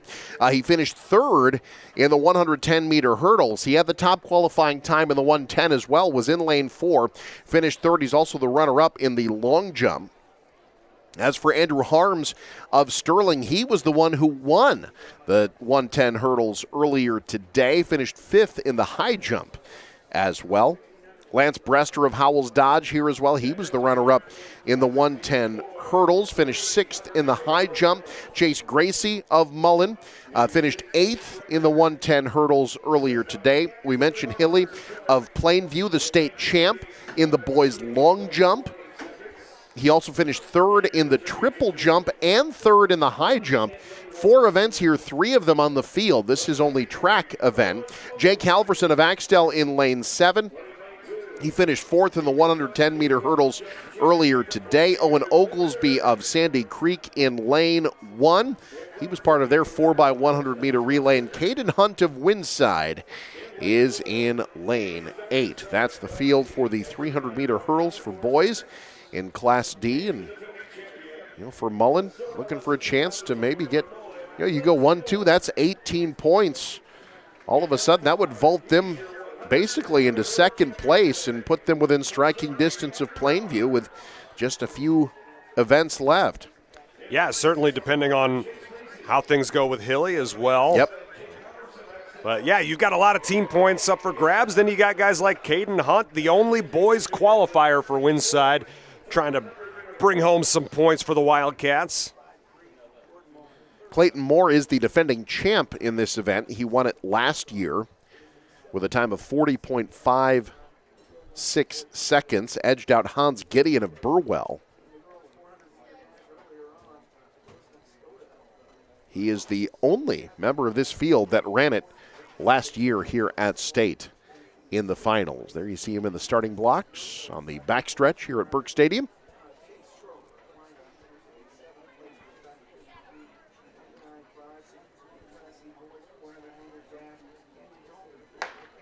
And we're off in the 300.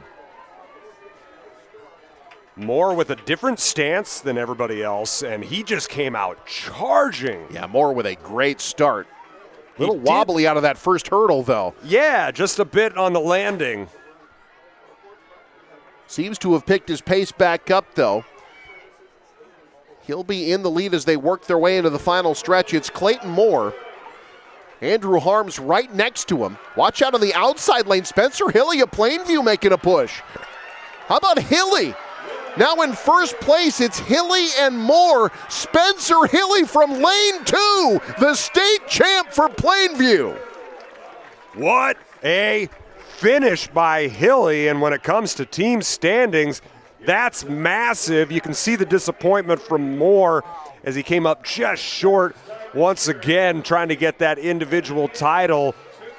But a big finish from Hilly, and Hilly goes sub 40, 39.83 seconds. Just kind of negating that opportunity by Mullen to pick up some ground on them. Chase Gracie finished in 7th for Mullen as well. Clayton Moore ran a 40.09. You got to believe you tell him earlier today if he's going to run 40.09, he'd have liked his chances. But Hilly, 39.83 from lane 2, a state title for Plainview. And boy, they have really taken control of the team standings now. Yeah, what a moment for Plainview. And, that's clutch.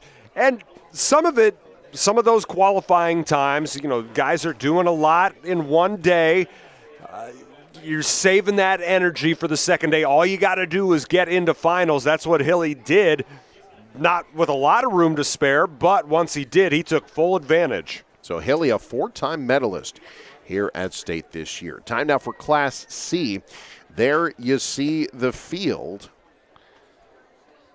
And again, it is Chase County just ahead of Battle Creek, North Platte, St. Patrick's in the team standings. Battle Creek is in this event with Jackson Riccio, who ran the 110 hurdles earlier today as well. Riley Wilson of Elmwood Murdoch did not make it out of the prelims in the 110-meter hurdles, but had the best qualifying time in the 300.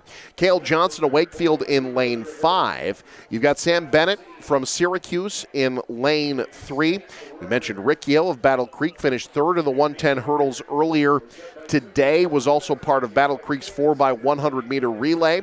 Easton Freeze of Chase County, you saw him finish 2nd in the 110 hurdles earlier. We also saw him finish 2nd in the 400. Can he make that a first place in the 300-meter hurdles? Will Moats of North Platte St. Patrick's was part of the Irish runner-up 4x100-meter relay, also finished 7th in the 110 hurdles earlier today. Carter Werner of Elkhorn Valley finished 2nd in the high jump here earlier this week. And Aiden McDonald of Gordon Rushville in lane 8. You mentioned Cale Johnson, just a freshman.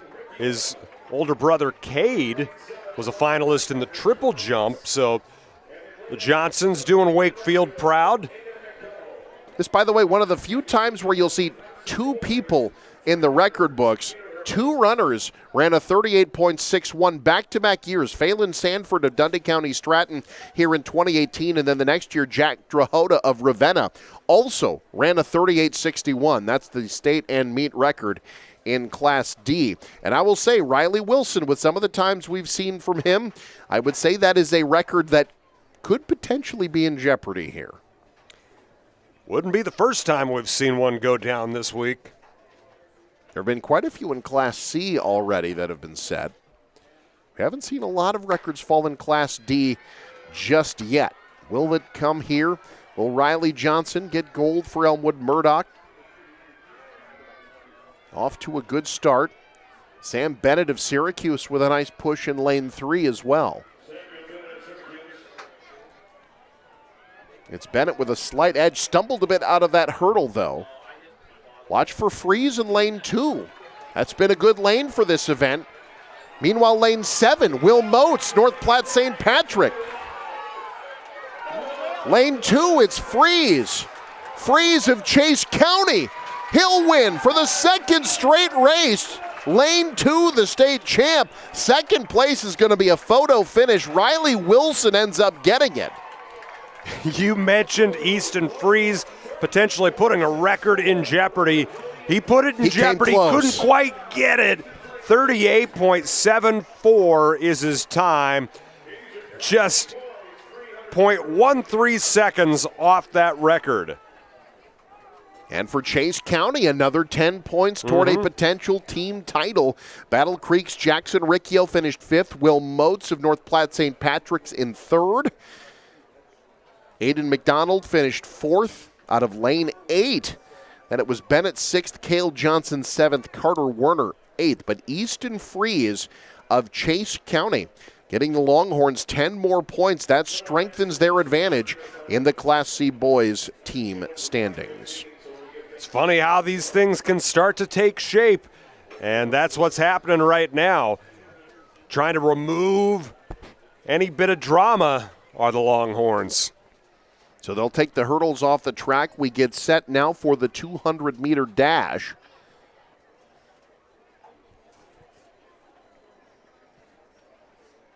And as we do so, there are your Bauer Underground lane assignments for the girls' 200-meter dash. Faith Winkleman of Osceola is in lane 4. Clara Spargo, Dundy County Stratton, in lane 5. You know, if you're thinking about maybe some team standings in girls Class D, it's Nebraska Christian sitting number 1 right now. Osceola is in 2nd. They have 2 runners in this race, so a chance for them to take the lead back from Nebraska Christian. So a lot to be decided yet as we get set for the 200. Again, Rory Wiesman of Osceola is in lane 4. She finished 6th in the 100. She was part of their state champ 4x1 relay. Coral Schmidt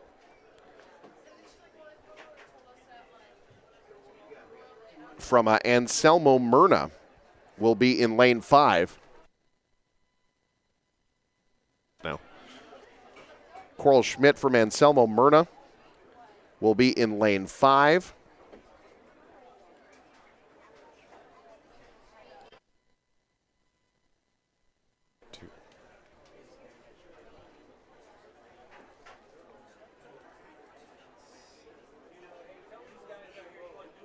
Sorry, I was looking at the wrong class. My apologies, everyone. I'll get you the lineup for the 200. Here we go. It's Faith Winkleman of Osceola that is in lane 4. My apologies. I had the wrong event up. There you see the Class D lineup once again. Faith Winkleman, who is also the state champ in the girls' 100-meter dash, also part of the 4x100-meter relay team, so a chance for 3 gold medals for her. Clara Spargo of Dundy County Stratton finished 5th in the 4x1. Earlier today, Braylon Renz of BDS finished 4th in the 100-meter dash. Rory Wiesman of Osceola was part of that state champ 4x100-meter relay team. So Osceola with a couple of runners in this race. Coral Schmidt of Anselmo Myrna, we've seen win a state title already today in the 400 meters. Finished 8th in the 100, so running the 1, the 2, and the 4. Tenley Rasmussen of Sandhills Thedford in lane 7. She was part of the third place 4x1 relay, also finished 3rd in the 100 meters earlier today. Kylie Haitmanek of Maywood Hayes Center is in lane 1. She was the state runner-up in the 400. And in lane 8, Maria Pastrello of Parkview Christian, who finished 3rd in the 400 meters earlier today. That is your field for the 200-meter dash in Class D. Our coverage of state track and field on News Channel Nebraska, brought to you in part by Allo. Allo's been creating, connecting, and serving gigabit communities for 20 years. Say Allo to the power of fiber and take your internet to the next level with Allo Fiber. Also brought to you by Bauer Underground, now hiring general laborers, equipment operators, and aerial linemen. Eric, you mentioned the name Clara Spargo. That's a family that loves track and field. Her mom was an All-American sprinter at Dickinson State University, and the family went to the Track and Field World Championships in Eugene, Oregon last year. We actually got a chance to do a story on that at News Channel Nebraska. She got a bunch of pictures with her and several of the best track and field athletes from around the world.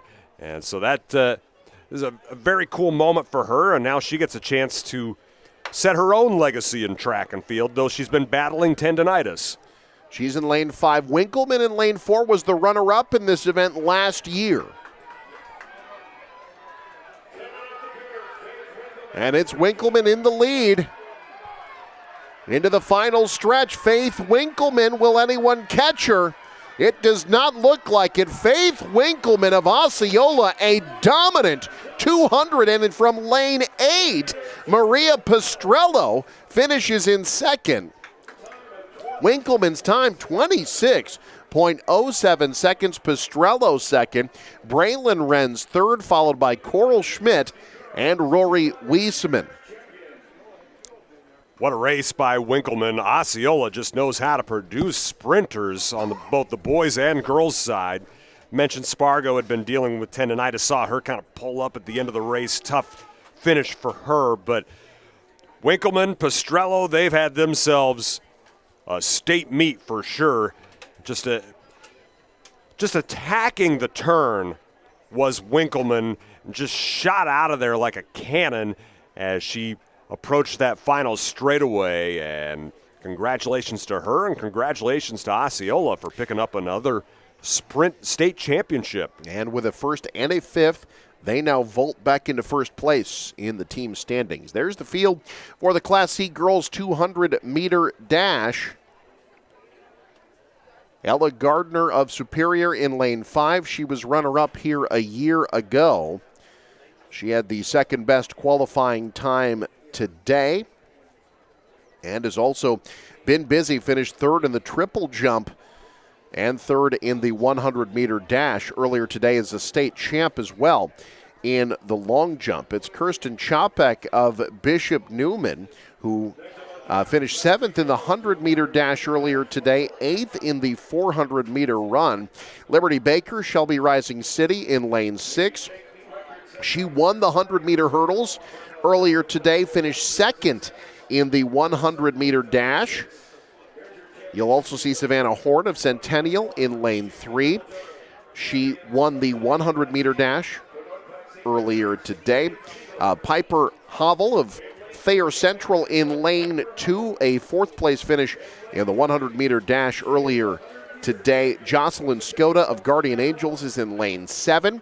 She finished 5th in the 400 meters, 4th in the 400 meters, as well as 4th in the girls triple jump. Lane 1, you've got May Siegel of North Platte St. Patrick's, state champ in the triple jump already. 5th place finish in the 100-meter dash. And in lane 8, Maya Dolliver of Pender. So, Chopik in lane 4, best qualifying time, 25.89 seconds. The record set by Sarah Lyons of Omaha Brownell Talbot in 2006, 24.06 seconds. Remember that one quite well. She put on a show. You mentioned state champions. We've got our camera on one right now. Maybe not a track champion just yet, but Maya Dolliver, part of Pender's Class C2 state championship basketball squad, coached by her dad, Jason.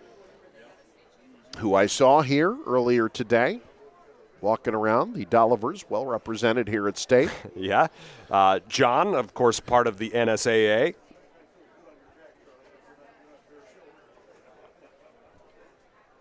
And we'll see. We've seen the outside lanes do well in these sprinting events, so who knows? Maybe Dolliver will come up with something special here. Ella Gardner, again, the runner-up last year in lane 5. Chopik in lane 4. It's Chopik and Gardner. And Savannah Horn. 1, 2, 3. Maybe it's Horn. Horn from Centennial with a push. She's the state champ, followed by Gardner, runner-up for the second straight year. Kirsten Chopik of Bishop Newman in third. Horn's time, 25.74 seconds. So Horn has her second gold medal here at state. What a day for her. Strength at the finish. That was just absolute strength by Savannah Horn. Getting across the finish line first once again for the Broncos. And a fantastic day for her. As you mentioned, again, a great time, 25.74. Nearly 0.2 of a second better than Gardner. Now we move on to Class D boys, where Plainview is sitting pretty in team standings. They're 20 points up on Axtell, who's currently in second. Riverside is in third. They've got a chance to get back into the mix potentially with 2 finalists here in the 200.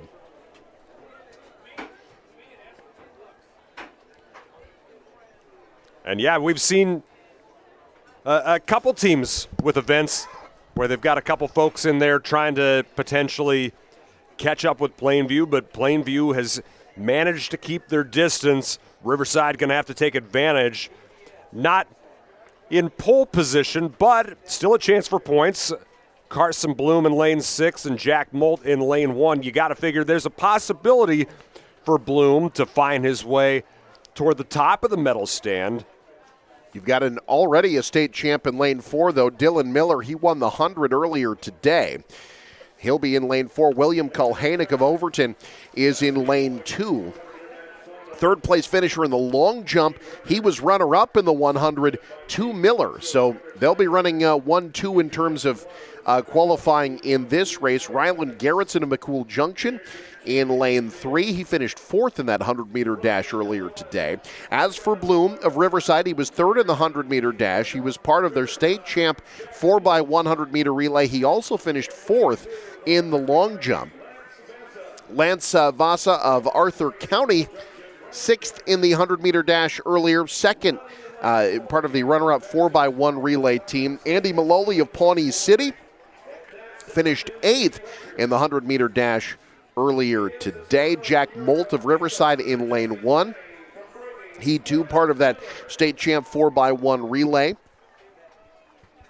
and finished 7th in the 100-meter dash earlier today. And Xavier Marburger of Harvard in lane 8.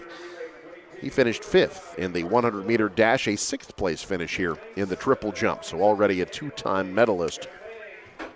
A loaded field once again in Class D. This was an event won by Isaiah Zelazny of Osceola last year. Dylan Miller of Brady was the runner-up here last year. And with a banged-up Zelazny, there's an opportunity for someone else to take that crown. Will Kulhanek medaled in this event last year as well. He's in lane 5. Miller trying to be a 2-time gold medalist this year at Burke.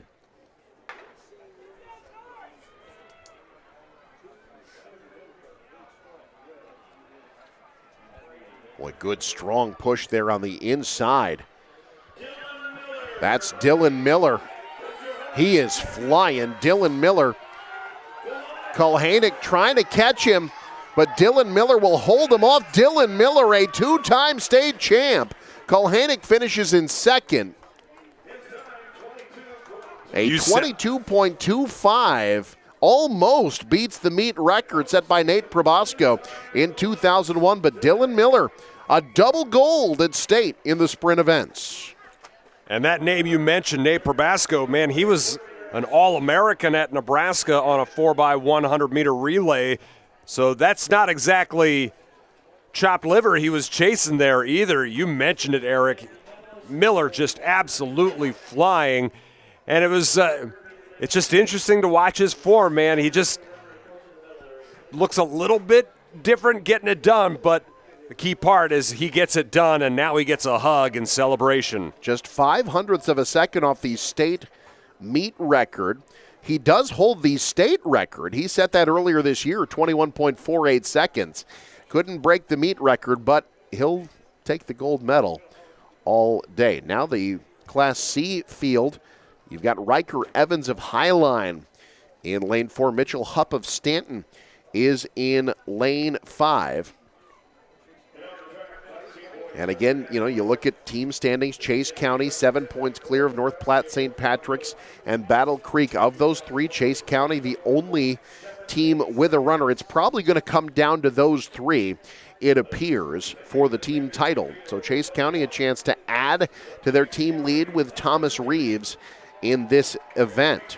But Riker Evans of Highline, your top qualifier, he was runner-up in the 100 earlier today. He's also a medalist in the 4x1. Mitchell Hupp of Stanton was third in that 100-meter dash. He was also part of the Mustangs 4x1 that finished in 7th. Brody Kruzmark of Pender, he's the guy that beat those other two in the 100 earlier today. He'll be in lane 3. You've got Caden Denker of David City, finished 8th in the 100-meter dash earlier today. Luke Klobanish of Westholt finished 6th in the 100-meter dash. Jensen Anderson of St. Cecilia was the runner-up in the long jump earlier today, finished 7th in the 100-meter dash. He does have a state champ to his credit. He won the high jump with a jump of 6 feet 6 inches. And then you also have Thomas Reeves of Chase County in lane 1. He was part of the Longhorns 4x1 relay team that finished 3rd. Andrew Earhart of Palmyra is in lane 8. That's your field for the 200-meter dash. The all-time record set here at state, 21.78 seconds. Cole Bodrowski of Fort Calhoun back in 2001. So, Eric, looking at these team standings, if Chase County gets 4 points or more, that wraps it up. That's what they're trying to do from lane 8. But it's Evans and Hupp. Brody Kruzmark running well as well. But look at this push by Riker Evans for Highline. It's Evans followed by Hupp and Kruzmark. Riker Evans, your state champ. Wow, just shot out of a cannon coming out of that curve. 22.05 seconds, 0.4 faster than Mitchell Hupp. Chase County does not get the points they needed to make it official, but Thomas Reeves finishing in 6th for the Longhorns gives them a commanding advantage in the team standings as we head to the 4x4. And what it essentially means is Battle Creek needs to win the 4x4 and hope that Chase County finishes off the medal stand.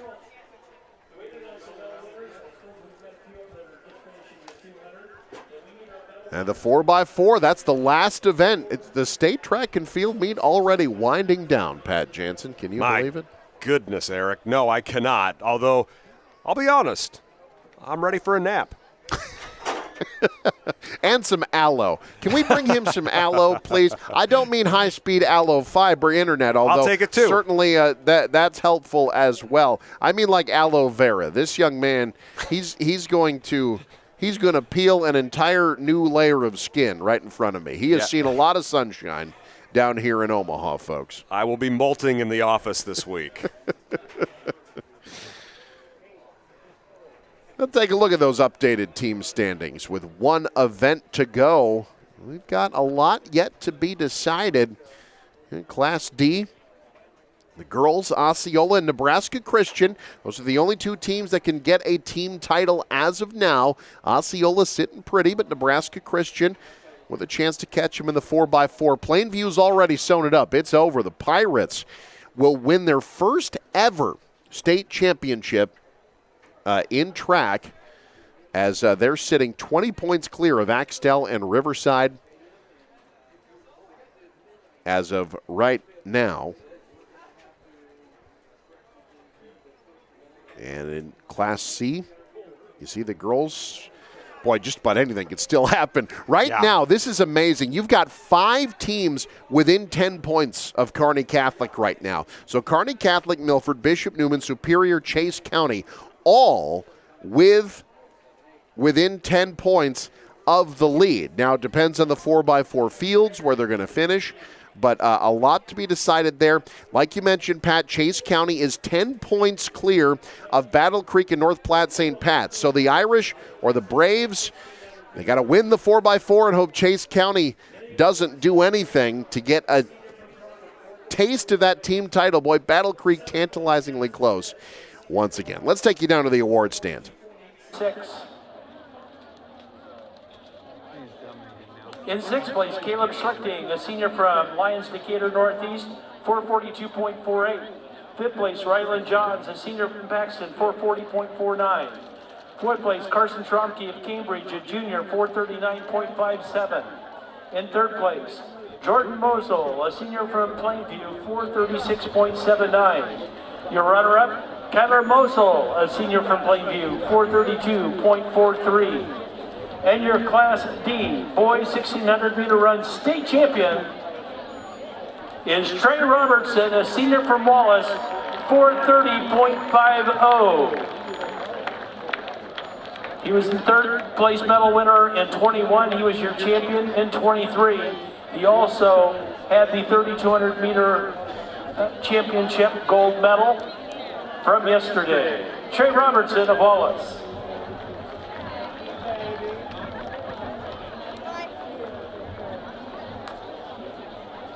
Next up, your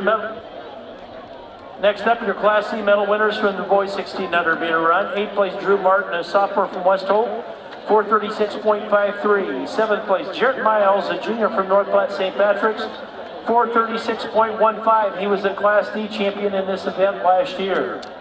In 6th place, Brody Taylor, a junior from Ponca, 435.93. In 5th place, Jackson Kilmurray, a sophomore from Battle Creek, 435.66.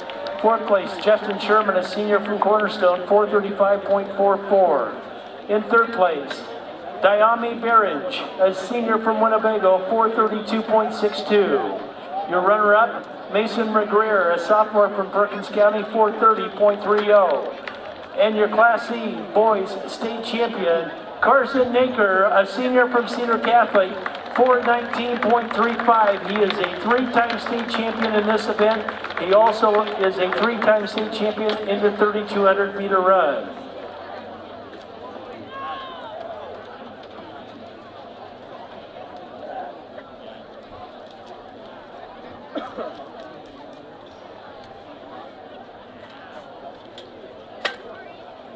Next up, your Class D medal winners in the girls 1,600-meter run. 8th place, Lorena Shada, a freshman from Twin Luke, 537.96. 7th place, Gracie Hackle, a sophomore from Nebraska Christian, 536.87. 6th place, Ashlyn Bros, a senior from Maywood Hayes Center, 536.35. 5th place, Peyton Gherkin, a senior from McCool Junction, 536.26. 4th place, Hannah Swanson, a junior from Nebraska Christian, 531.26. She was your 3,200-meter run champion yesterday. In 3rd place, Juliana Maxfield, a senior from Fullerton, 539.20. She was a 3rd place medalist in 2021, 3rd place medalist again this year in 2023. Your runner-up, Peyton Paxton, a sophomore from Mullen, 529.19. She was runner-up a year ago and runner-up again this year in 2023.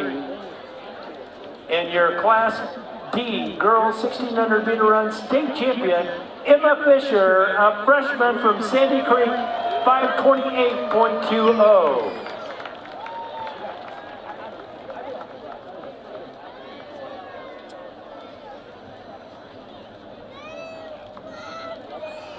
Next up, your Class C medal winners in the girls 1600 meter run. In 8th place, Ellison Hirota, a sophomore from Ponca, 527.37. 7th place, Myra Fosmer, a senior from Louisville, 527.33. 6th place, Braylon Gifford, a sophomore from North Platte St. Pat's, 527.29. 5th place, Elena Vargas, a senior from St. Cecilia, 524.63. In 4th place, Caitlin Molnarek, a senior from Archbishop Bergen, 522.62. 3rd place, Gianna Frazier, a junior from Aquinas Catholic, 521.75. Your runner-up, Lily Kidding, a sophomore from Milford, 515.42. And your Class C girls 1600 meter state champion, Jody Ahrens, a junior from Crofton, 512.69. She is a 3-time state champion in this event. She also was your 3200 meter run champion yesterday.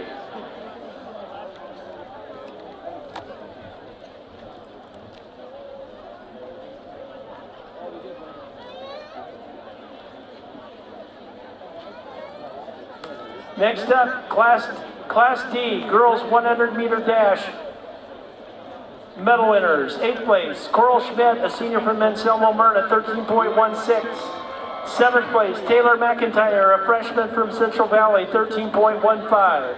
6th place, Rory Wiesman, a junior from Osceola, 13.14. 5th place, Peyton Stenicky, a freshman from Brady, 13.11. In 4th place, Braylon Renz, a sophomore from Bruning Davenport Shickley, 13.04. 3rd place, Tinley Rasmussen, a senior from Sand Hill Stedford, 12.93. Your runner-up, Cameron Kutsion, a senior from East Butler, 12.82. And your champion in the girls Class D 100 meter dash, Faith Winkleman, a junior from Osceola, 12.76.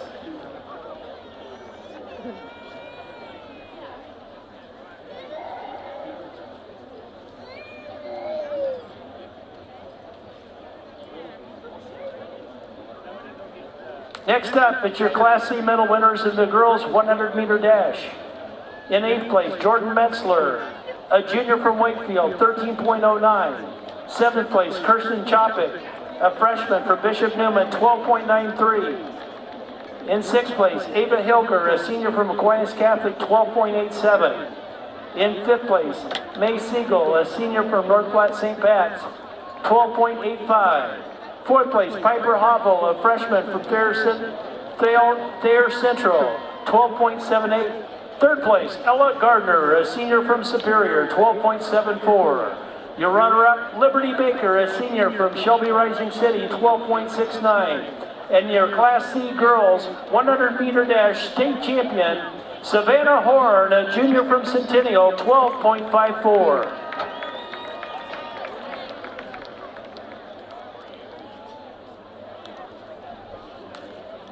Next on the podium, it's the Class D boys 100 meter dash medalist.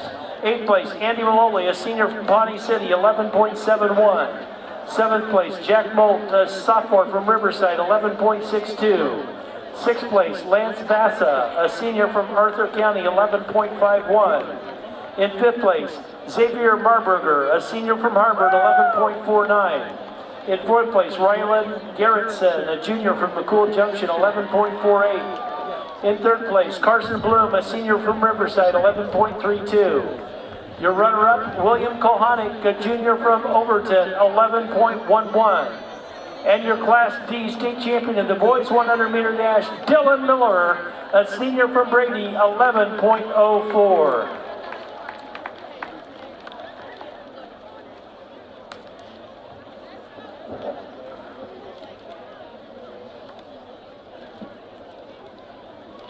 Next up, it's the medal winners of the Class C 100 meter dash. 8th place, Kate Dinker, a senior from David City, 11.44. 7th place, Jensen Anderson, a junior from St. Cecilia, 11.42. In 6th place, Luke Clavinus, a junior from West Holt, 11.40. 5th place, Brian Stoper, a sophomore from Aquinas Catholic, 11.32. In 4th place, Jackson Nisley, a sophomore from North Platte St. Pat's, 11.22. 3rd place, Mitchell Huff, a junior from Stanton, 11.21. In 3rd place, Riker Evans, a junior from Highline, 11.12. And your Class C state champion in the 100 meter dash, Brody Kruzmark, a junior from Pender, 11.06.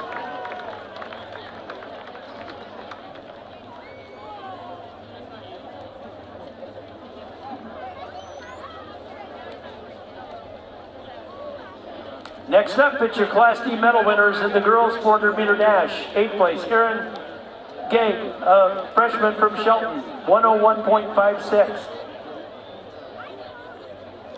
In 7th place, McKenna Yates, a junior from McCool Junction, 101.56. In 6th place, Miley Weirs, a sophomore from Diller Odell, 101.55. 5th place, Alexis Johnson, a junior from Central Valley, 101.25. 4th place, Addie Sweeney, a sophomore from Cedar Bluffs, 101.06. In 3rd place, Maria Pastrello, a junior from Parkview Christian, 1 minute, 0.79 seconds.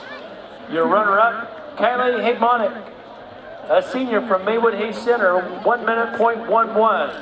And your Class D state champion, Coral Schmidt, a senior from Anselmo Lerna, 59.52.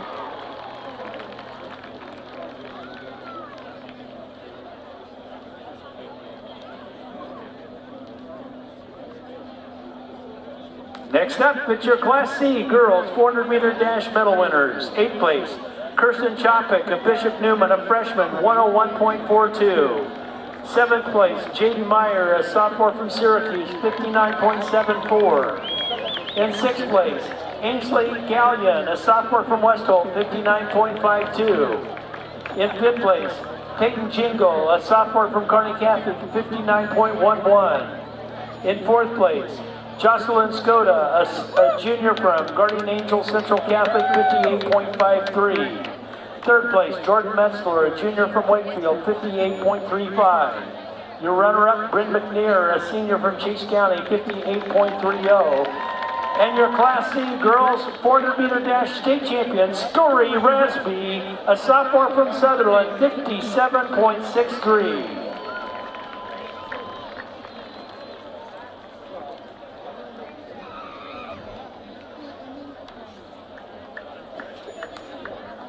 Next up, your Class D medal winners in the boys 400 meter dash. 8th place, Blake Lusk, a senior from Brady, 53.05. 7th place, Chase Schroeder, a junior from Wynot, 52.95. 6th place, Xander Wolf, a senior from Central Valley, 52.81. 5th place, Justin Ernest, a senior from Layton, 52.17. 4th place, Gavin Morris, a junior from High Plains, 52.14. 3rd place, Jen Farwell, a sophomore from Pawnee City, 51.83. Your runner-up, Isaiah Zelazny, a senior from Osceola, 51.22. He was the champion in this event in 21, the champion in 22, runner-up in 2023. And your 2023 Class D state champion is Will Casey, a sophomore from Arapahoe, 50.94.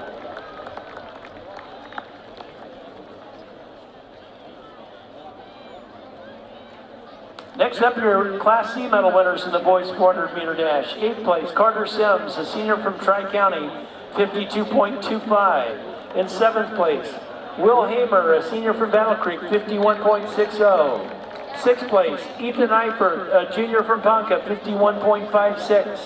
Fifth place, Kenyon Talton, a senior from Norfolk Catholic, 51.25. Fourth place, Quentin Morris, a senior from Centura, 51.25. Third place, Cash Gracie, a junior from Southwood, 49.74. Your runner-up, Easton Freeze, a junior from Chase County, 49.74. And your Class C state champion in the 400-meter dash, Logan Lebo, a junior from Lincoln Lutheran, 49.36. He was your runner-up a year ago. He's your champion this year. It's his second gold medal of this state championship, having won the gold in the 800-meter run.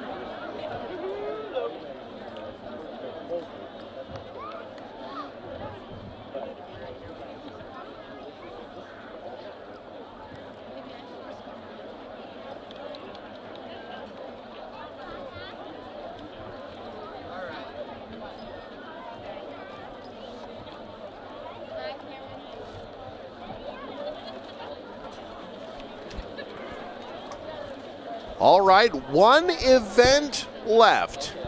The 4x400-meter relay, one of the most, if not the most exciting event in track. And we've got some team standings still to figure out, Pat Jansen. The Class D girls will be up first.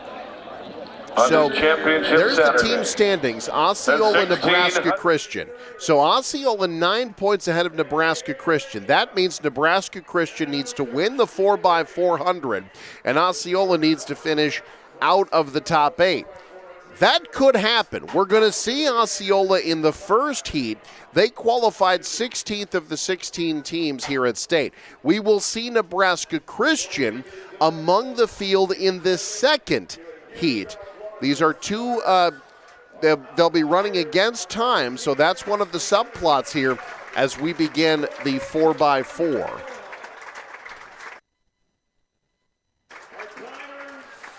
So we'll keep our eye on that. The first heat here, like we mentioned, Osceola currently tops in the team standings.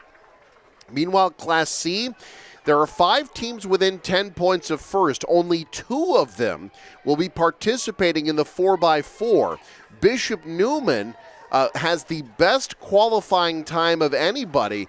Kearney Catholic and Milford are not in the 4x4, so they could see their leads evaporate. Meanwhile, North Platte St. Patrick's is not in the 4x4. Battle Creek and Chase County both are. Battle Creek would have to win the event and Chase County finish outside of the top 8, and they would share the state championship in Class C. Meanwhile, Michael Shively's been busy. He is trackside with someone who's been busy themselves, a couple of gold medals in field events. Shively, take it away. Yeah, that's right, Eric. 2 gold medals in Class D girls. It's the shot put and discus champion, Jessalyn Hudson of Bruning Davenport Shickley. Jessa, you've done it before in the shot. You did it again. What was the competition like this year? I was just really excited going in. Obviously, there was a lot of pressure, having done it before. But I really had 2 goals set to get 2 golds in the discus and the shot put. So I kind of had some relief after getting the gold on Friday. So I was mostly excited, didn't really feel nervous. So, yeah. Now the discus. You got 3rd your sophomore year, 2nd your junior year, and gold your senior year. That's a pretty nice progression. What did it take to get it done this year? A lot of technique work, a lot of work. Like we were talking when it happened, like it's been 3 years in the making. I've come a long way with my technique due to like outside training. I've been working a lot with actually an Olympian in Lincoln, Peyton Otterdahl. I've been working with a lot to help me even get to this point. Just my technique has come a long way, which is a big thing when it comes to the discus throw. So, yeah. This was your final time wearing a BDS Eagles uniform. Volleyball, several trips to state. Basketball, 3 trips to state. Now all these golds. What does your high school career mean to you? It means a lot. I'm honestly speechless because it really hasn't hit me that as I take my jersey off tonight, like it'll be the last time. I graduated a week ago, but I was like, I still have state track, so it's not the end. But it's over now. But I'm really grateful for all the support. and everything that's happened over the past 4 years at our small town school. So it's really exciting. Super grateful for it all. Well, congratulations on finishing strong. Thank you. That's Jesselyn Hudson, winner of the Class D gold in shot put and discus. Guys? Thank you, Michael. And now we get set for the first of 2 heats in the Class D girls 4x400 meter relay. You have there, you see, your Liberty First Credit Union lane assignments. Elm Creek, lane 4, McCool Junction, lane 5, Diller Odell, lane 3, Wallace, lane 6, Anselmo Myrna, lane 2, Humphrey St. Francis, lane 7, Fullerton and Osceola on the outside. Again, Osceola, if they can get a point, just a point, that would be enough. But you know, the team that's trying to catch them will be in the second heat. So a lot of scoreboard watching here in this 4x4. Yeah, there is a very real chance that Nebraska Christian somehow comes from behind and steals this state championship from Osceola. Osceola, like you said, they get 8th, and suddenly they've got at least a share of the state title. But they're going to be sweating this second heat, most likely. Regardless of who wins, it will be a first-time team champ. Neither Nebraska Christian nor Osceola has ever won a girls' track team title. First exchange is away, and now we'll get a sense a little bit better of where our teams are standing. Through the first exchange, looks like Fullerton is off and doing pretty well. Addie Kraus running their second leg. St. Francis, Emma Baumgart handed off to Hannah Baumgart. They're running 1-2.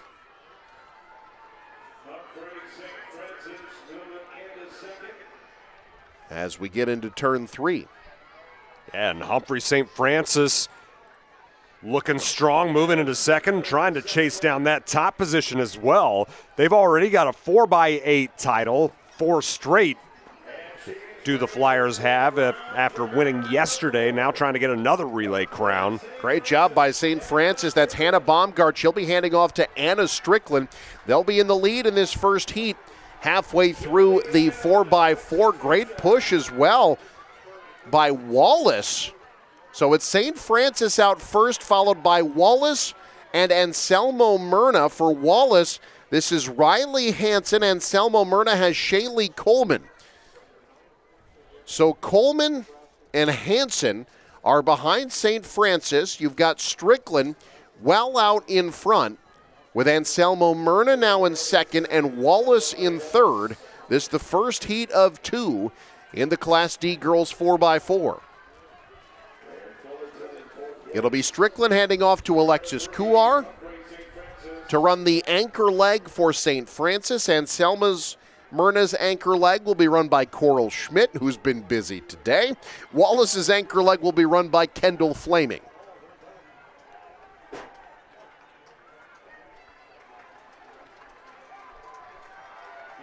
It's a very good split here for St. Francis. It'll be St. Francis, Wallace, Anselmo Myrna, the top 3 on the final exchange. St. Francis is away, then Wallace, Anselmo Myrna, and Elm Creek, 1, 2, 3, 4.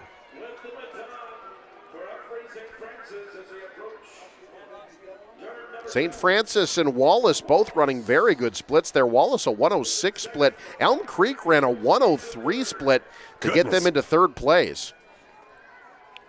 This has been an entertaining first heat. Really has. St. Francis trying to hold off Wallace. This is Kuar with Flaming behind her. Elm Creek has moved up into third. Hallie Knapp running their anchor leg. Anselmo Myrna trying to push their way back into the top 3. And they do, but it's St. Francis out in front. Hannah Baumgart running the anchor leg, trying to hold off Wallace. And here comes Diller Odell as well. It'll be St. Francis first, then Wallace. Anselmo Myrna will hold off Diller Odell. And now we look at the times. Humphrey St. Francis is in at 4:19.72. Wallace 4:20.87. And Selmo Myrna at 4:21. So 4:19, that's a time that might get St. Francis. You look at those 4:19, 4:20, those times look pretty good when you look at where they qualified in districts. Osceola, by the way, 8th in that heat. They will not be getting points. So again, if Nebraska Christian can win this race, they win the team title. Absolutely. There is intrigue and interest for sure in this final heat. That 4:19 time you mentioned, that would have qualified Humphrey St. Francis 5th coming out of districts. So as you mentioned, a good chance to get on the medal stand for the Flyers. Really, really good race run by them. But now all the intrigue comes here. Nebraska Christian in lane 6. That's qualifying at 4th, a chance to potentially be that top team. Do they get that clutch performance and bring home a state title? Central Valley, the team with the best qualifying time, they'll be in lane 4. Maywood Hayes Center, who we have seen quite a bit here at state as well, will be in lane 5. And Nebraska Christian in lane 6. Sandy Creek in lane 3. St. Mary's and Johnson Brock in lanes 2 and 7. Sandhills, Thedford, and South Platte on the outside. So for Nebraska Christian, it'll be Kara Sidak, Emma Rathjen, Isabel Brumbaugh, and Reagan Flynn trying to run their team to a state title. The record in this event was set by St. Francis 14 years ago. Humphrey St. Francis ran a 4:03.27 in 2009. Whew. That's basically 4 runners hovering right about a minute flat in the 400. That is absolutely wild. By comparison, the best qualifying time this year, 4:15, which is certainly no slouch. That's 12 seconds off that time. That's just unreal to think about. But athletic success, not something that's a foreign concept to St. Francis. Certainly not. Over the years, St. Francis has won their share of state championships. Not getting one this year, but they've won 2 girls' state championships, 2008 and 2006. Again, this year, Class D will come down to either Nebraska Christian or Osceola. For both, they've never won a team title. And here we go. Nebraska Christian, they're in the blue uniforms in lane 6. And Osceola nervously watching this second leg of the 4x4. They've done well. They've put themselves in a good position to have Osceola, but when it's no longer in your hands, that's the nerve-wracking moment. So we'll see what comes of the first exchange here. And then they'll settle out of their lanes and into position for the second exchange. We'll get a better sense of where they stand. Well, I'll tell you this, Nebraska Christian is not in a bad spot. They are out fast. That is a great first split here run by Kara Sidak. They will be among the first to exchange along with Central Valley. It appears Central Valley and Nebraska Christian were the first 2 to the exchange. Maywood Hayes Center off very well. And Sandhills Thedford in lane, or rather I should say Johnson Brock in lane 7. Really off to a good start. And now you see St. Mary's in lane 2 out of O'Neill. This is Annabelle Barlow. She'll be handing off to Hope Williamson. But St. Mary's 1, Maywood Hayes Center running second. Ashlyn Brose will be handing off to Reagan Stengel. Looks like Nebraska Christian has slipped to fourth. Here comes Central Valley now in the lead, so it'll be Central Valley first to the exchange. Piper Shepard handing off to Taya Engel. Maywood Hayes Center in second. Nebraska Christian is in fourth. They've got work to do. Central Valley, Taya Engel will be handing off to Alexis Johnson. Maywood Hayes Center giving chase. St. Mary's is third. Nebraska Christian is fourth. Well, I was just about to say Central Valley has been really consistent through all of their legs, but here we see Maywood Hayes Center just take off like a rocket. That's Reagan Stengel. She'll be handing off to Kylie Haitmanek. It's Maywood Hayes Center now in front. Central Valley in second. Well, not now. Well, they are shoulder to shoulder out of turn 4. Central Valley and Maywood Hayes Center. This is going to be a fun finish.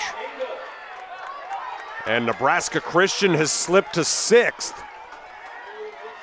Maywood Hayes Center and Central Valley. It's going to come down to Haitmanek and Johnson.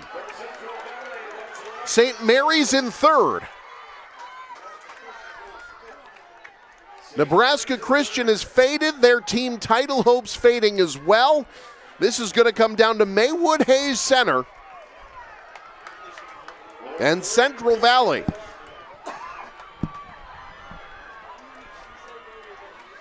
Haitmanek in front. Johnson behind her in turn 3. Oh, here comes Johnson trying to come up on Haitmanek. Into turn 4 at Central Valley. Johnson, Haitmanek, shoulder to shoulder. Who's going to get it? The state title in the 4x4 on the line. Central Valley out in front, it's Johnson. Haitmanek won't catch her. Central Valley wins. Maywood Hayes Center second, St. Mary's third, Sandhills Thedford ends up fourth. Nebraska Christian finishes 6th. Osceola will win the team title. But Central Valley, a 58-72 split over that final 400. Wow. Their time 4:05.37. How about Haitmanek and Johnson? Haitmanek runs a 59.42. Johnson runs a 58.72 over that final 400. And we see the Osceola team realizing the moment. They are state champions, but I do have to give credit to that Central Valley 4x4 once again, as they were really the most consistent from leg 1 to leg 4 of all of those teams, and that was the difference as they bring home the title. So now we go to the girls 4x4. The 1,600-meter relay, Heat 1, will feature, you see the Liberty First lane assignments there. Now, in terms of team standings, again, there are 5 teams within 10 points of the lead, which is currently held by Kearney Catholic. They are not in the 4x4. Neither is Milford, who is in second. We will see Bishop Neumann, who's in third in the second heat. Chase County also will be in that second heat. Both of them have a chance to catch Kearney Catholic. Bishop Neumann had the best qualifying time, and all they need is 4 points, a top 5 finish, and it will be Bishop Neumann winning the team title in Class C. And there's an outside chance, a very outside chance, of Crofton being able to move into second place. They cannot catch Kearney Catholic for first. Crofton, though, in lane 1 in this first heat, it would be unlikely. Yeah. But, yeah, as you mentioned, you got Bishop Neumann and Chase County really, they're in the driver's seat. It's their destiny that they hold in their hands. This is going to be fun to watch. But we've got some teams here in this first heat that have a legitimate shot of getting onto the medal stand that could really be a fly in the ointment for both of them as well. Bishop Neumann trying to win their first team title since 2008 when they won in Class B. It would be their 4th overall if they're able to wrap it up. Chase County, meanwhile, they have owned Class C. They're the 2-time defending team champs. They were also team champs in 2017 and 2016. They have reigned supreme in Class C each of the last 2 years. That's in jeopardy unless they can finish strong in the 4x4. But first, we've got these first 8 teams who are trying to play a little bit of spoiler. You'll see Homer in the inside lane in lane 4, Sutton in lane 5, Conestoga, Takema Herman in lanes 3 and 6, UTAN and Shelby Rising City in 2 and 7, and Crofton and Amherst on the outside. You know, Homer, a team that had a good amount of talent qualify this year as well, and their coach, also their athletic director, Dan Schmidt, when including stats and information about his team, he included their GPA for every single one of them. Very proud of their GPAs. It's good that he sent them and they're good. It would be weird if he sent them and they were all like 2 3s. Like, just want to let you know, they need to pick it up in the classroom. That's not the case at all. Great students and great athletes as well from Homer High School. And all of them 3 sport athletes, too. Homer up in Dakota County, nestled in a beautiful part of the state. You drive through there south of Sioux City. Really gorgeous drive along the Missouri River. First exchange here. We'll start to settle in, see who's looking good. Takema Herman really strong out of that exchange. Mackenzie Alexander is running the second leg. She got the baton from Emma Wakehouse for the Tigers.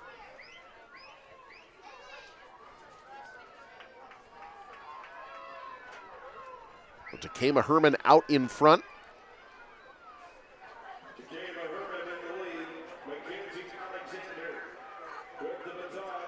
And it appears, I believe that's Homer that is behind them in second. Sutton. Correction, that's Sutton. My apologies. The Sutton Phillies in second. So it'll be Olivia Kessler handing off to Kennedy Perry in for Sutton. Takema Herman's exchange will be Mackenzie Alexander to Emily Stansberry. Nice job fending off the charge there by Takema Herman. Now it's Shelby Rising City second to the exchange. Cadence Callahan handing off to Danica Watts. So it's Takema Herman, Shelby Rising City, and now Sutton in third. Kennedy Perry running their third leg. But Takema Herman has been out strong from the very beginning. Yeah, what a great effort so far by the Tigers.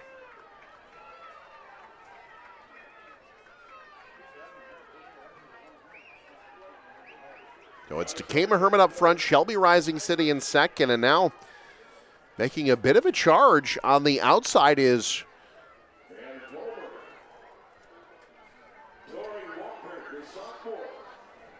I believe Conestoga making some moves, but still Takema Herman. Emily Stansberry will be handing off to Presley Hansen. Shelby Rising City will be in second. And then you'll see Conestoga in the final leg. UTAN is up there as well. This is going to be very close. Takema Herman, Presley Hansen. Shelby Rising City has Alex Larman. And here comes Conestoga. That's Haven Zimmerman making a push. UTAN making a push as well with Miley Dakota. You know, there was a lot of congestion in that final handoff. Takema Herman almost kind of set a screen, but doesn't seem to make too much of a difference, as you mentioned, UTAN getting after it. So it's Dakota from UTAN, Watts from Shelby Rising City, now 1-2. Takema Herman has faded to fourth. Here comes Watts on the outside to pass Dakota. UTAN and Shelby Rising City.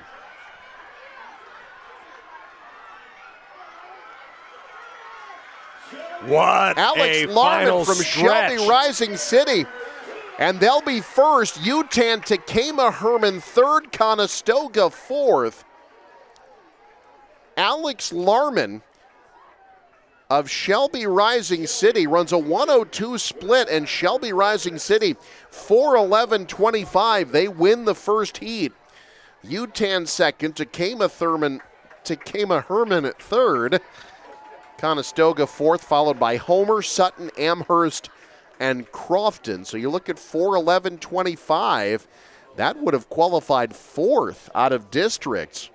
Wow. So there are some times to watch here. Yeah. In terms of making that medal stand. Shelby Rising City, Utan, Takema Herman all at 4:12. So we could see a few from this first heat end up on the medal stand. Yeah, that was a heck of a run, though, from the Huskies. There were hugs all the way around for good reason. So heat 2, again, the team standings right now, Kearney Catholic and Milford 1-2, but that is tenuous. You've got Bishop Neumann third at 37 points, Chase County fifth at 32.33. Either of them could vault into first. In fact, Bishop Neumann, the best qualifying time out of districts, they will be in lane 4. Cedar Catholic will be in lane 5. Syracuse in lane 3. Elmwood Murdoch lane 6. Chase County trying to make things happen in lane 2. The two-time defending team champs. They need to win this and hope Bishop Neumann falls back a bit to get themselves a team title. And again, for Kearney Catholic and Milford, it is likely neither of them have done enough. Kearney Catholic sitting at 40.33 points. But Bishop Neumann certainly has been blistering in this event all season. And for those who are unaware, we talk about these point differentials, what it means to place, and the need for a team to reach a certain place. The reason why we're saying all that, the points for each place, it goes 10 for first place, 8 for second, 6 for third, 5 for fourth, 4 for fifth, 3 for sixth, 2 for seventh, and 1 for eighth. 8 medalists. It used to be there were only 6 medalists. Right. That change was made a few years ago. Yeah, it's I couldn't give the exact year now, but it's been a while now. Probably 5 or 6 years. I'm trying to remember when that change was made. It was maybe it's been about 10 years now. I think we're in that 10 range now, but there are pros and cons to both because there were people who worked hard, made it to finals, and then suddenly you'd have 2 people who made it to finals who were disappointed and didn't get anything. But then you run into the occasional moment where you have 8 finalists, 1 person can't finish or 1 person false starts, and so you only have 7 medals when there are 8 to give. Right. And that can sometimes feel awkward as well. The one argument for it, and the one that I agreed with at the time, is that it rewards depth. The deeper teams at state have the potential to do more, and we've certainly seen that over the years. Well, the way the scoring used to work then with 6 medals was 10, 8, 6, 4, 2, 1. Right.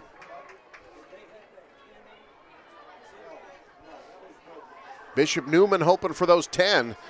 That'll get them a state championship. In fact, 5 would get them a state championship, depending upon what Chase County does, Correct. I suppose. Yeah, because if Chase County were to get 10, that would be just enough to edge them out. Yep. So we'll have to do some math after this, Pat. I'm sorry. Oh, man. Cedar Catholic and Bishop Neumann both strong first legs.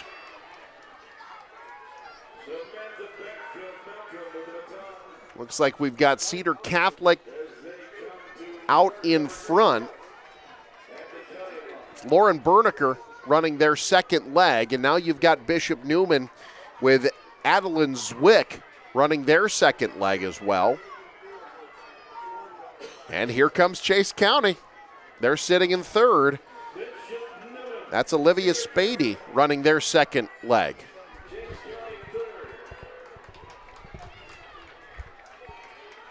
So it's Bishop Neumann 1, Cedar Catholic 2, Chase County 3. My. Now Cedar Catholic making a move to the outside, and the Trojans. Looks like they might end up being first to the exchange. It'll be Berniker handing off to Grace Reifenrath. Bishop Neumann, Zwick hands to Nicole Bloom at Cedar Catholic 1. Bishop Neumann 2. Chase County is in third with Riley Rusher running their third leg. Well, you want drama, Eric. We've got it. If they hold right here with Bishop Neumann second, Chase County third, that would be a state championship for Bishop Neumann.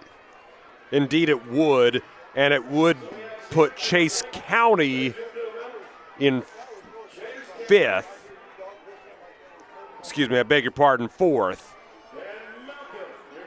Right now you've got Cedar Catholic running one, and they're extending things a bit here.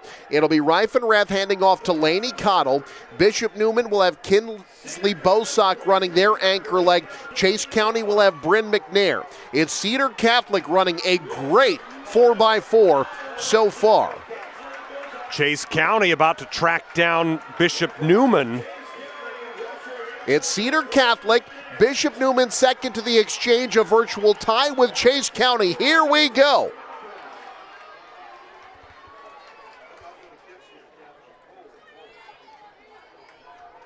Cedar Catholic out in front, that's Cottle. Bosock running for Bishop Neumann, and Bryn McNair of Chase County passing. So Chase County now in second. Bishop Neumann is in third. Cedar Catholic out in front.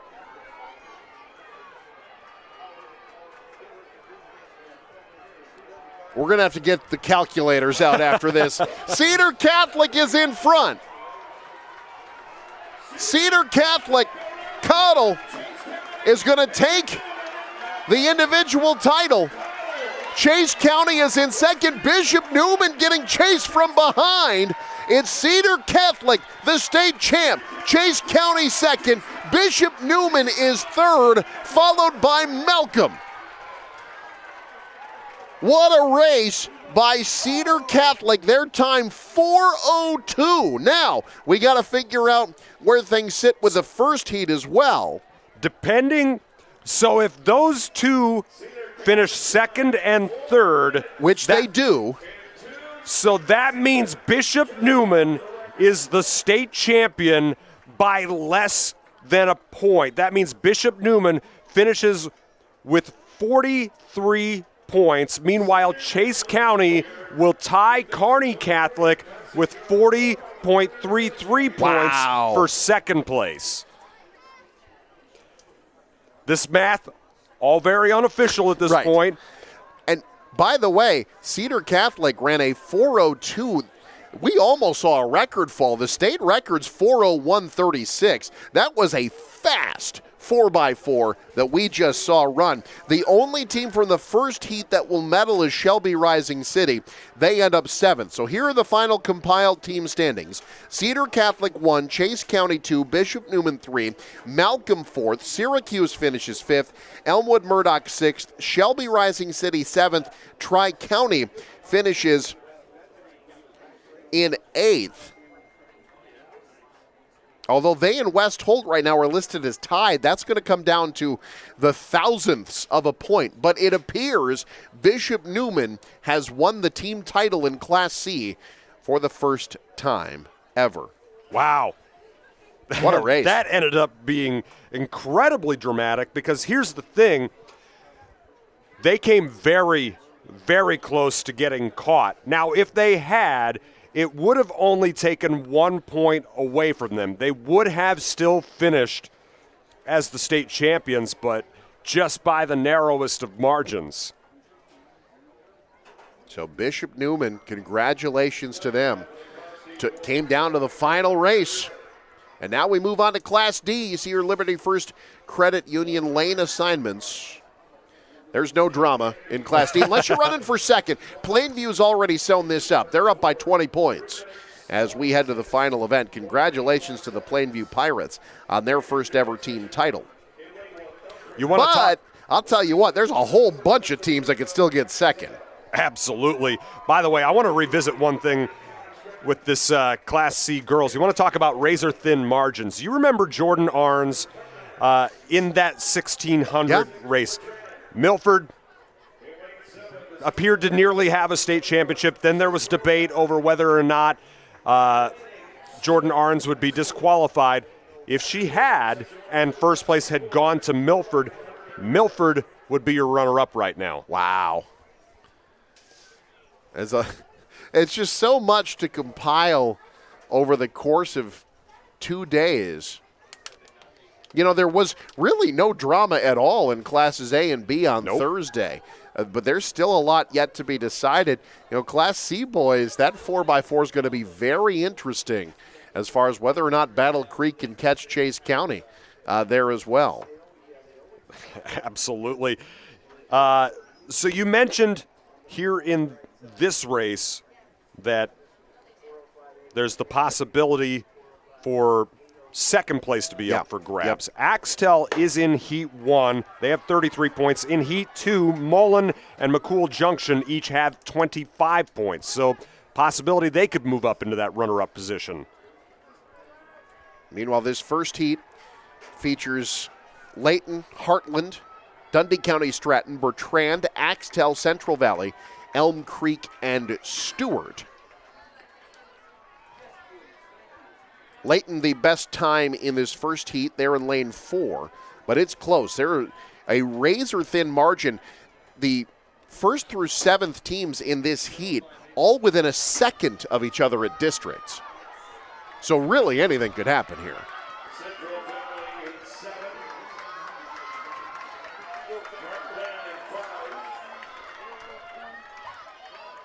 So here we go. First exchange is away.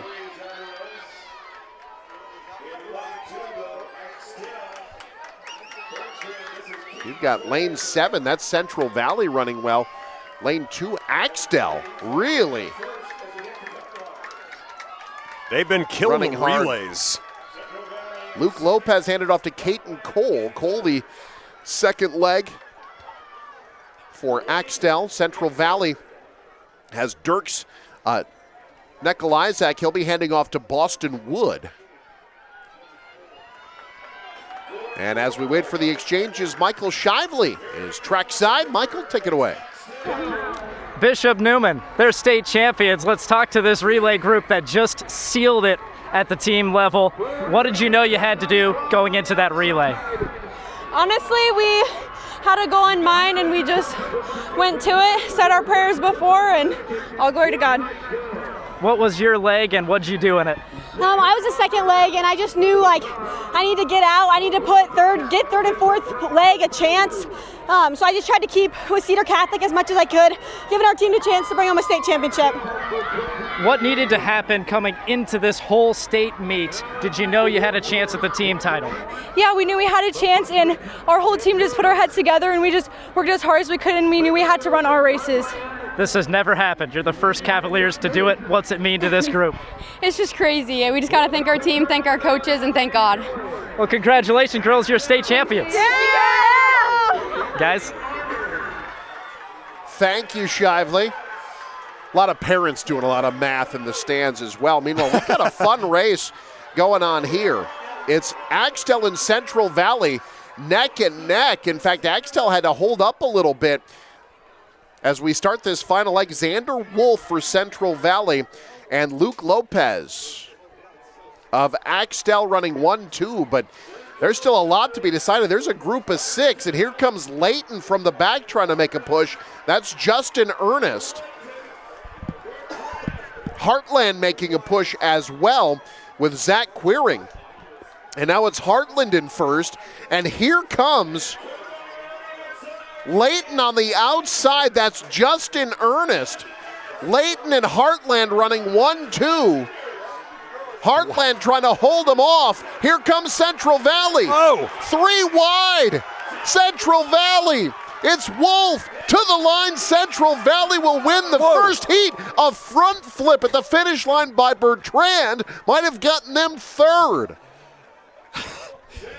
This is like that SNL Stefan sketch. This race had everything. So Central Valley, Bertrand does get third. Central Valley's time, 3:34.64. Heartland second, 3:34.89. Bertrand, 3:35.40.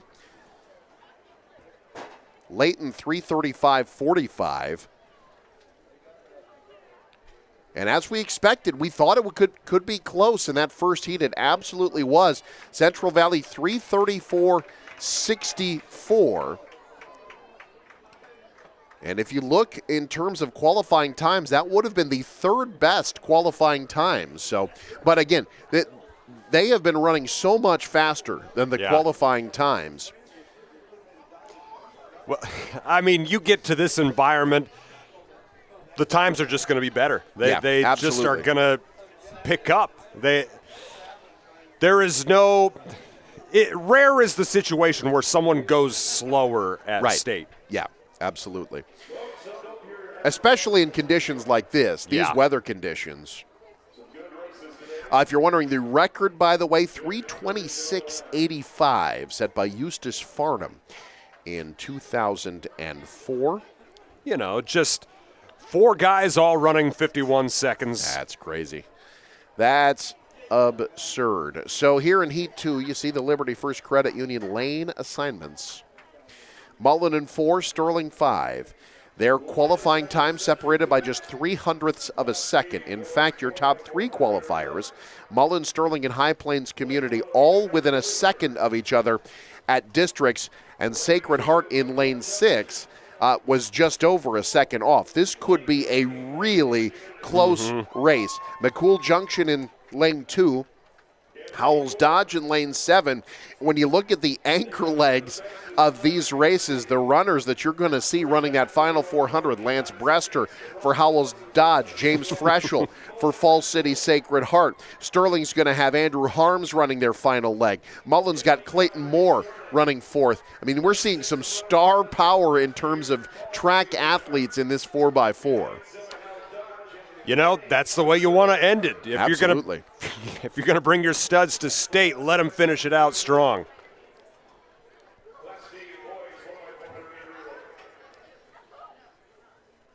So as we get set for the final leg of the Class D boys, again, congratulations to the Plainview Pirates. Yeah. Winning their first ever team title at state. Showed up in a big way in a lot of the distance events, did really well in the field events.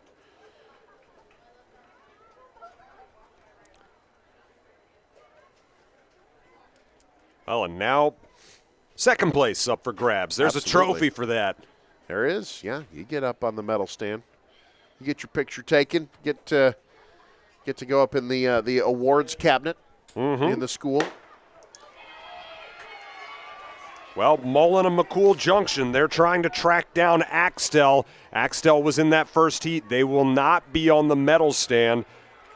So if one of these two teams can get 8 or 10 points out of it, they will be grabbing at least a share of the runner-up trophy. And certainly they both have a chance to do that.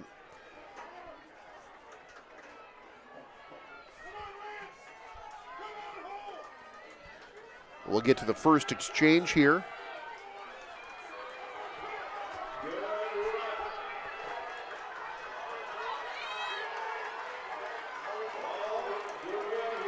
Strong start for Arthur County. Yeah, Arthur County in lane 8 off strong. Again, there are no outliers among this second heat. Right. All of these relay teams within 3 seconds of each other at districts. But as you've mentioned many times, this is where you start to really know where teams stand. And Mullen, it's Mullen and Sterling right now. But Howells Dodge, followed by Mullen wanting that runner-up trophy. They're in position for that at the moment. You've got Mullen. Chase Gracie will be handing off to Justin French. For Sterling, it's Wyatt Rath handing off to Colin Kinney. For Howells Dodge, Aiden Meyer will hand off to Hunter Luther. It's Mullen, Sterling, Howells Dodge. 1, 2, 3. Arthur County still holding strong in 4th. A tough handoff for McCool Junction as they're trying to get in position for a runner-up trophy as well, but bringing up the rear at the moment. Mullen 1, Sterling 2. They've separated themselves a bit. Howells Dodge and Arthur County leading the group behind them.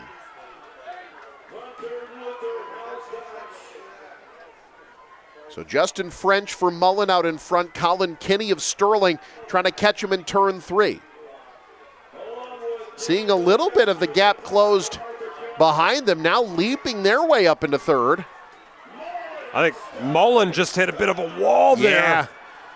Kinney for Sterling is going to be first up. How about Arthur County? What a third leg here by Dane Pilikowski. Arthur County will be second to the exchange from lane 8. Howells Dodge got caught up in traffic. You've got Sterling, Arthur County, then Mullen. 1, 2, 3. Howells Dodge is in fourth. Arthur County's anchor leg, Justin Wenzel. Yeah, Mullen has Clayton Moore, and it's Lance Brester of Howells Dodge. You mentioned getting caught up in traffic. There were some near massive collisions on that final handoff as third legs were exiting the track. Here we go. It's Harms for Sterling. Any one of 4 runners could get this thing. It's Sterling, Arthur County, Mullen trying to make a push. Lance Brester trying to make a push, but nobody's going to catch him. It's going to be Sterling. Followed by Mullen, Howells Dodge, and Arthur County. 1, 2, 3, 4. Sterling's time, 3:30.85. We'll try to bring up the compiled standings here, but there are going to be a few medalists, I think, from that first heat. Depending on how that goes, Sterling may have just helped Axtell keep a share of the runner-up trophy. I think we're going to have Mullen and an Axtell tie. So Sterling 1 overall, Mullen 2nd. These are the compiled standings. Howells Dodge 3rd, Arthur County 4th, Nebraska Lutheran 5th, McCool Junction 6th. From the first heat, Central Valley will finish 7th, Heartland will finish 8th. So 2 from the first heat end up on the medal stand in 7th and 8th. Sterling takes the team title in the 4x4. Plainview takes the overall team title. So indeed, Mullen and Axtell will be co-runners-up. Congratulations to them. Based on unofficial math. As far as I'm concerned, all math is unofficial. All right, here we go. We're at Class C, the 4x4. We've got 2 more races to run, and that's going to put a wrap on the track and field season in the state of Nebraska. Cedar Catholic's in lane 4. Bishop Newman is in lane 5. Elkhorn Valley lane 2. Wakefield in 6. Bancroft Rosalie, Manning lane 2. Sutton in 7. Centura lane 1, and South Loop in lane 8. The record in this event run by Heartland back in 2000. 3 minutes, 23.91 seconds. Well, we just need to get a couple guys from NCN. The 4 of us, we could all go out there and do that, I'm sure. No, we could not. If I was, look, man, I'll tell you right now, by myself, I don't think I could get 3:23 in one leg of the 400. It would take me 3 minutes and 23 seconds to go once around this track. I thought you were about to say for the 1600 yourself. I'm like, that's bold. That's a bold statement for anybody. That would not, no, the 1600, I'd get the old DNF, I think. You just, about 800 through, I'd be like, you know what? No, this isn't worth it. And then I would just leave.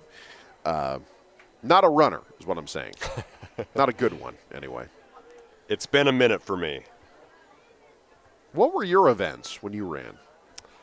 I was a distance guy. Mm-hmm. I would do a lot of 1600 and 2 mile. I was on the 4x8 often, depending on what we had as overall strength. You know, if you have a lot of depth, yeah, go ahead and put together a relay. If you're a little light on that, there's no sense in burning any of your distance runners. We had a distance runner at my time by the name of Bryce Brady, a guy who was a state medalist, and yeah, rightly was never put into the 4x8 because guy had medals to win in the 1600 and the 32, and the rest of us, we were just going to be holding him back in that 4x8. Cool. So we'll get set for the start of the 4x4.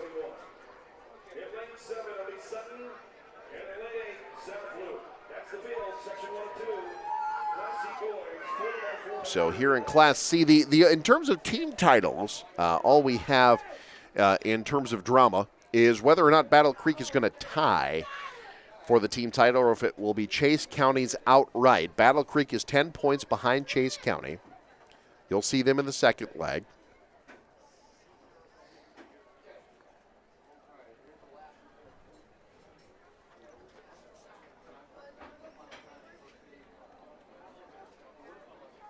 You will see Chase County as well in the second leg. Chase County still got a lot to say about this, and they ran a great time. They were the third best time out of districts. Battle Creek was the second best. So all Chase County has to do is medal, and they're the team champs once again. And I want to say, I missed some points with Riverside. We were a little late putting them in on the 200-meter dash. It looks like we're going to have a three-way tie. Wow. For second place between Axtell, Riverside, and Mullen. There we go.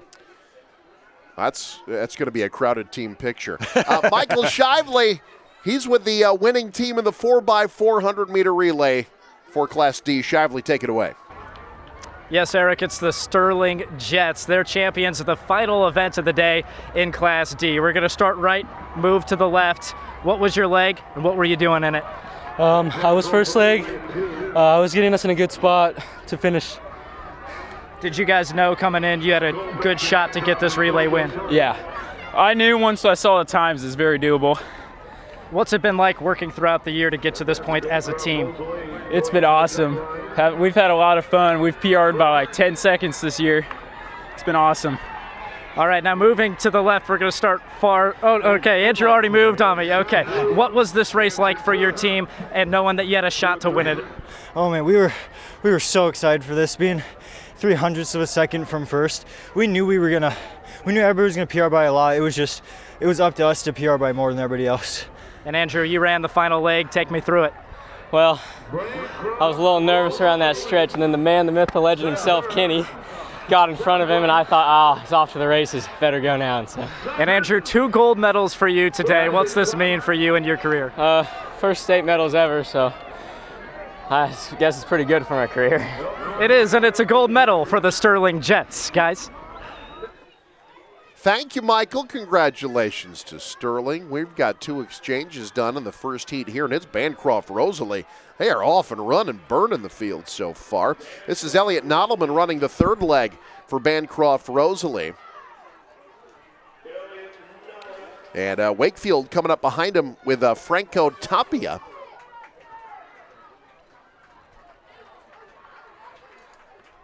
So Bancroft Rosalie, they have been flying. They were 144 through 2 legs. You know, I want to go back to Sterling for just a second. That championship in the 4x4 left them just 1 point shy of being a part of that second place tie.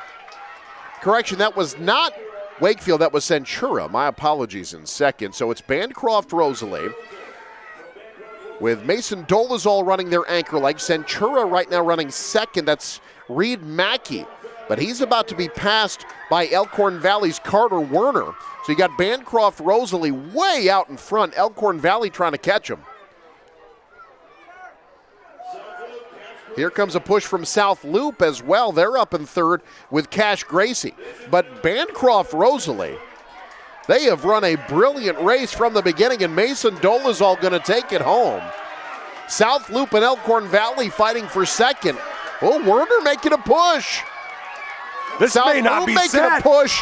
Look at South Loop. Oh!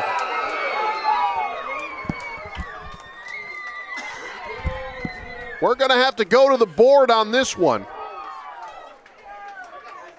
South Loop, what a push at the end by Cash Gracie. As we look at the replay again, Cash Gracie, just an incredible length at the end, and the dive. Impossible to tell. We still don't have, it is Bancroft Rosalie. Whoa. Bancroft Rosalie gets it by 1/100th of a second over South Loop, Elkhorn Valley. All three teams finished within 1 second of one another. What a race in the first leg of the 4x4. All within just barely over half a second. Yeah. My goodness.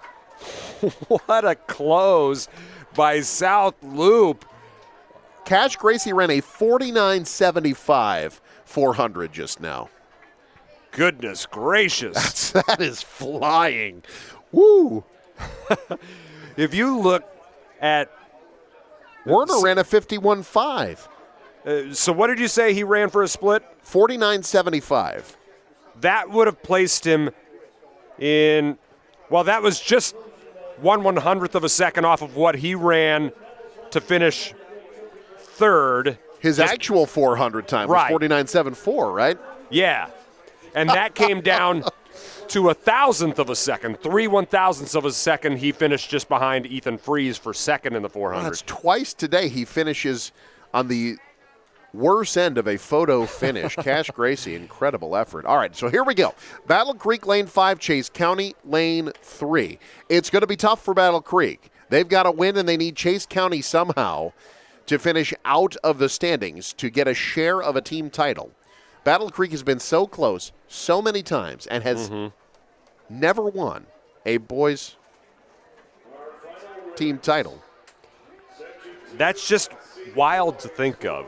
Because that's a team, as you mentioned, that's had so much athletic success. Correct. I shouldn't say they haven't won since 1989. They have won, but it's been since 1989. That still feels unfathomable when you just take it all into account. Because, as you've said, they've come so close so many times. Chase County is the team that's never won at state. Their girls have seen a lot of success. The boys team has never won a state title. Battle Creek last year came just 4 points shy. Yep. It was Grand Island Central Catholic that won with 68 points to Battle Creek 64.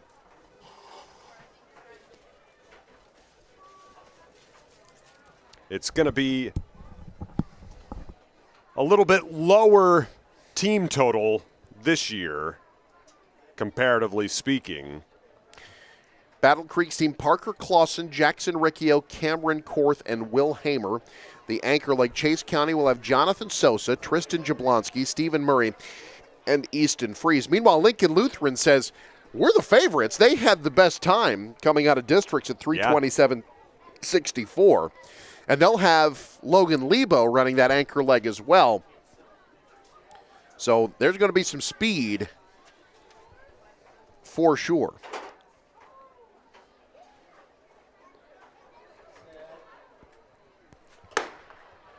And we are away. First leg, Battle Creek's in lane 5, Chase County, lane 3, Lincoln Lutheran, lane 4.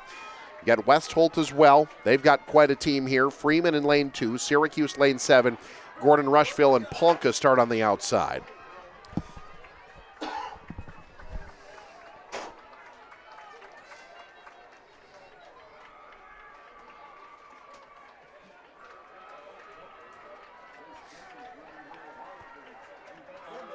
Boy, Battle Creek's running hard to start. Well, they got to set the pace, that's for sure.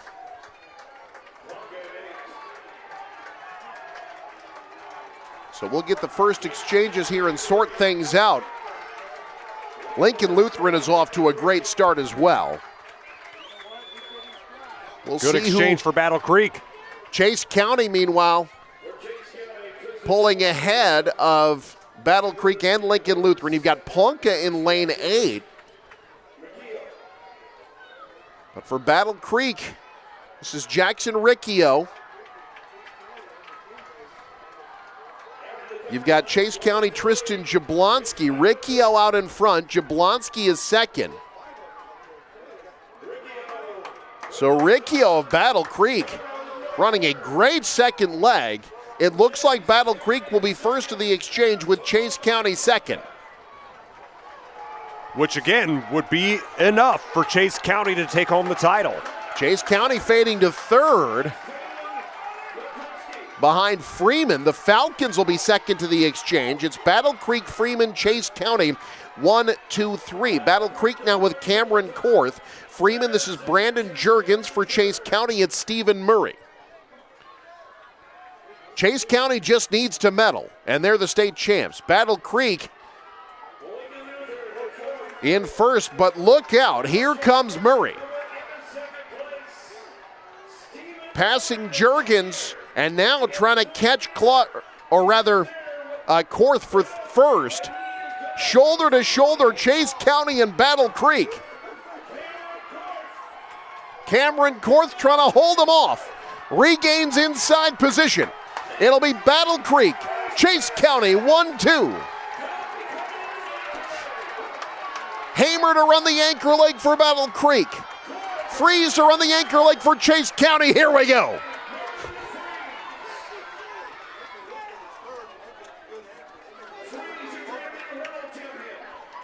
And don't forget Lincoln Lutheran, by the way. They've got Lebo, who's closing on the lead. Chase County's taking the lead.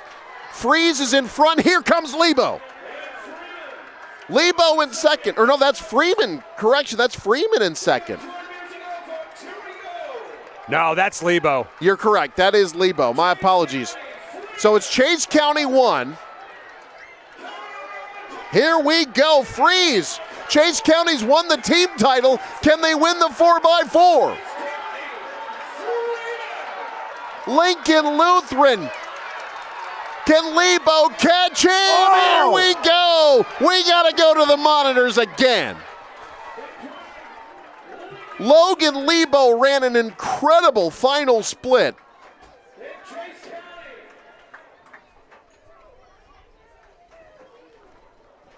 Everybody looking at the board. Chase County gets it. By 1/100th of a second. The Longhorns slam the door on a team title. Battle Creek ends up third. Gordon Rushville fourth. West Holt fifth. We'll take a look at the compiled standings. Bancroft Rosalie is fifth overall. In fact, that first heat is going to go 5, 6, 7. Bancroft Rosalie fifth. South Loop sixth. Elkhorn Valley seventh. West Holt finishes in eighth, but Chase County doing just enough to win the 4x4 and for the first time ever take a state track team title in boys back to Imperial. Congratulations to the Chase County Longhorns. And while it wasn't enough points for Battle Creek to move into first, it was enough to shore up second place for the Braves. So those are your trophy teams in Class C boys, Chase County and then Battle Creek. Congratulations to both.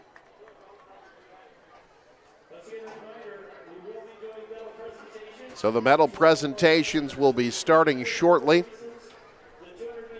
We'll hand out some hardware, talk about team titles, and wrap things up. Medal presentations coming up. You're watching the 2023 State Track and Field Championships on News Channel Nebraska. Does your business need quick, competitive financing for heavy machinery, trucks, or other equipment? Currency is here to help. Whether you're financing construction equipment, farm equipment, trucks, trailers, or any other big-ticket item, Currency will automatically find the best rates. Currency facilitates loans for up to $500,000 with repayment terms up to 72 months. It's fast, easy, and free to use. Visit GoCurrency.com and apply today. Good afternoon, everyone. We're here at the grill, waiting for the flip. He has a great hot lie here on the grill. Looks like he is going with the tongs here, Jim. A great choice. Timing is everything.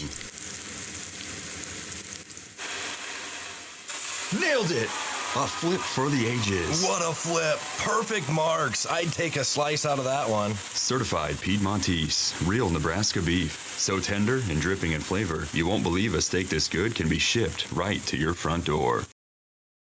Life is a wild ride. It's important to have a trusted partner along the way.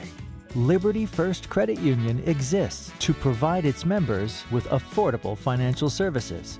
Whether it is a large purchase, a new car or home remodel, overcoming obstacles, or chasing your dreams, financing life is what we do best. Give us a call or visit libertyfirstcu.com. To sum up the past 20 years in one word, exceptional. It's one of our core values. But our people have been truly exceptional.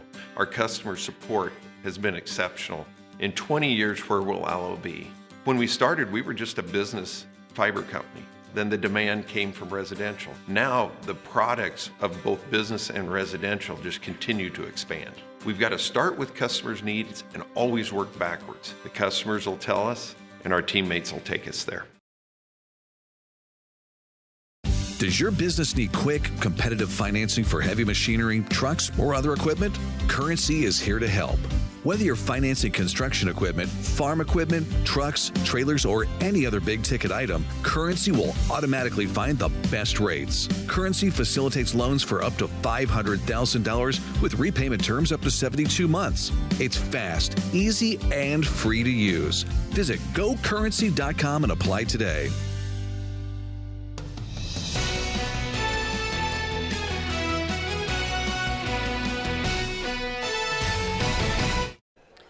The 2023 NSAA Track and Field State Championships are in the books. Osceola, your team champs in Class D. They edge Nebraska Christian. Maywood Hayes Center finishes in third place. Congrats to Osceola, their first ever team title in track and field. Meanwhile, Class C, Bishop Neumann, also a first-timer. There's a lot of first-time team champs. They end up edging Kearney Catholic and Chase County. Came down to the final race. Milford finishes fourth. Superior rounding out the top five in Class C. Congrats to the Cavaliers. Class D boys, another first-timer. Plainview wins for the first time ever. They win it going away. A three-way tie for second between Axtell, Riverside, and Mullins. Sterling finishes just 1 point off of that tie for second, with McCool Junction and Howells Dodge right behind them. And why not another first-time team champ? Class C boys, Chase County.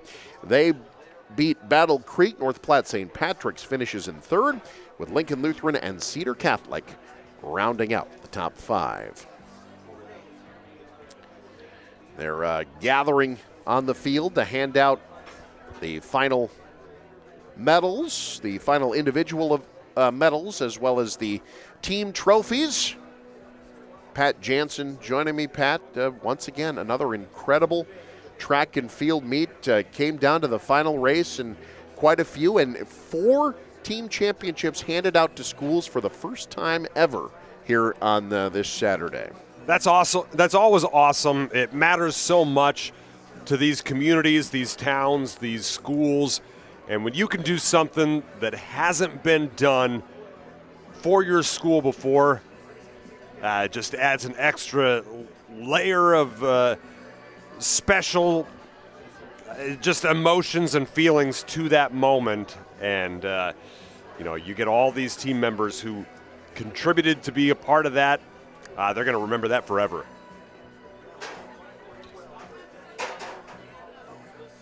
And all the athletes making their way into the midfield here at Burke Stadium gives us an opportunity to once again thank the Nebraska School Activities Association for partnering with us. We enjoy doing this each and every year. Big shout out to all of the volunteers that help out on the track. A lot of coaches from around the state of Nebraska that come together to help put this event on. A lot of volunteers from Burke High School here in Omaha, who are such a gracious and wonderful host each and every year. They do a great job, and we thank them for their assistance. All right, let's take you down to the medal stand as we head to the award ceremony.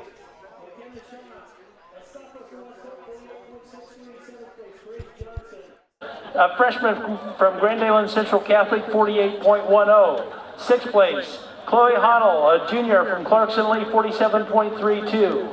Fifth place, Miriam Frazier, a sophomore from Aquinas Catholic, 47.31. Fourth place, Ellie Tramp, a junior from Crofton, 47.01. Third place, Delaney Fromm, a junior from Elmwood Murdoch, 46.31. Your runner-up, Hadley Cheatham, a senior from Summerlin, 44.59. And your Class C state champion, Kinsley Bozak, a senior from Bishop Newman, 44.54.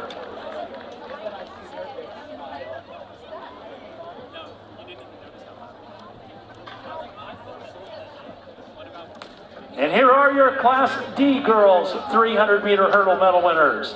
8th place, Dale Hakey, a junior from Sand Hill Stedford, 49.10. 7th place, Addie Sweeney, a sophomore from Cedar Bluffs, 48.70. 6th place, Peyton Stenicky, a freshman from Brady, 48.21. 5th place, Grace Mahoney, a freshman from Riverside, 47.78. 4th place, Baylor Barons, a sophomore from Dorchester, 47.73. 3rd place, Kirsten Moore, a freshman from Mullen, 47.54. Your runner-up, Macy Richardson, a senior from Sterling, 46.03. And your Class D state champion, Zaylee Binish, a sophomore from Layton, 46 seconds even.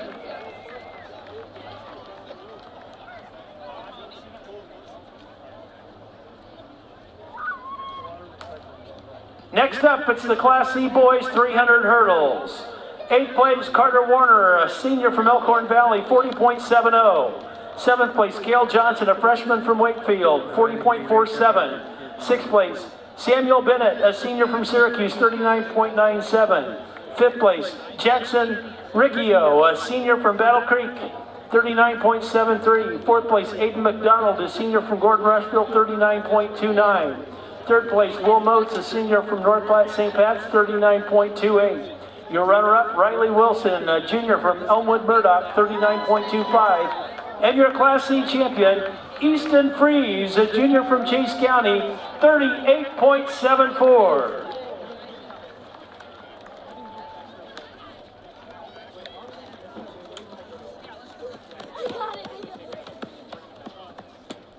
Next up, it's the Class D boys, 300-meter hurdles. 8th place, Caden Hutton, a junior from Winside, 42.33. 7th place, Chase Gracie, a junior from Mullen, 41.39. 6th place, Owen Oglesby, a junior from Sandy Creek, 40.93. 5th place, Jake Halverson, a sophomore from Axtell, 40.75. 4th place, Lance Brester, a senior from Howells Dodge, 40.47. 3rd place, Andrew Harms, a senior from Sterling, 40.30. Runner-up, Clayton Moore, a senior from Mullen, 40.09. He was 2nd place in 2021, champion in 22, runner-up in 2023. And your Class D state champion for 2023, Spencer Hilly, a junior from Plainview, 39.83. That's his 2nd gold medal of the meet, having 1 gold in the long jump.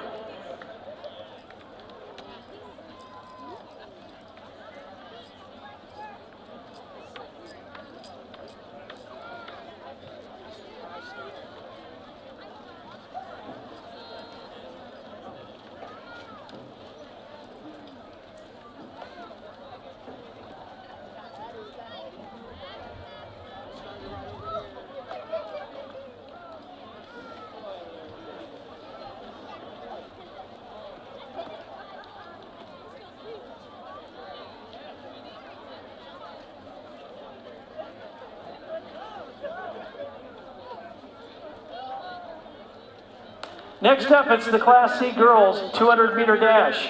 In 8th place, Maya Dolliver, a sophomore from Pender, 27.03. 7th place, Liberty Baker, a senior from Shelby Rising City, 26.72. 6th place, May Siegel, a senior from North Platte St. Patrick's, 26.55. 5th place, Jocelyn Skoda, a junior from Guardian Angel Central Catholic, 26.43. In 4th place, Piper Havel, a freshman from Thayer Central, 26.37.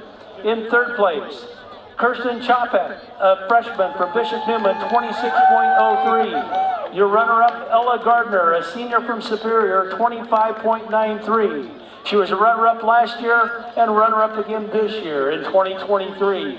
And your Class C state champion, Savannah Horn, a junior from Centennial, 25.74.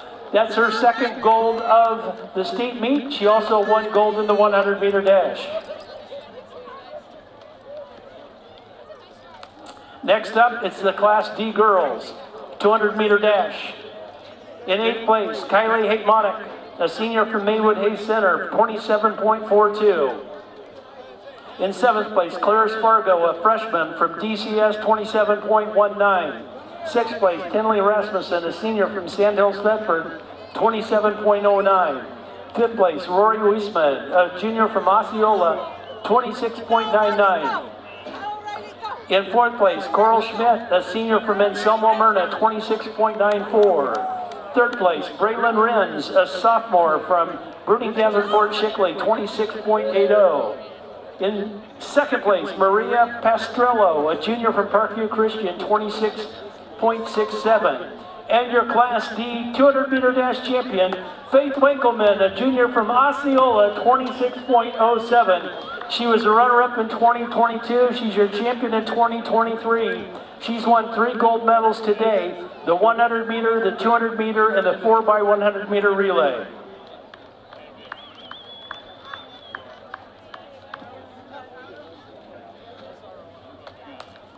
Next up, it's the Class C boys 200-meter dash.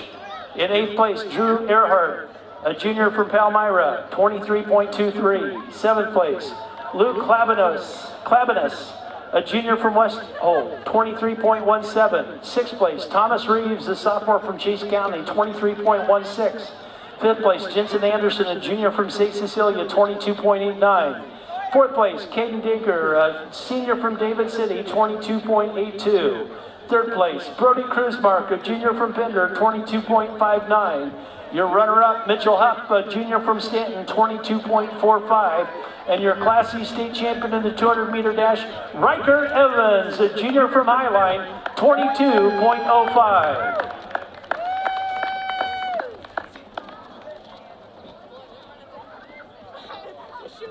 Next up, it's the Class D medal winners of the 200-meter dash. In 8th place, Jack Bolt, a sophomore from Riverside, 24.18. 7th place, Andy Maloli, a senior from Pawnee City, 23.51. In 6th place, Lance Vassa, a senior from Arthur County, 23.43. 5th place, Xavier Marburger, a senior from Harvard, 23.37. 4th place, Carson Bloom, a senior from Riverside, 23.15. 3rd place, Ryland Gerritsen, a junior from McCool Junction, 22.97. Your runner-up, William Kohanik, a junior from Overton, 22.46. And your Class D state champion in the 200-meter dash, Dylan Miller, a senior from Brady, 22.25. He was a runner-up in 2022. He's your champion in 2023. It's his second gold medal of the meet, as he also won the 100-meter dash.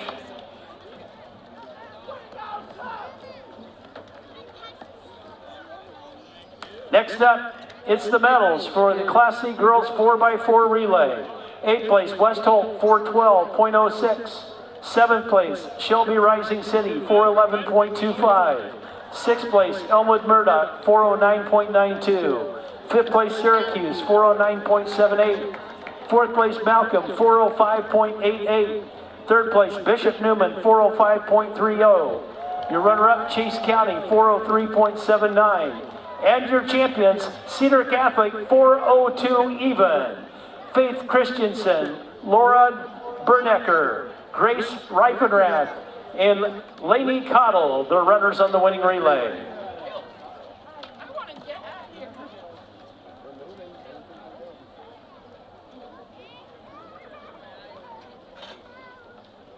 Next up, it's the Class D girls 4x4 relay. 8th place, Wallace, 420.87. 7th place, Humphrey St. Francis, 419.72. 6th place, Nebraska Christian, 416.44. 5th place, Johnson Brock, 415.56. 4th place, Sandhills Thetford, 413.58. 3rd place, St. Mary's, 411.01. Your runner-up, Maywood Hayes Center, 405.81. And your champions in Class D, Central Valley, 405.37. Runners on the winning relay, Caitlin Oakley, Piper Shepard, Taya Engel, and Alexis Johnson.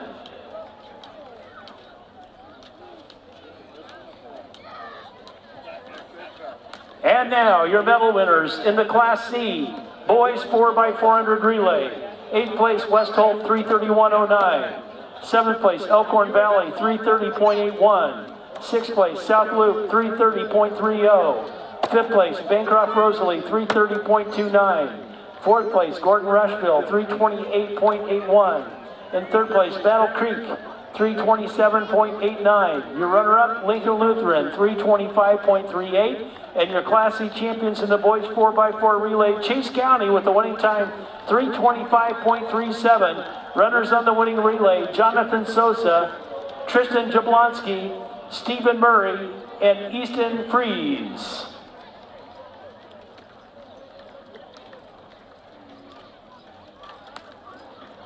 Next up, your Class D medal winners in the boys 4x4 relay. 8th place Heartland, 334.89. 7th place Central Valley, 334.64. 6th place McCool Junction, 333.94.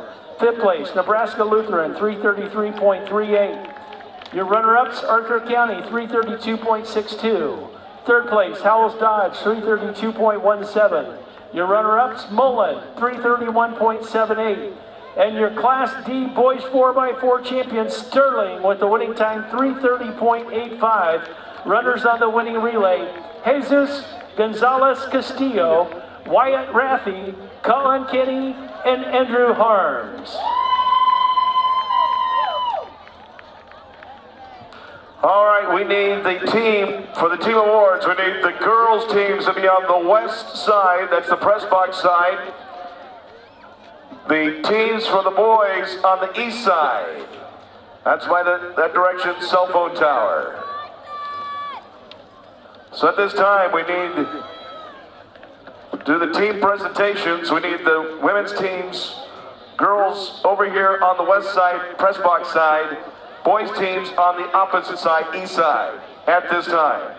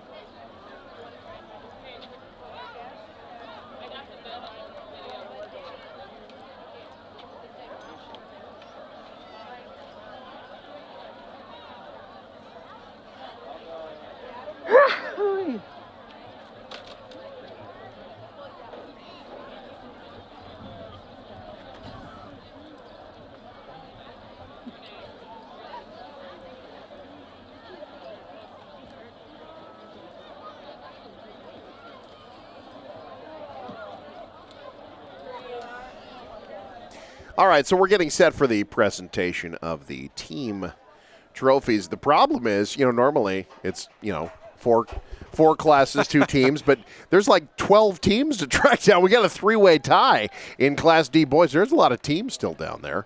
They're just now getting set to start. I think they're going to start with Class D girls first and work their way up from there. So, and again, this is such an amazing moment for 4 schools all winning track and field championships for the first time. We saw that in Class A on Thursday as well. Papillion La Vista South winning, honestly, one of that school's first team titles in any sport, not just track and field, but Papio South wrapping up a team title. So we've seen a lot of new teams break through this year. Of course, Creighton Prep had to fly in and get they've one of their won a million. few of those over the years, yeah. Yeah, absolutely. But it was their first in a while. They had one since 2017. So the Junior J is back on top in Class A. All right, we're set for the presentation of the team trophies in Class D. Let's take you to the award stand.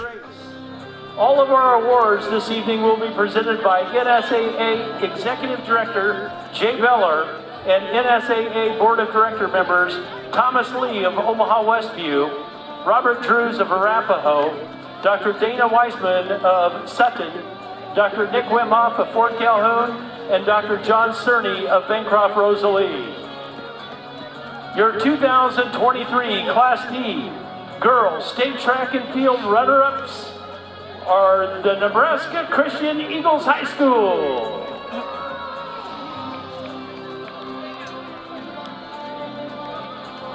Please come forward to receive your trophy.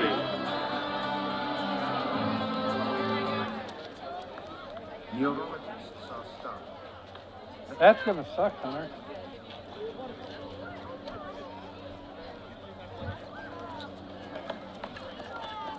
Confirms that Leah Ringing is shrinking your brain.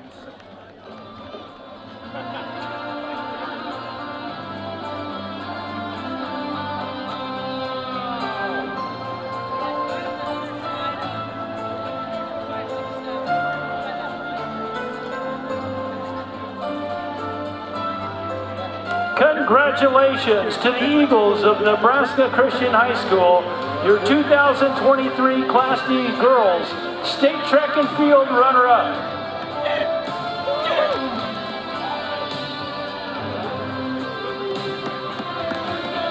And now, your 2023 Class D Girls State Track and Field champion is Osceola High School. Please come forward and receive your trophy.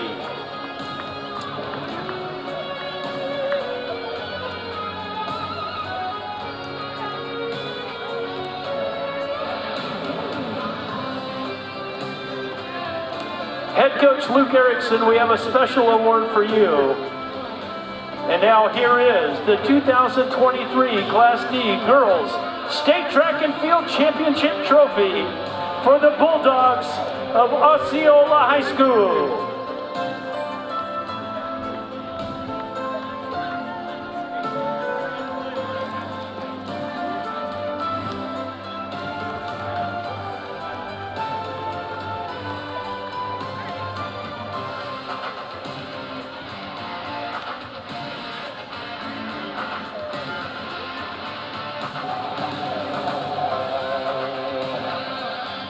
Congratulations, Osceola High School, the 2023 Class D Girls State Track and Field Champions.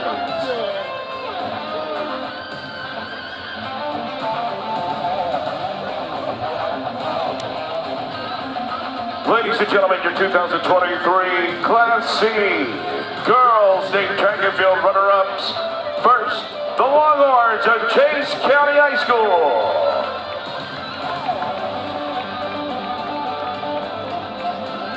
Please come forward and receive your trophy.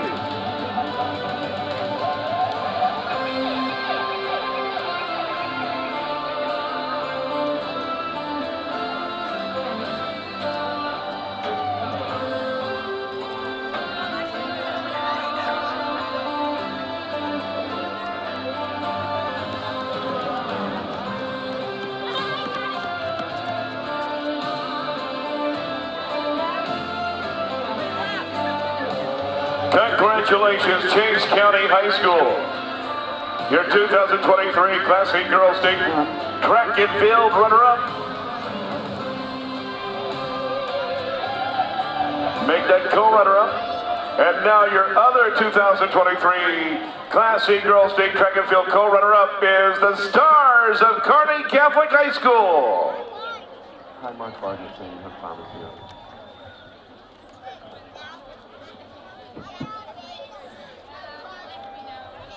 Please come forward and receive your trophy.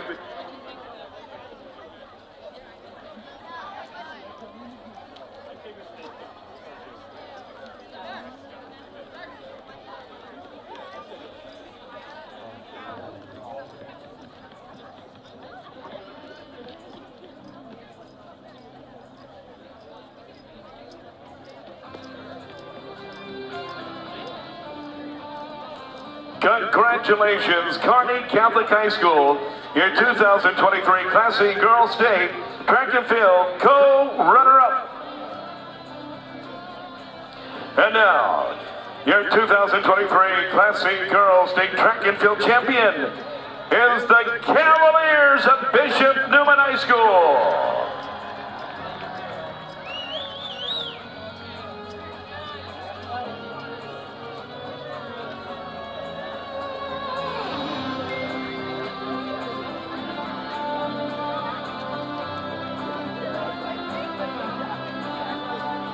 And Coach Tom Curtis, we have a special award for you.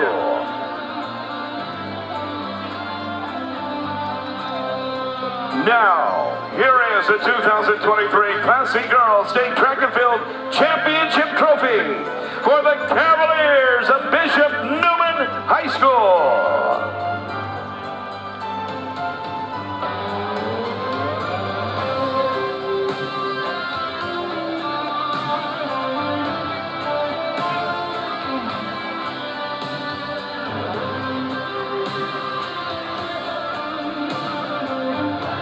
Congratulations, Bishop Neumann High School, the 2023 Class C Girls State Track and Field champions.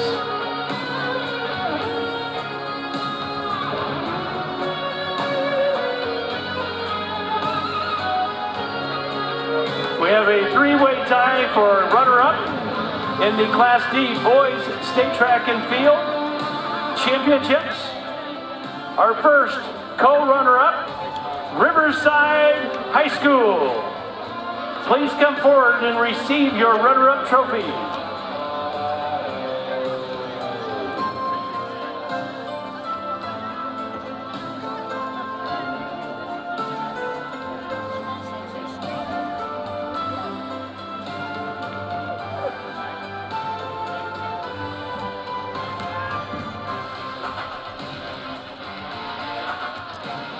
Congratulations to the Chargers of Riverside High School, your 2023 Class D Boys State Track and Field co-runner-up.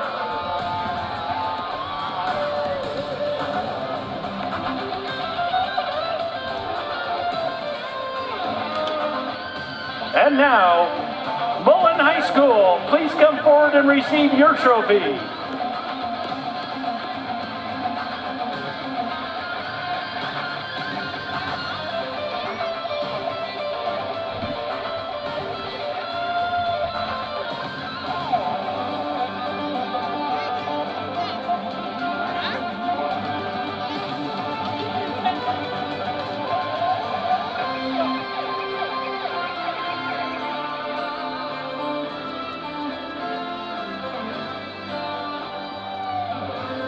Congratulations to the Broncos of Mullen High School, your 2023 Class D Boys State Track and Field co-runner-up.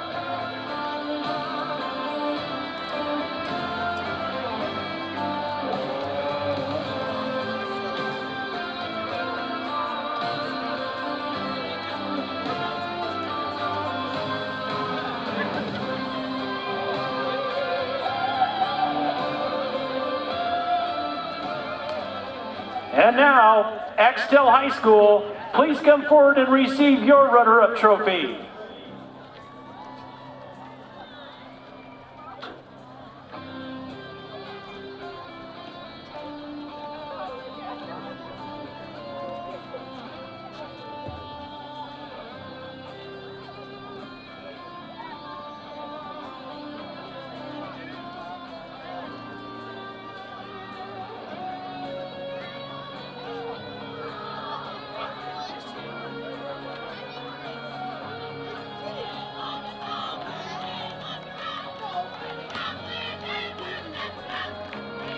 Congratulations to the Wildcats of Axtell High School, your 2023 Class D Boys State Track and Field co-runner-up.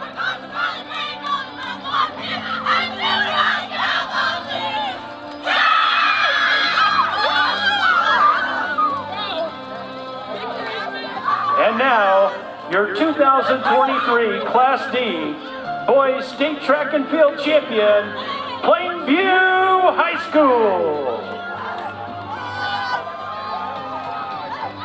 Please come forward and receive your trophy.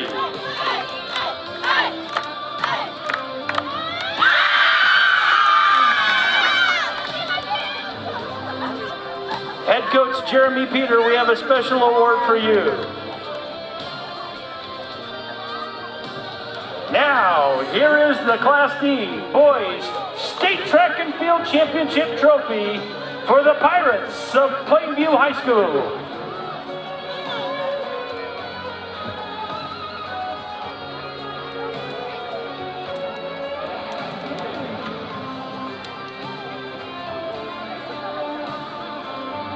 Congratulations, Plainview High School, the 2023 Class D Boys State Track and Field Champions.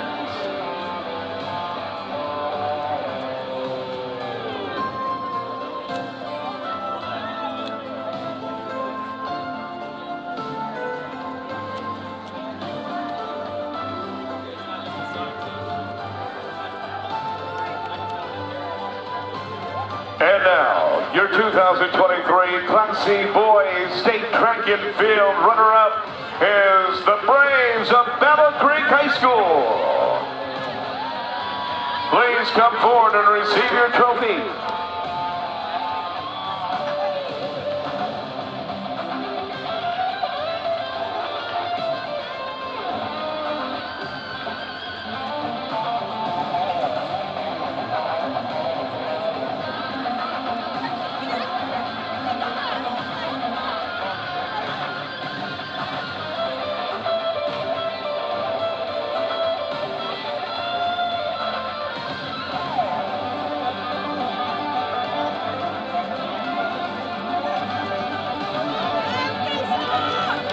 Congratulations, the Battle Creek Braves, your 2023 Class C Boys State Track and Field runner-up.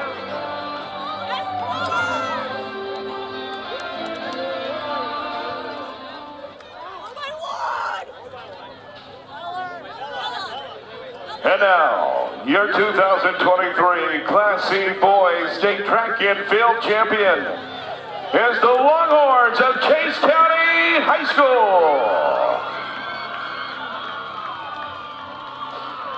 Please come forward and receive your trophy.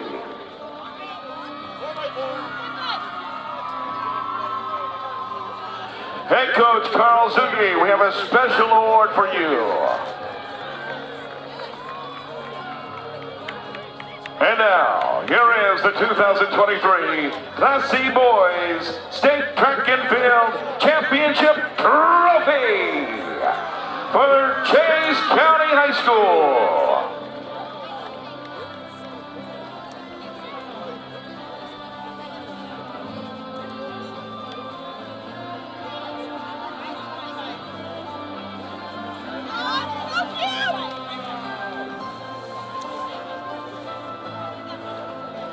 Congratulations to the Chase County Longhorns, the 2023 Class C Boys State Track and Field champions.